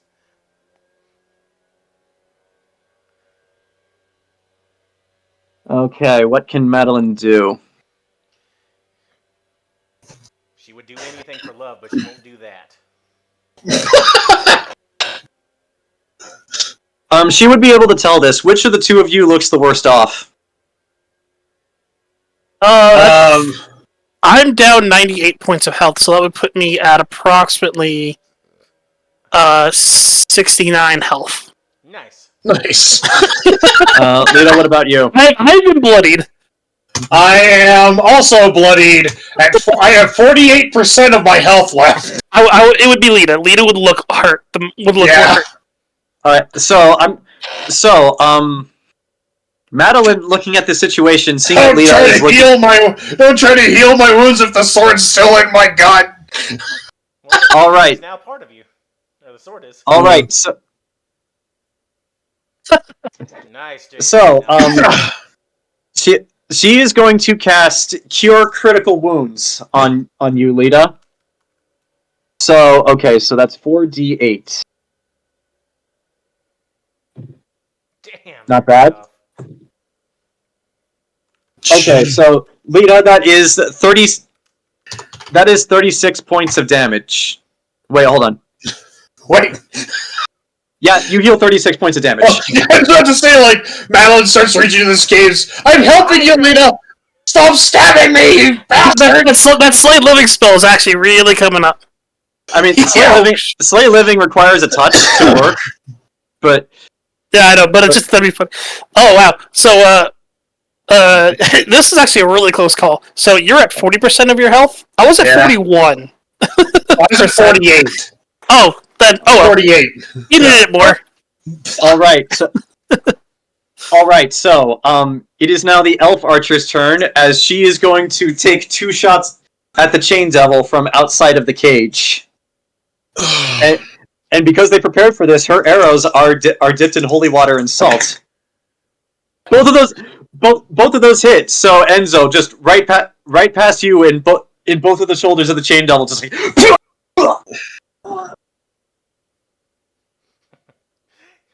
This is all right. You know what you guys are in now that I realize with other people firing in? You're in Thunderdome. Essentially, yes. 2 men. We all just get 2 men enter. Now, we'll see how many people leave. As Lita, it is now your turn. He's got me by the throat, right? Yes, he's got you in the Golem Jabbar. Do it. Lita.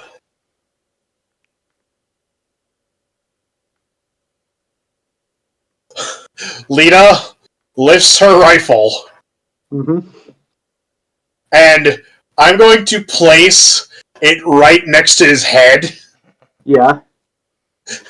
And pull the trigger so the blast goes off in his fucking ear, right? What are you firing? Oh, I'm firing a regular bullet. So it's going to go out, arc back around, and hit his ass. Roll the hit. Alright, I gotta remember how to... It's been... Let's see. That's... Because I got the plus 4 so that's actually plus 20. Mm-hmm. Okay. Gotta check something. Mm-hmm. Just shy of a crit. 39. Hey. That hits. Roll for damage. That's that's 5. That's 5 piercing damage. Just 5 damage? Just 5. Alright. Well, between all the damage he's taken thus far and the amount of damage he took from the battle that prior to this to get to you guys, Lita, how do you want to do this? Blam! Fuck. Well, as that goes on, I imagine the shot hits his arm. He drops me, right? Yeah.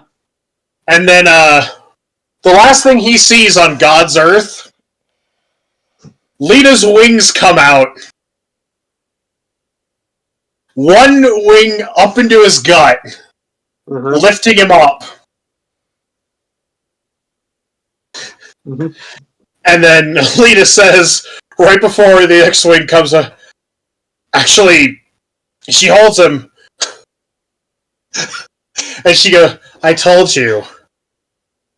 Suck my dick. And Alita plunges the other wing through his mouth, cleaving his skull off. Decapitation! Partial decapitation, the tongue in the lower part. Mm-hmm. You just performed a Mortal Kombat fatality on him. And I saw I did get Astra vibes from that. Yeah. So Lita's now covered in this guy's blood. Mm-hmm. As it should be. Enzo, it is now your turn. I still have 2 attacks left. Oh yeah, you do. Lita now levels the gun, points at the chain devil, and now you! Mm-hmm. Go ahead. Alright, let me, because it's, okay, basic and... Yeah! Okay, so that's minus, so that's actually still plus 17 to hit. That's a nat 1. It unfortunately you can't counterattack with ranged weapons, so it just misses hard. Duh. And I'm actually going to say not only does it miss, your gun jams, so you lose your last attack action. Fuck everything and run. Well, I still have movement, right? Yeah, you do still have your movement, and I should do this. I forgot to X out Fenharel.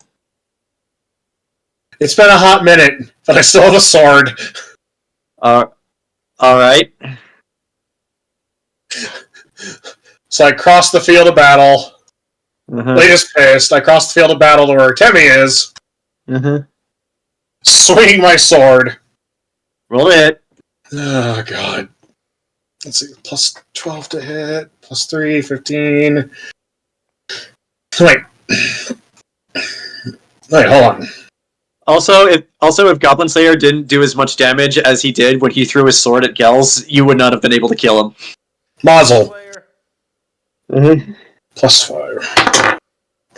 9. That is a miss. You go to swing, and just one of the chains just wraps itself around your sword. Enzo, it is now your turn.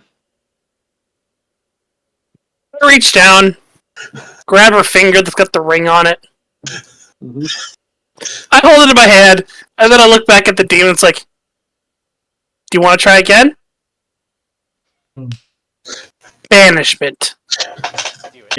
I need to. It's a willpower save, right? Yes, against 19. Second verse, same as the first, with another natural 1.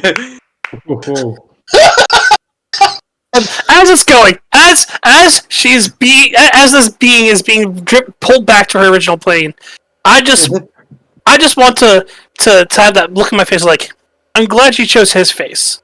I didn't get a chance to kill him originally. Would you two like to answer the group chat now that you've won? and his face is the last thing you see before that creature is violently ripped back to hell. Does it take the thing's body, or does it come out the top?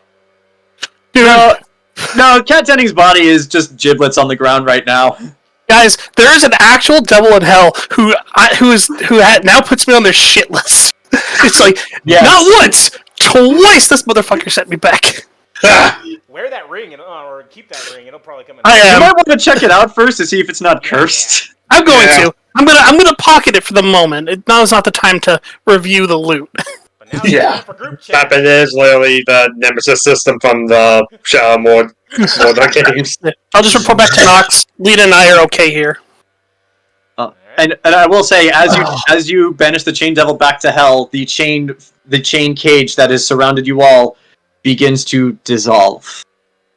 And it's at this time that you notice the hippogriff pens have somehow caught fire. Like, during all the confusion, it is now on fire. They're eating. That is probably for the best. That is probably for the best. Let us go the opposite direction now. All right. Yeah, Lita with a little with a little quick jump. Mm-hmm. And Lita starts floating. All right. As we cut to the last scene.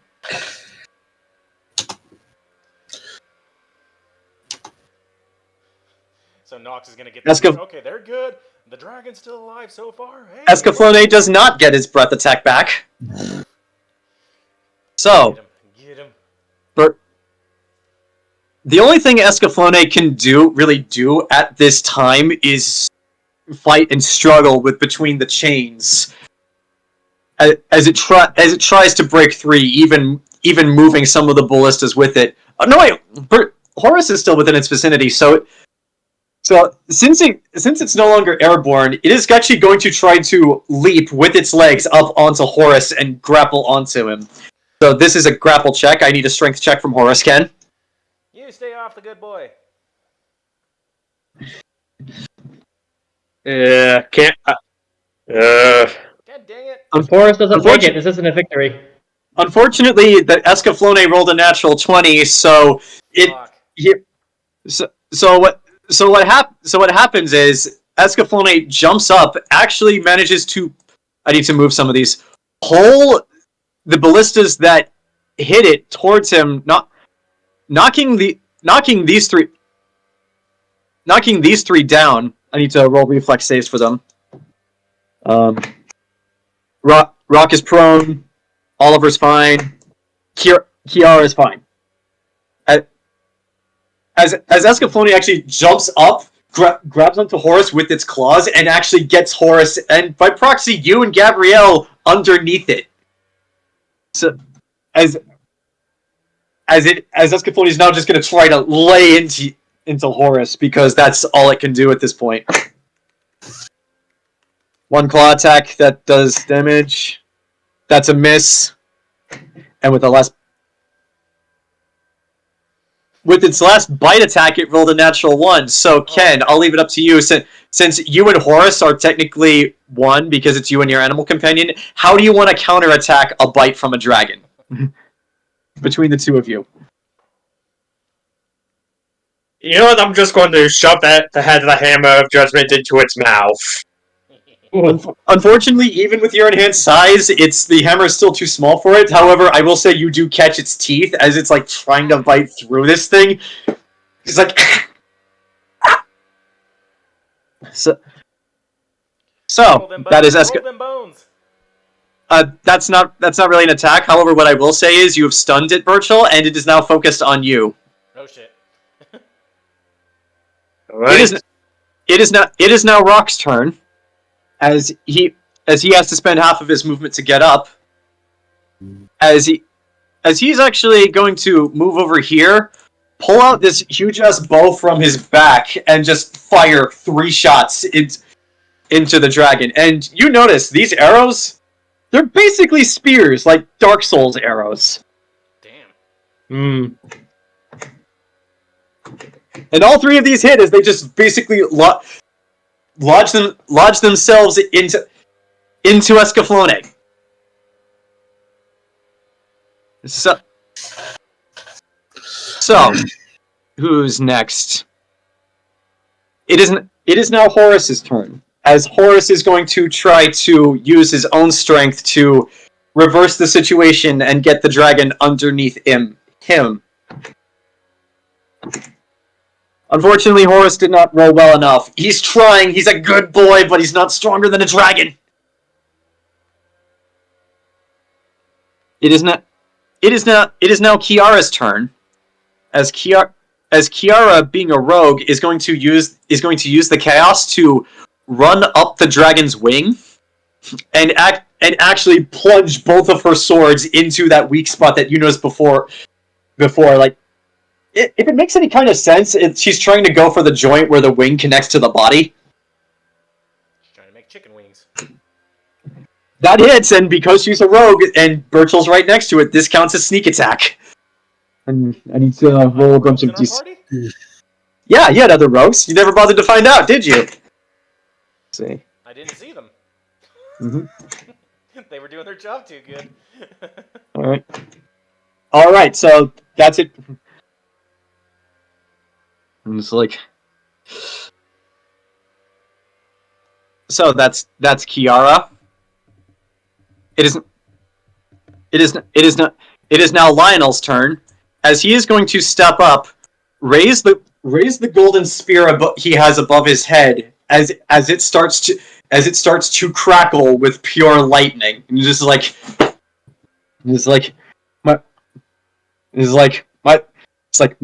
my family has slain dozens of your kind before, beast. You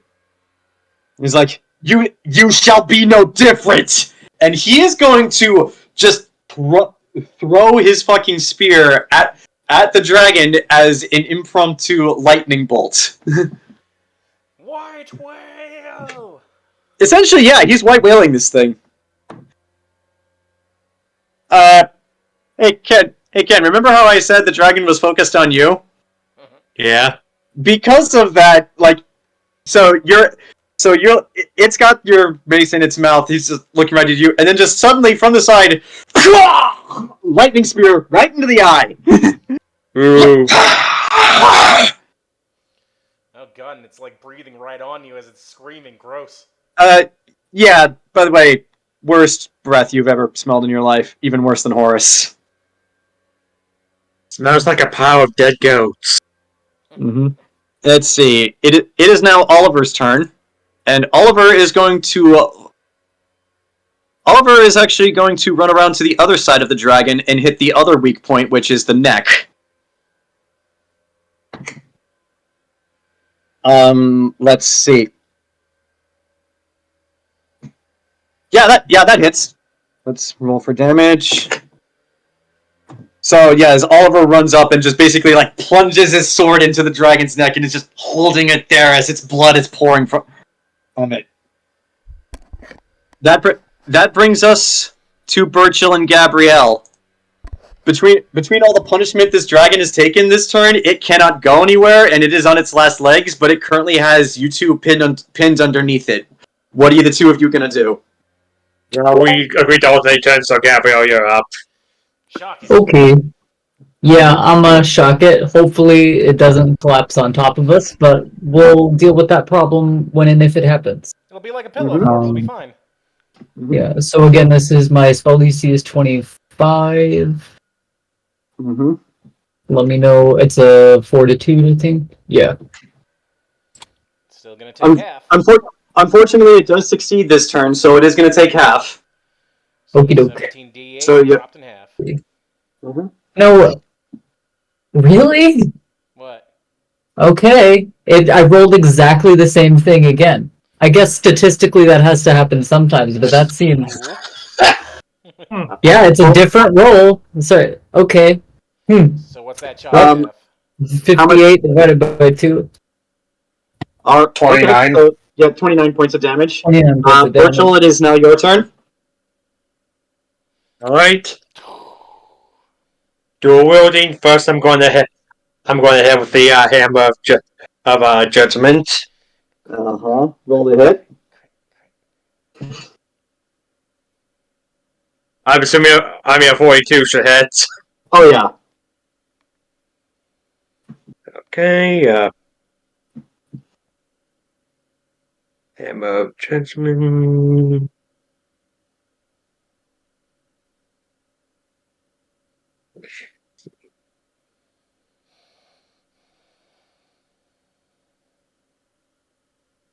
Okay, that's 14 damage. Alright. Alright. And I'm now ready. going to slice with oh, No. Go ahead. That wasn't enough to kill it. okay. Next, Yo Shepherd, and what Yo Shepherd has the ability that once per day I get double damage. If this hits, I'm going to do that now. Don't forget it's You have second to level. declare the ability before you roll the hit. So you have declared it. Roll the hit. Mm-hmm. I mean, a 38 probably hits anyways. Roll for damage. Don't forget the up dice. Mm-hmm. Yep.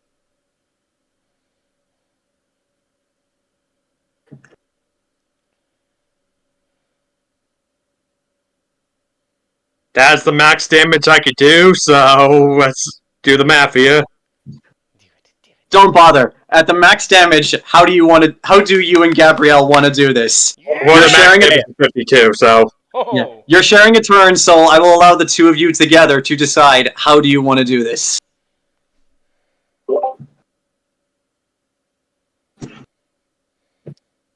well, since the attacked horse, you hurt my cat! And I'm going to just, with the sword, just cleave its head off. As lightning All comes right. down. Mm-hmm. So, no objections, both- Charlie? Sounds good to me. Alright. Who all is still invisible right now? Nobody. No one at this point. No one. Okay, cool. I was like, that would be an interesting sight to see if no one So- was there. So, as Gabrielle's brother and his friends dogpile on this dragon, beating the shit out of it, it has Horus underneath him. Like, Ken, with your first swing of Hammer of Judgment, you actually hit the dragon in the head so hard you knock some of its teeth out of its mouth. And then with its head tossing about, you take Yellow Shepherd. Its neck is unfortunately too big, so you do not cleave it off, but it is a single clean cut through the scales, through the neck, as the dragon falls silent. As it just slumps over. Horus pushes it off of him, gets on top, and lets out a triumphant lion roar. I call it the skull. I want that as a decoration in my new house. You earned it. All right. But now that you defeat this, would you like to answer the group chat? Before you, Of the, who's alive. Yeah, who's alive? Who needs help? The dragon's dead. Okay, Dragon's dead. All right. He's okay. And the last group. all right. Now back to the army. Something starts to happen as all of you feel the ground begin to shake. You can't quite tell what's happening, but something is. Baragon. No. So now the battle between Vlad, Threnzwell, and Anderson comes to a head as Thranduil manages to cut Anderson right above his eyes with the wind ability, so he starts bleeding down and can only barely see, and then finally coming around, he switches to Earth and gets Vlad right through the gut, just straight impaled. Oh, jeez. However, Vlad drops his sword and then just grabs Thranduil by his hand as he smiles through bloody teeth as Anderson gets back up, gets in behind him, and decapitates Thranduil, just killing the Elven general and defeating the Elven army. Good. And how is the Elven army doing? Yeah, they are pretty much on their last legs as you guys start mopping up the last of it. Anybody need aerial reconnaissance? I'll start dropping bombs wherever you need me. However. Yes. immediately after all of you answer Nox's group chat, every single one of you is suddenly enveloped by a flash of white light. Like literally, it's like blinking. There's a flash of white light in your eye, and then just suddenly, you're no longer where you were before. The fuck? So, and suddenly it. Do we need the map? I am currently switching out the map. Oh, I get to use it for once. So let me launch it. Mm-hmm. Can we see each other still? You can hear each other. So allow me to set up the scene for you. Yeah, I'm gonna mute myself. The guy's right outside with a leaf blower. Every single one of you with this flash of white light, you look around, you see that you're all together again, and you're all on this flat plane of land. This flat plane of land, and it feels unstable. And looking around, you can quickly see why. It's floating. You also notice something else. Rowan and Burchill, you're normal sized again. So any magical enchantments that you guys have had on you before are now gone. You are now your base versions. If you look at the map, you guys will see you are not alone on this floating platform. Who dat? I will post the full picture in the group chat. If I can find the full picture, where the fuck is it? Oh, is this the devil? It's gonna be all bitchy because we ruined no. the devil lord that we ruined their plans. Oh, here we go. Scary cat lady? That might be the devil lord that gave him the Leviathan. You see this. Yep, that's a devil lord, all right. Lita, Nox, Burchill, and Rowan. I would like all four of you to roll me an intelligence check.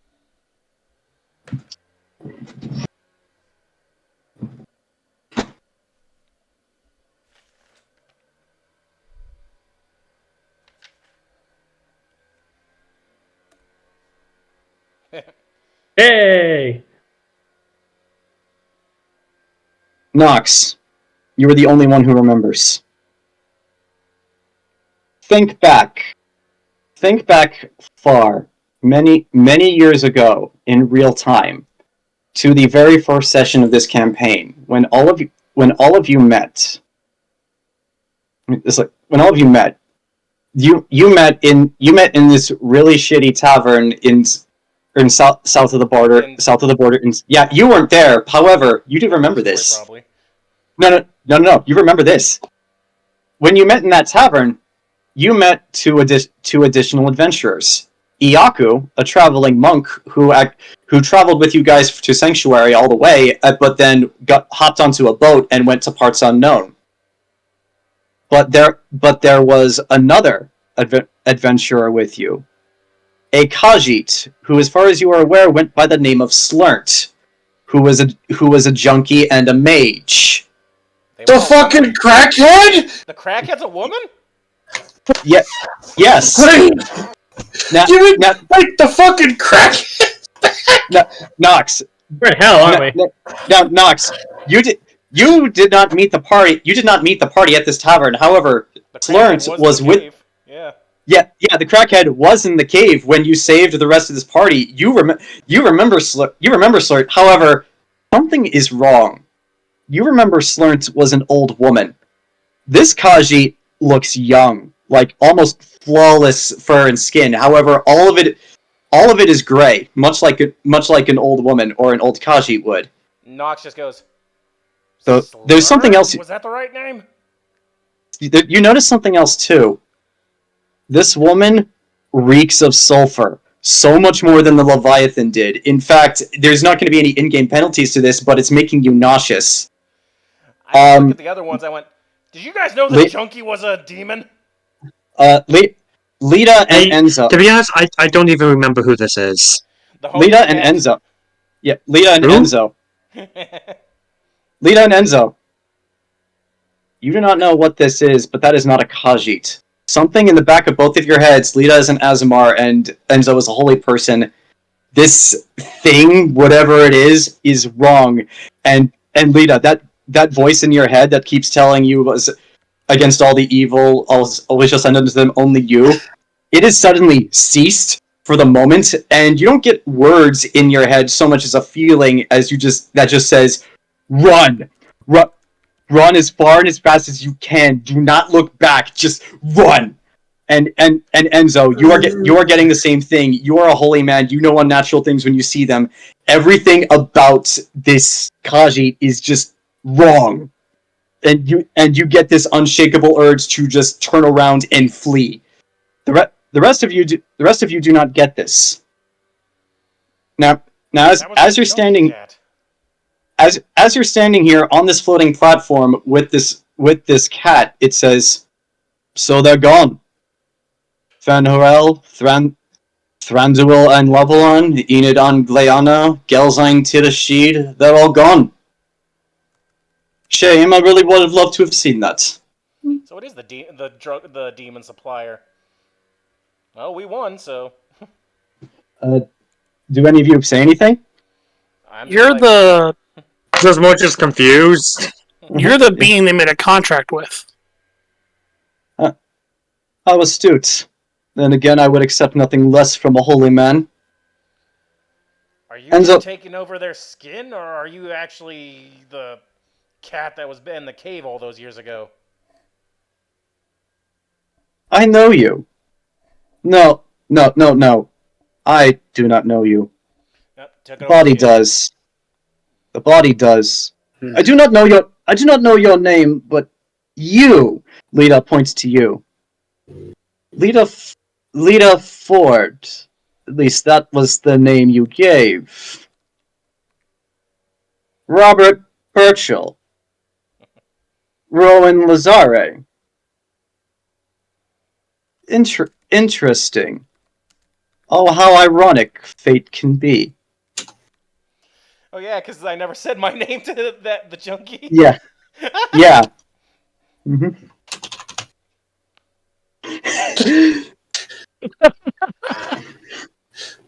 I thought the character just disappeared, and I never thought about it because we never seen your brother anymore.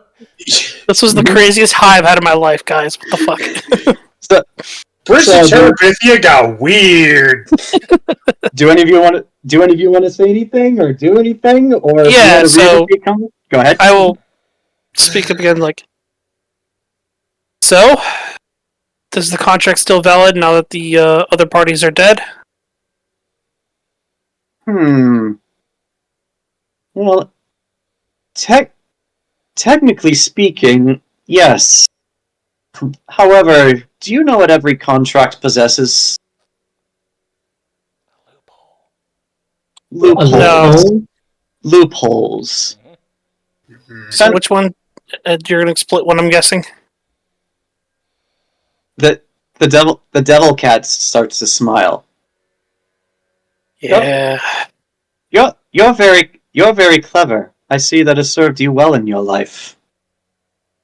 Shame it's led you here. I really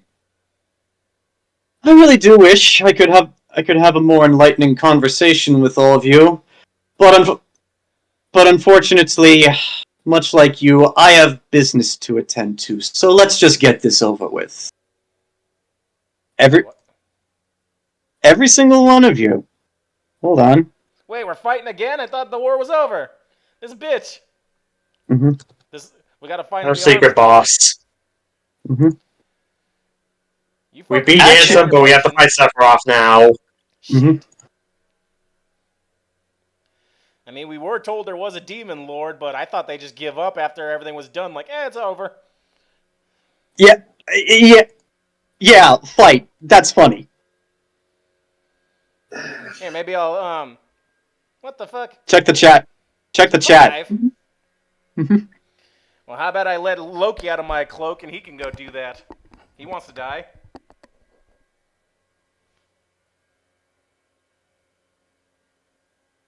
Every single one of you. The original initiative order still stands.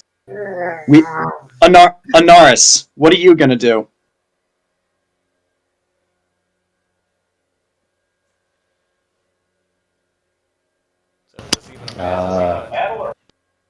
You look at the chat.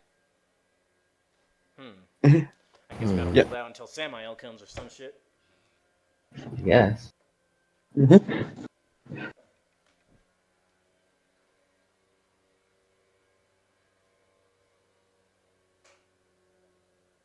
So yeah, Anaris, what are you gonna do? Well, I can't reach her by standard movement, so I could try to snipe her. Go right ahead. Right.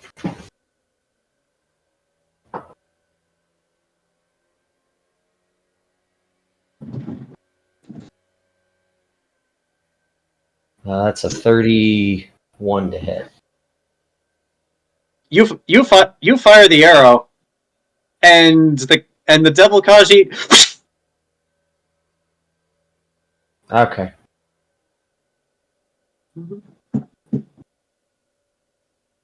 I'll just go here and go back into stealth with a 42, and that's my turn.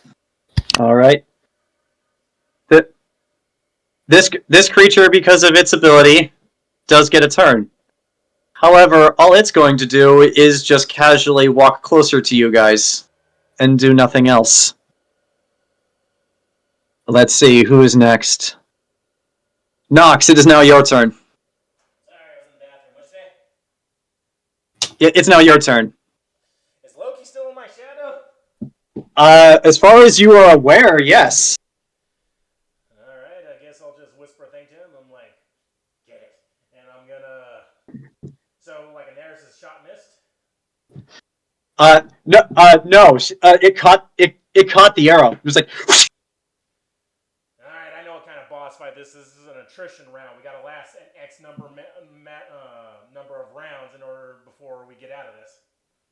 Well,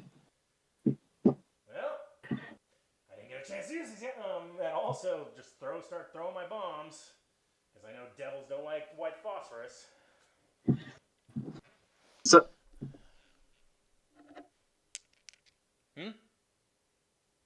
So yeah, roll the hit.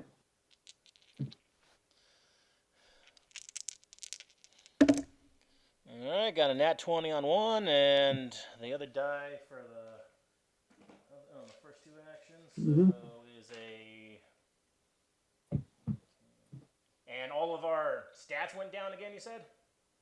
You're back down to base. All of the enhancements that you gave to the party are gone. Shoot. Maybe I should just start enhancing you all again after these two throws. Alright, so that'll be...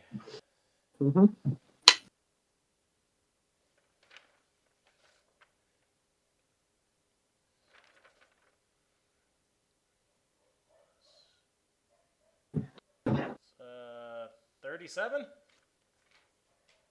Keep going. Well, no, like, did those two, I gotta throw them sequentially. The first one was nat 20, and the other one was 37. Do either of those hit? They both hit. However, this creature is showing no reaction to it at all. Actually, I should clarify.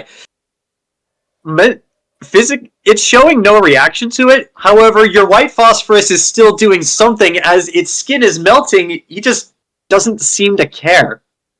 Do I even need to roll damage? You can if you want to, but it doesn't really look like it matters. Okay, so this is one of those rounds. Alright, so in that case, he's looking hurt. I'm going to use my remaining ones to start injecting you. I have,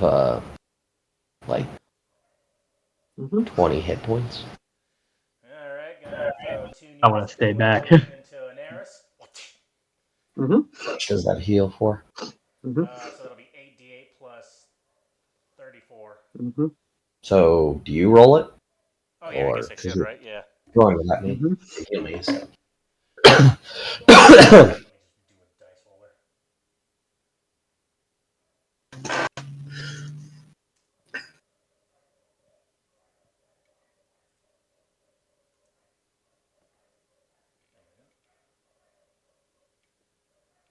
So that's a grand total of 76. That's good. I am bloodied. Alright, and who needs it next?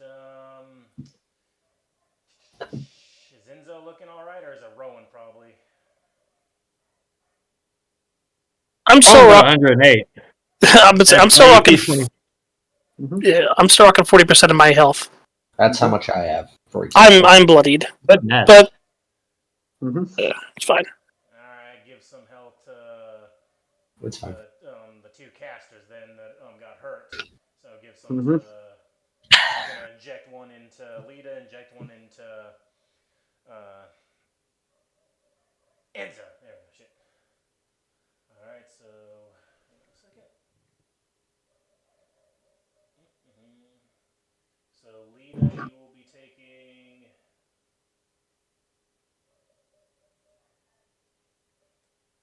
Lita, you get back 38. And Enzo, you will be getting back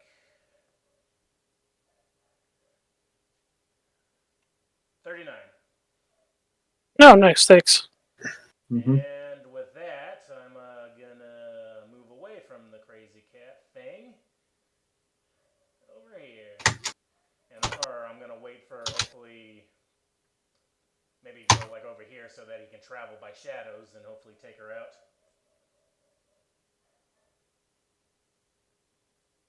If he's still there.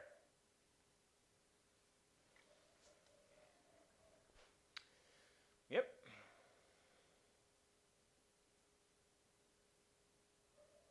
That's my turn. All right. So that is Nox's turn. Let's see. Rowan, it is now your turn. This thing is on fire currently and it's still walking towards us. What the hell? It's on fire, its skin is melting, and it just looks like I'm walking on sunshine. Tell it to go away. Rowan rushes forward. Rowan kind of has this, like... Okay. Rushes forward. Mhm. Final strike. Right! 19. Not 19. You Total, You- though, that would be... Alright, hold on. Mm-hmm. 41 to hit. All right. It's just, My melee attack's still really good. it's like you run over, you swing, and he just goes like. Interesting. A blade made a blade made from ice from Lake Cocytus. Cute. And you watch as this like crimson and blood red flame erupts from this creature's hand and melts your sword. It no longer has a blade. Hey! Uppercut. I'm gonna punch this demon in the face. Uppercut. Alright. That's not good, but it's the point. Point that Mhm. counts. 27. Has anybody besides me seen season 2 of Castlevania, or at least seen that scene where Trevor tries to punch Dracula? Mm-hmm. Yep. Pretty much that's what happens. Rowan, you go to punch this thing, and this person is smaller than you. His skin is melting, so by all accounts, you should be able to just destroy it in one punch. It is barely phased by any of your attacks. You're just going like, and he's just standing there taking it. This thing's contract's done. Tell it to go away. We won the mortal Mhm. realm. Mm-hmm. Punching it again. All right. That one. You're just like. You go for punch.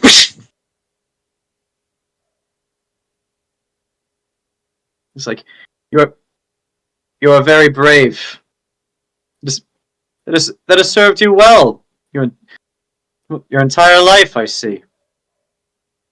It's also made you foolish. As since you're slightly behind it, he is actually going to lift you up over his head and throw you. I need to roll a strength check.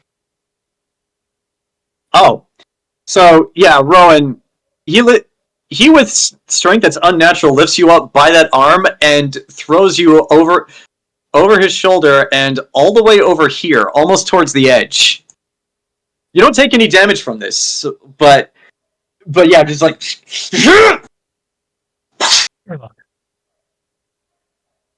Let's see.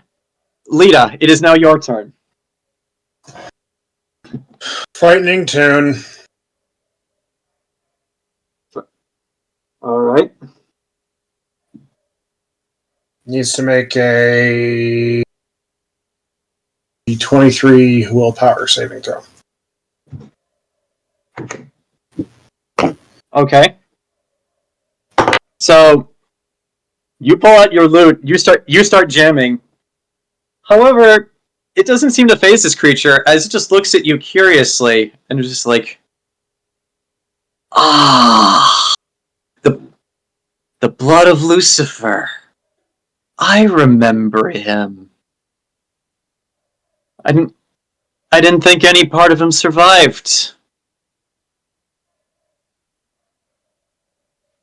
Fate truly is an ironic thing. Let us see. Burchill and Gabrielle, the two of you share a turn. You're up. I guess as you went first last time, it's my just keep the alternating. Mm-hmm. So Lita also threw herself in front of Enzo. Burchill's going to move over here and whip out his regular crossbow with the Tears of Death arrows. All right. Going to attempt to hit this bitch with one. All right, roll a hit.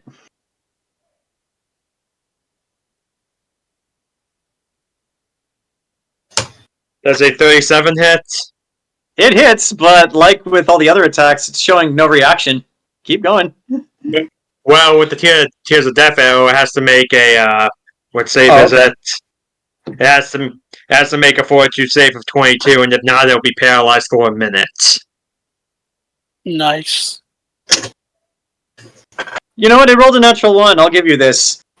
The body is paralyzed. However, you actually watch as the creature smiles and just like says nothing. Gabrielle, you're up, I guess. Oh, wait, Burchill, do you have more attacks? I mean, if it's paralyzed, that means it's like it's like things are reduced to 0. So, Mm-hmm. So, like, if you still have attack actions, you can still attack. Now I'm just trying to find what paralyzed actually does.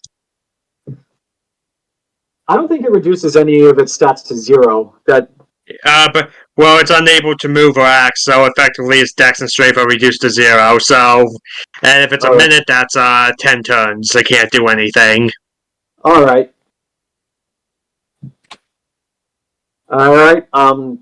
Gabrielle, you're up. Oh, never mind. I'm sorry, Ken. I didn't realize your turn. I have 2 weapon fighting. So with that, I guess I'm dueling crossbows. I'll weird out Spitfire, and since I never use it, lightning. All right, roll the hit.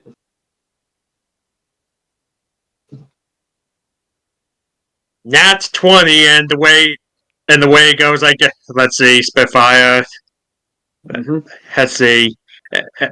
Nat 20 fireball immediately. If I was another ball immediately, so. All right. I'm actually going to say both of those bolts hit this thing right in one of its eyes, like one here and then another in its cheekbone. Mm-hmm. Should I bother rolling for damage, or? You can if you want to. Well, that's the case, then the Tear of Death arrow did 5 damage. All right. And then for the next 2 arrows. Mm-hmm.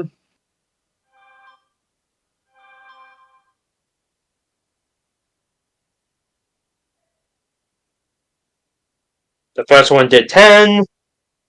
Mm-hmm. And then the second did 13. All right. Gabrielle, now it's your turn. That's a way it was a crit, so 20 and 26. Okay. Yeah. Gabrielle, it's now your turn. Okay. I mean, I don't think anything we've done so far seems to be seriously affecting it. I didn't even get to roll damage, so yeah. I mean, we'll learn if it's immune to being paralyzed and moves. Yeah. Yeah, well, yeah, that's true. I'm gonna hold on. I'm gonna move a little bit closer, I think. Oh wow. I would like to click on my token. It's 5, 10, 15, 20. Okay. I'm thinking. Did she explain what the loophole to the contract was? No. Play lawyer. Okay, I'm going to ask. What is this loophole? Why are you wasting time with us? You could go back to your realm. You would love that, wouldn't you? You would love it. You would love it if I just went home, went back to reading my books or doing whatever it is you mortals assume we do in hell when we're not invading other realms. But no, you see, the thing is, hell is my realm. All decisions made are mine.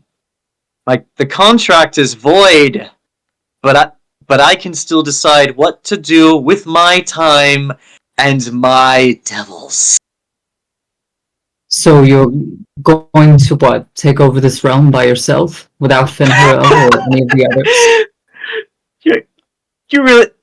You really need to read up more on your religious texts, darling.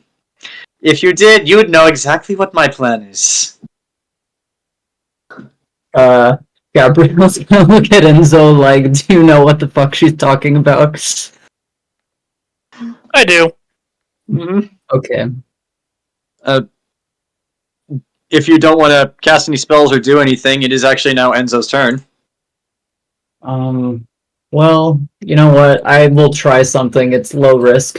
I've had this dust of modify memory sitting in my inventory for a while. Could I I don't know exactly how that works, but you throw it at someone like pocket sand, and they have to roll a DC saving throw or be affected by the modify memory spell.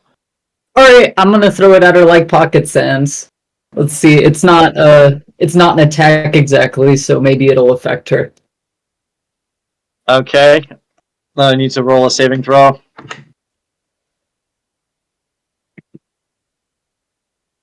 You throw pocket sand at who you now know to be the devil, the destroyer, the antithesis to God, and it just looks at me and is like, "Dus, really? I expected better from an accomplished user of the arcane." Gabrielle shrugs like, well,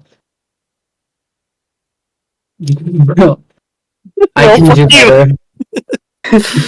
Alright, Enzo, it is now your turn. John, if I make it a religion check, will that take my action? No, it will not. Just trying to recall knowledge is not an action. Cool. I want to recall her name. Who's name? Her. Its name. Roll a religion check.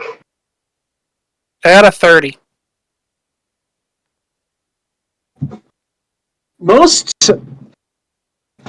scholarship about the Destroyer has it just listed by that name, the Destroyer. However, the reason for this is because this creature is known by many names across many different religions and even theorizing worlds. Some names that you are aware that you are aware of are the Morning Star, Muzan Chibuchizi, Shinnok, Melkor, Vlitra, and even in some other worlds, Satan. However, one name does stand out to you, and it was one that it's kind of the oldest known name of this creature, but it's if you had to apply a name to it, this one would probably work. Asmodeus. Okay. Mm-hmm. I put a hand on I put a hand on Lita's shoulder and walk around her. All right. I'll move your token for you. Thanks. Thanks for the protection, Lita, but I got an idea. Mm-hmm. Walk up. Mm-hmm. Well, Asmodeus, thank you for the compliment. I do think I'm pretty clever.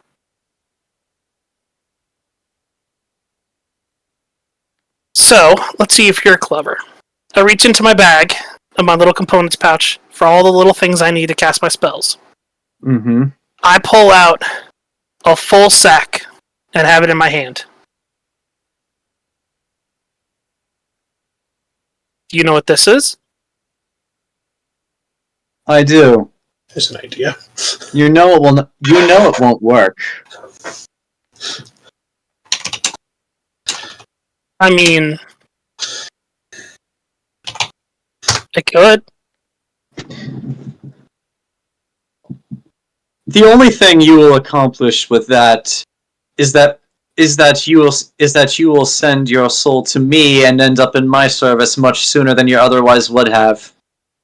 I can see your soul, Enzo Ray Devore. I know the things you've done. I know the desires you'll have. You and I will see each other again eventually. If you'd like that to be today, who am I to stop you? Listen, we all know what's going to happen when I go down to hell. What do you, enlighten me? What do you think is going to happen when you eventually arrive in my realm? Spoilers. But in the meantime... But in the meantime, let's go ahead and see if this works. Thanks to my position as Archbishop, I was able to gather and essentially destroy a lot of jewelry.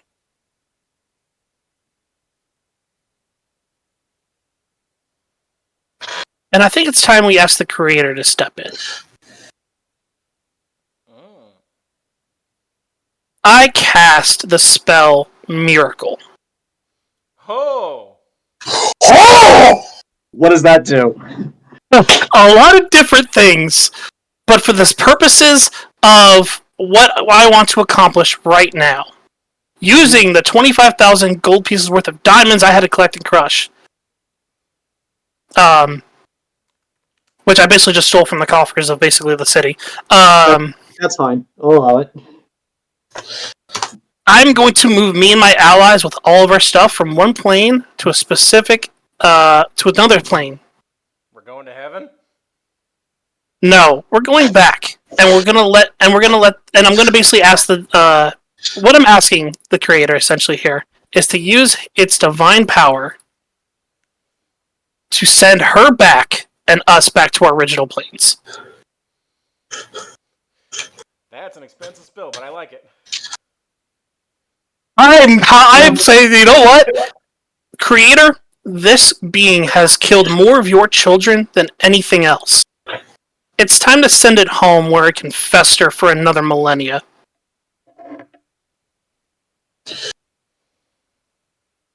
Yep. As you cast this spell, all of you watch as the fog and the blizzard and the cold that has been affecting all of you guys for this entire war begins to clear, as for the first time in a long time you see the blue sky as the sun shines down on all of you, as Asmodeus looks up towards the sun and just rolls his eyes. Really? You're really going to answer these pitiful creatures' request What do you think you can do, brother? You and I are the same. You are not any more powerful than I am. You cannot force me back any more than I can before Asmodeus can even finish that sentence. From the sky, like a bolt of lightning.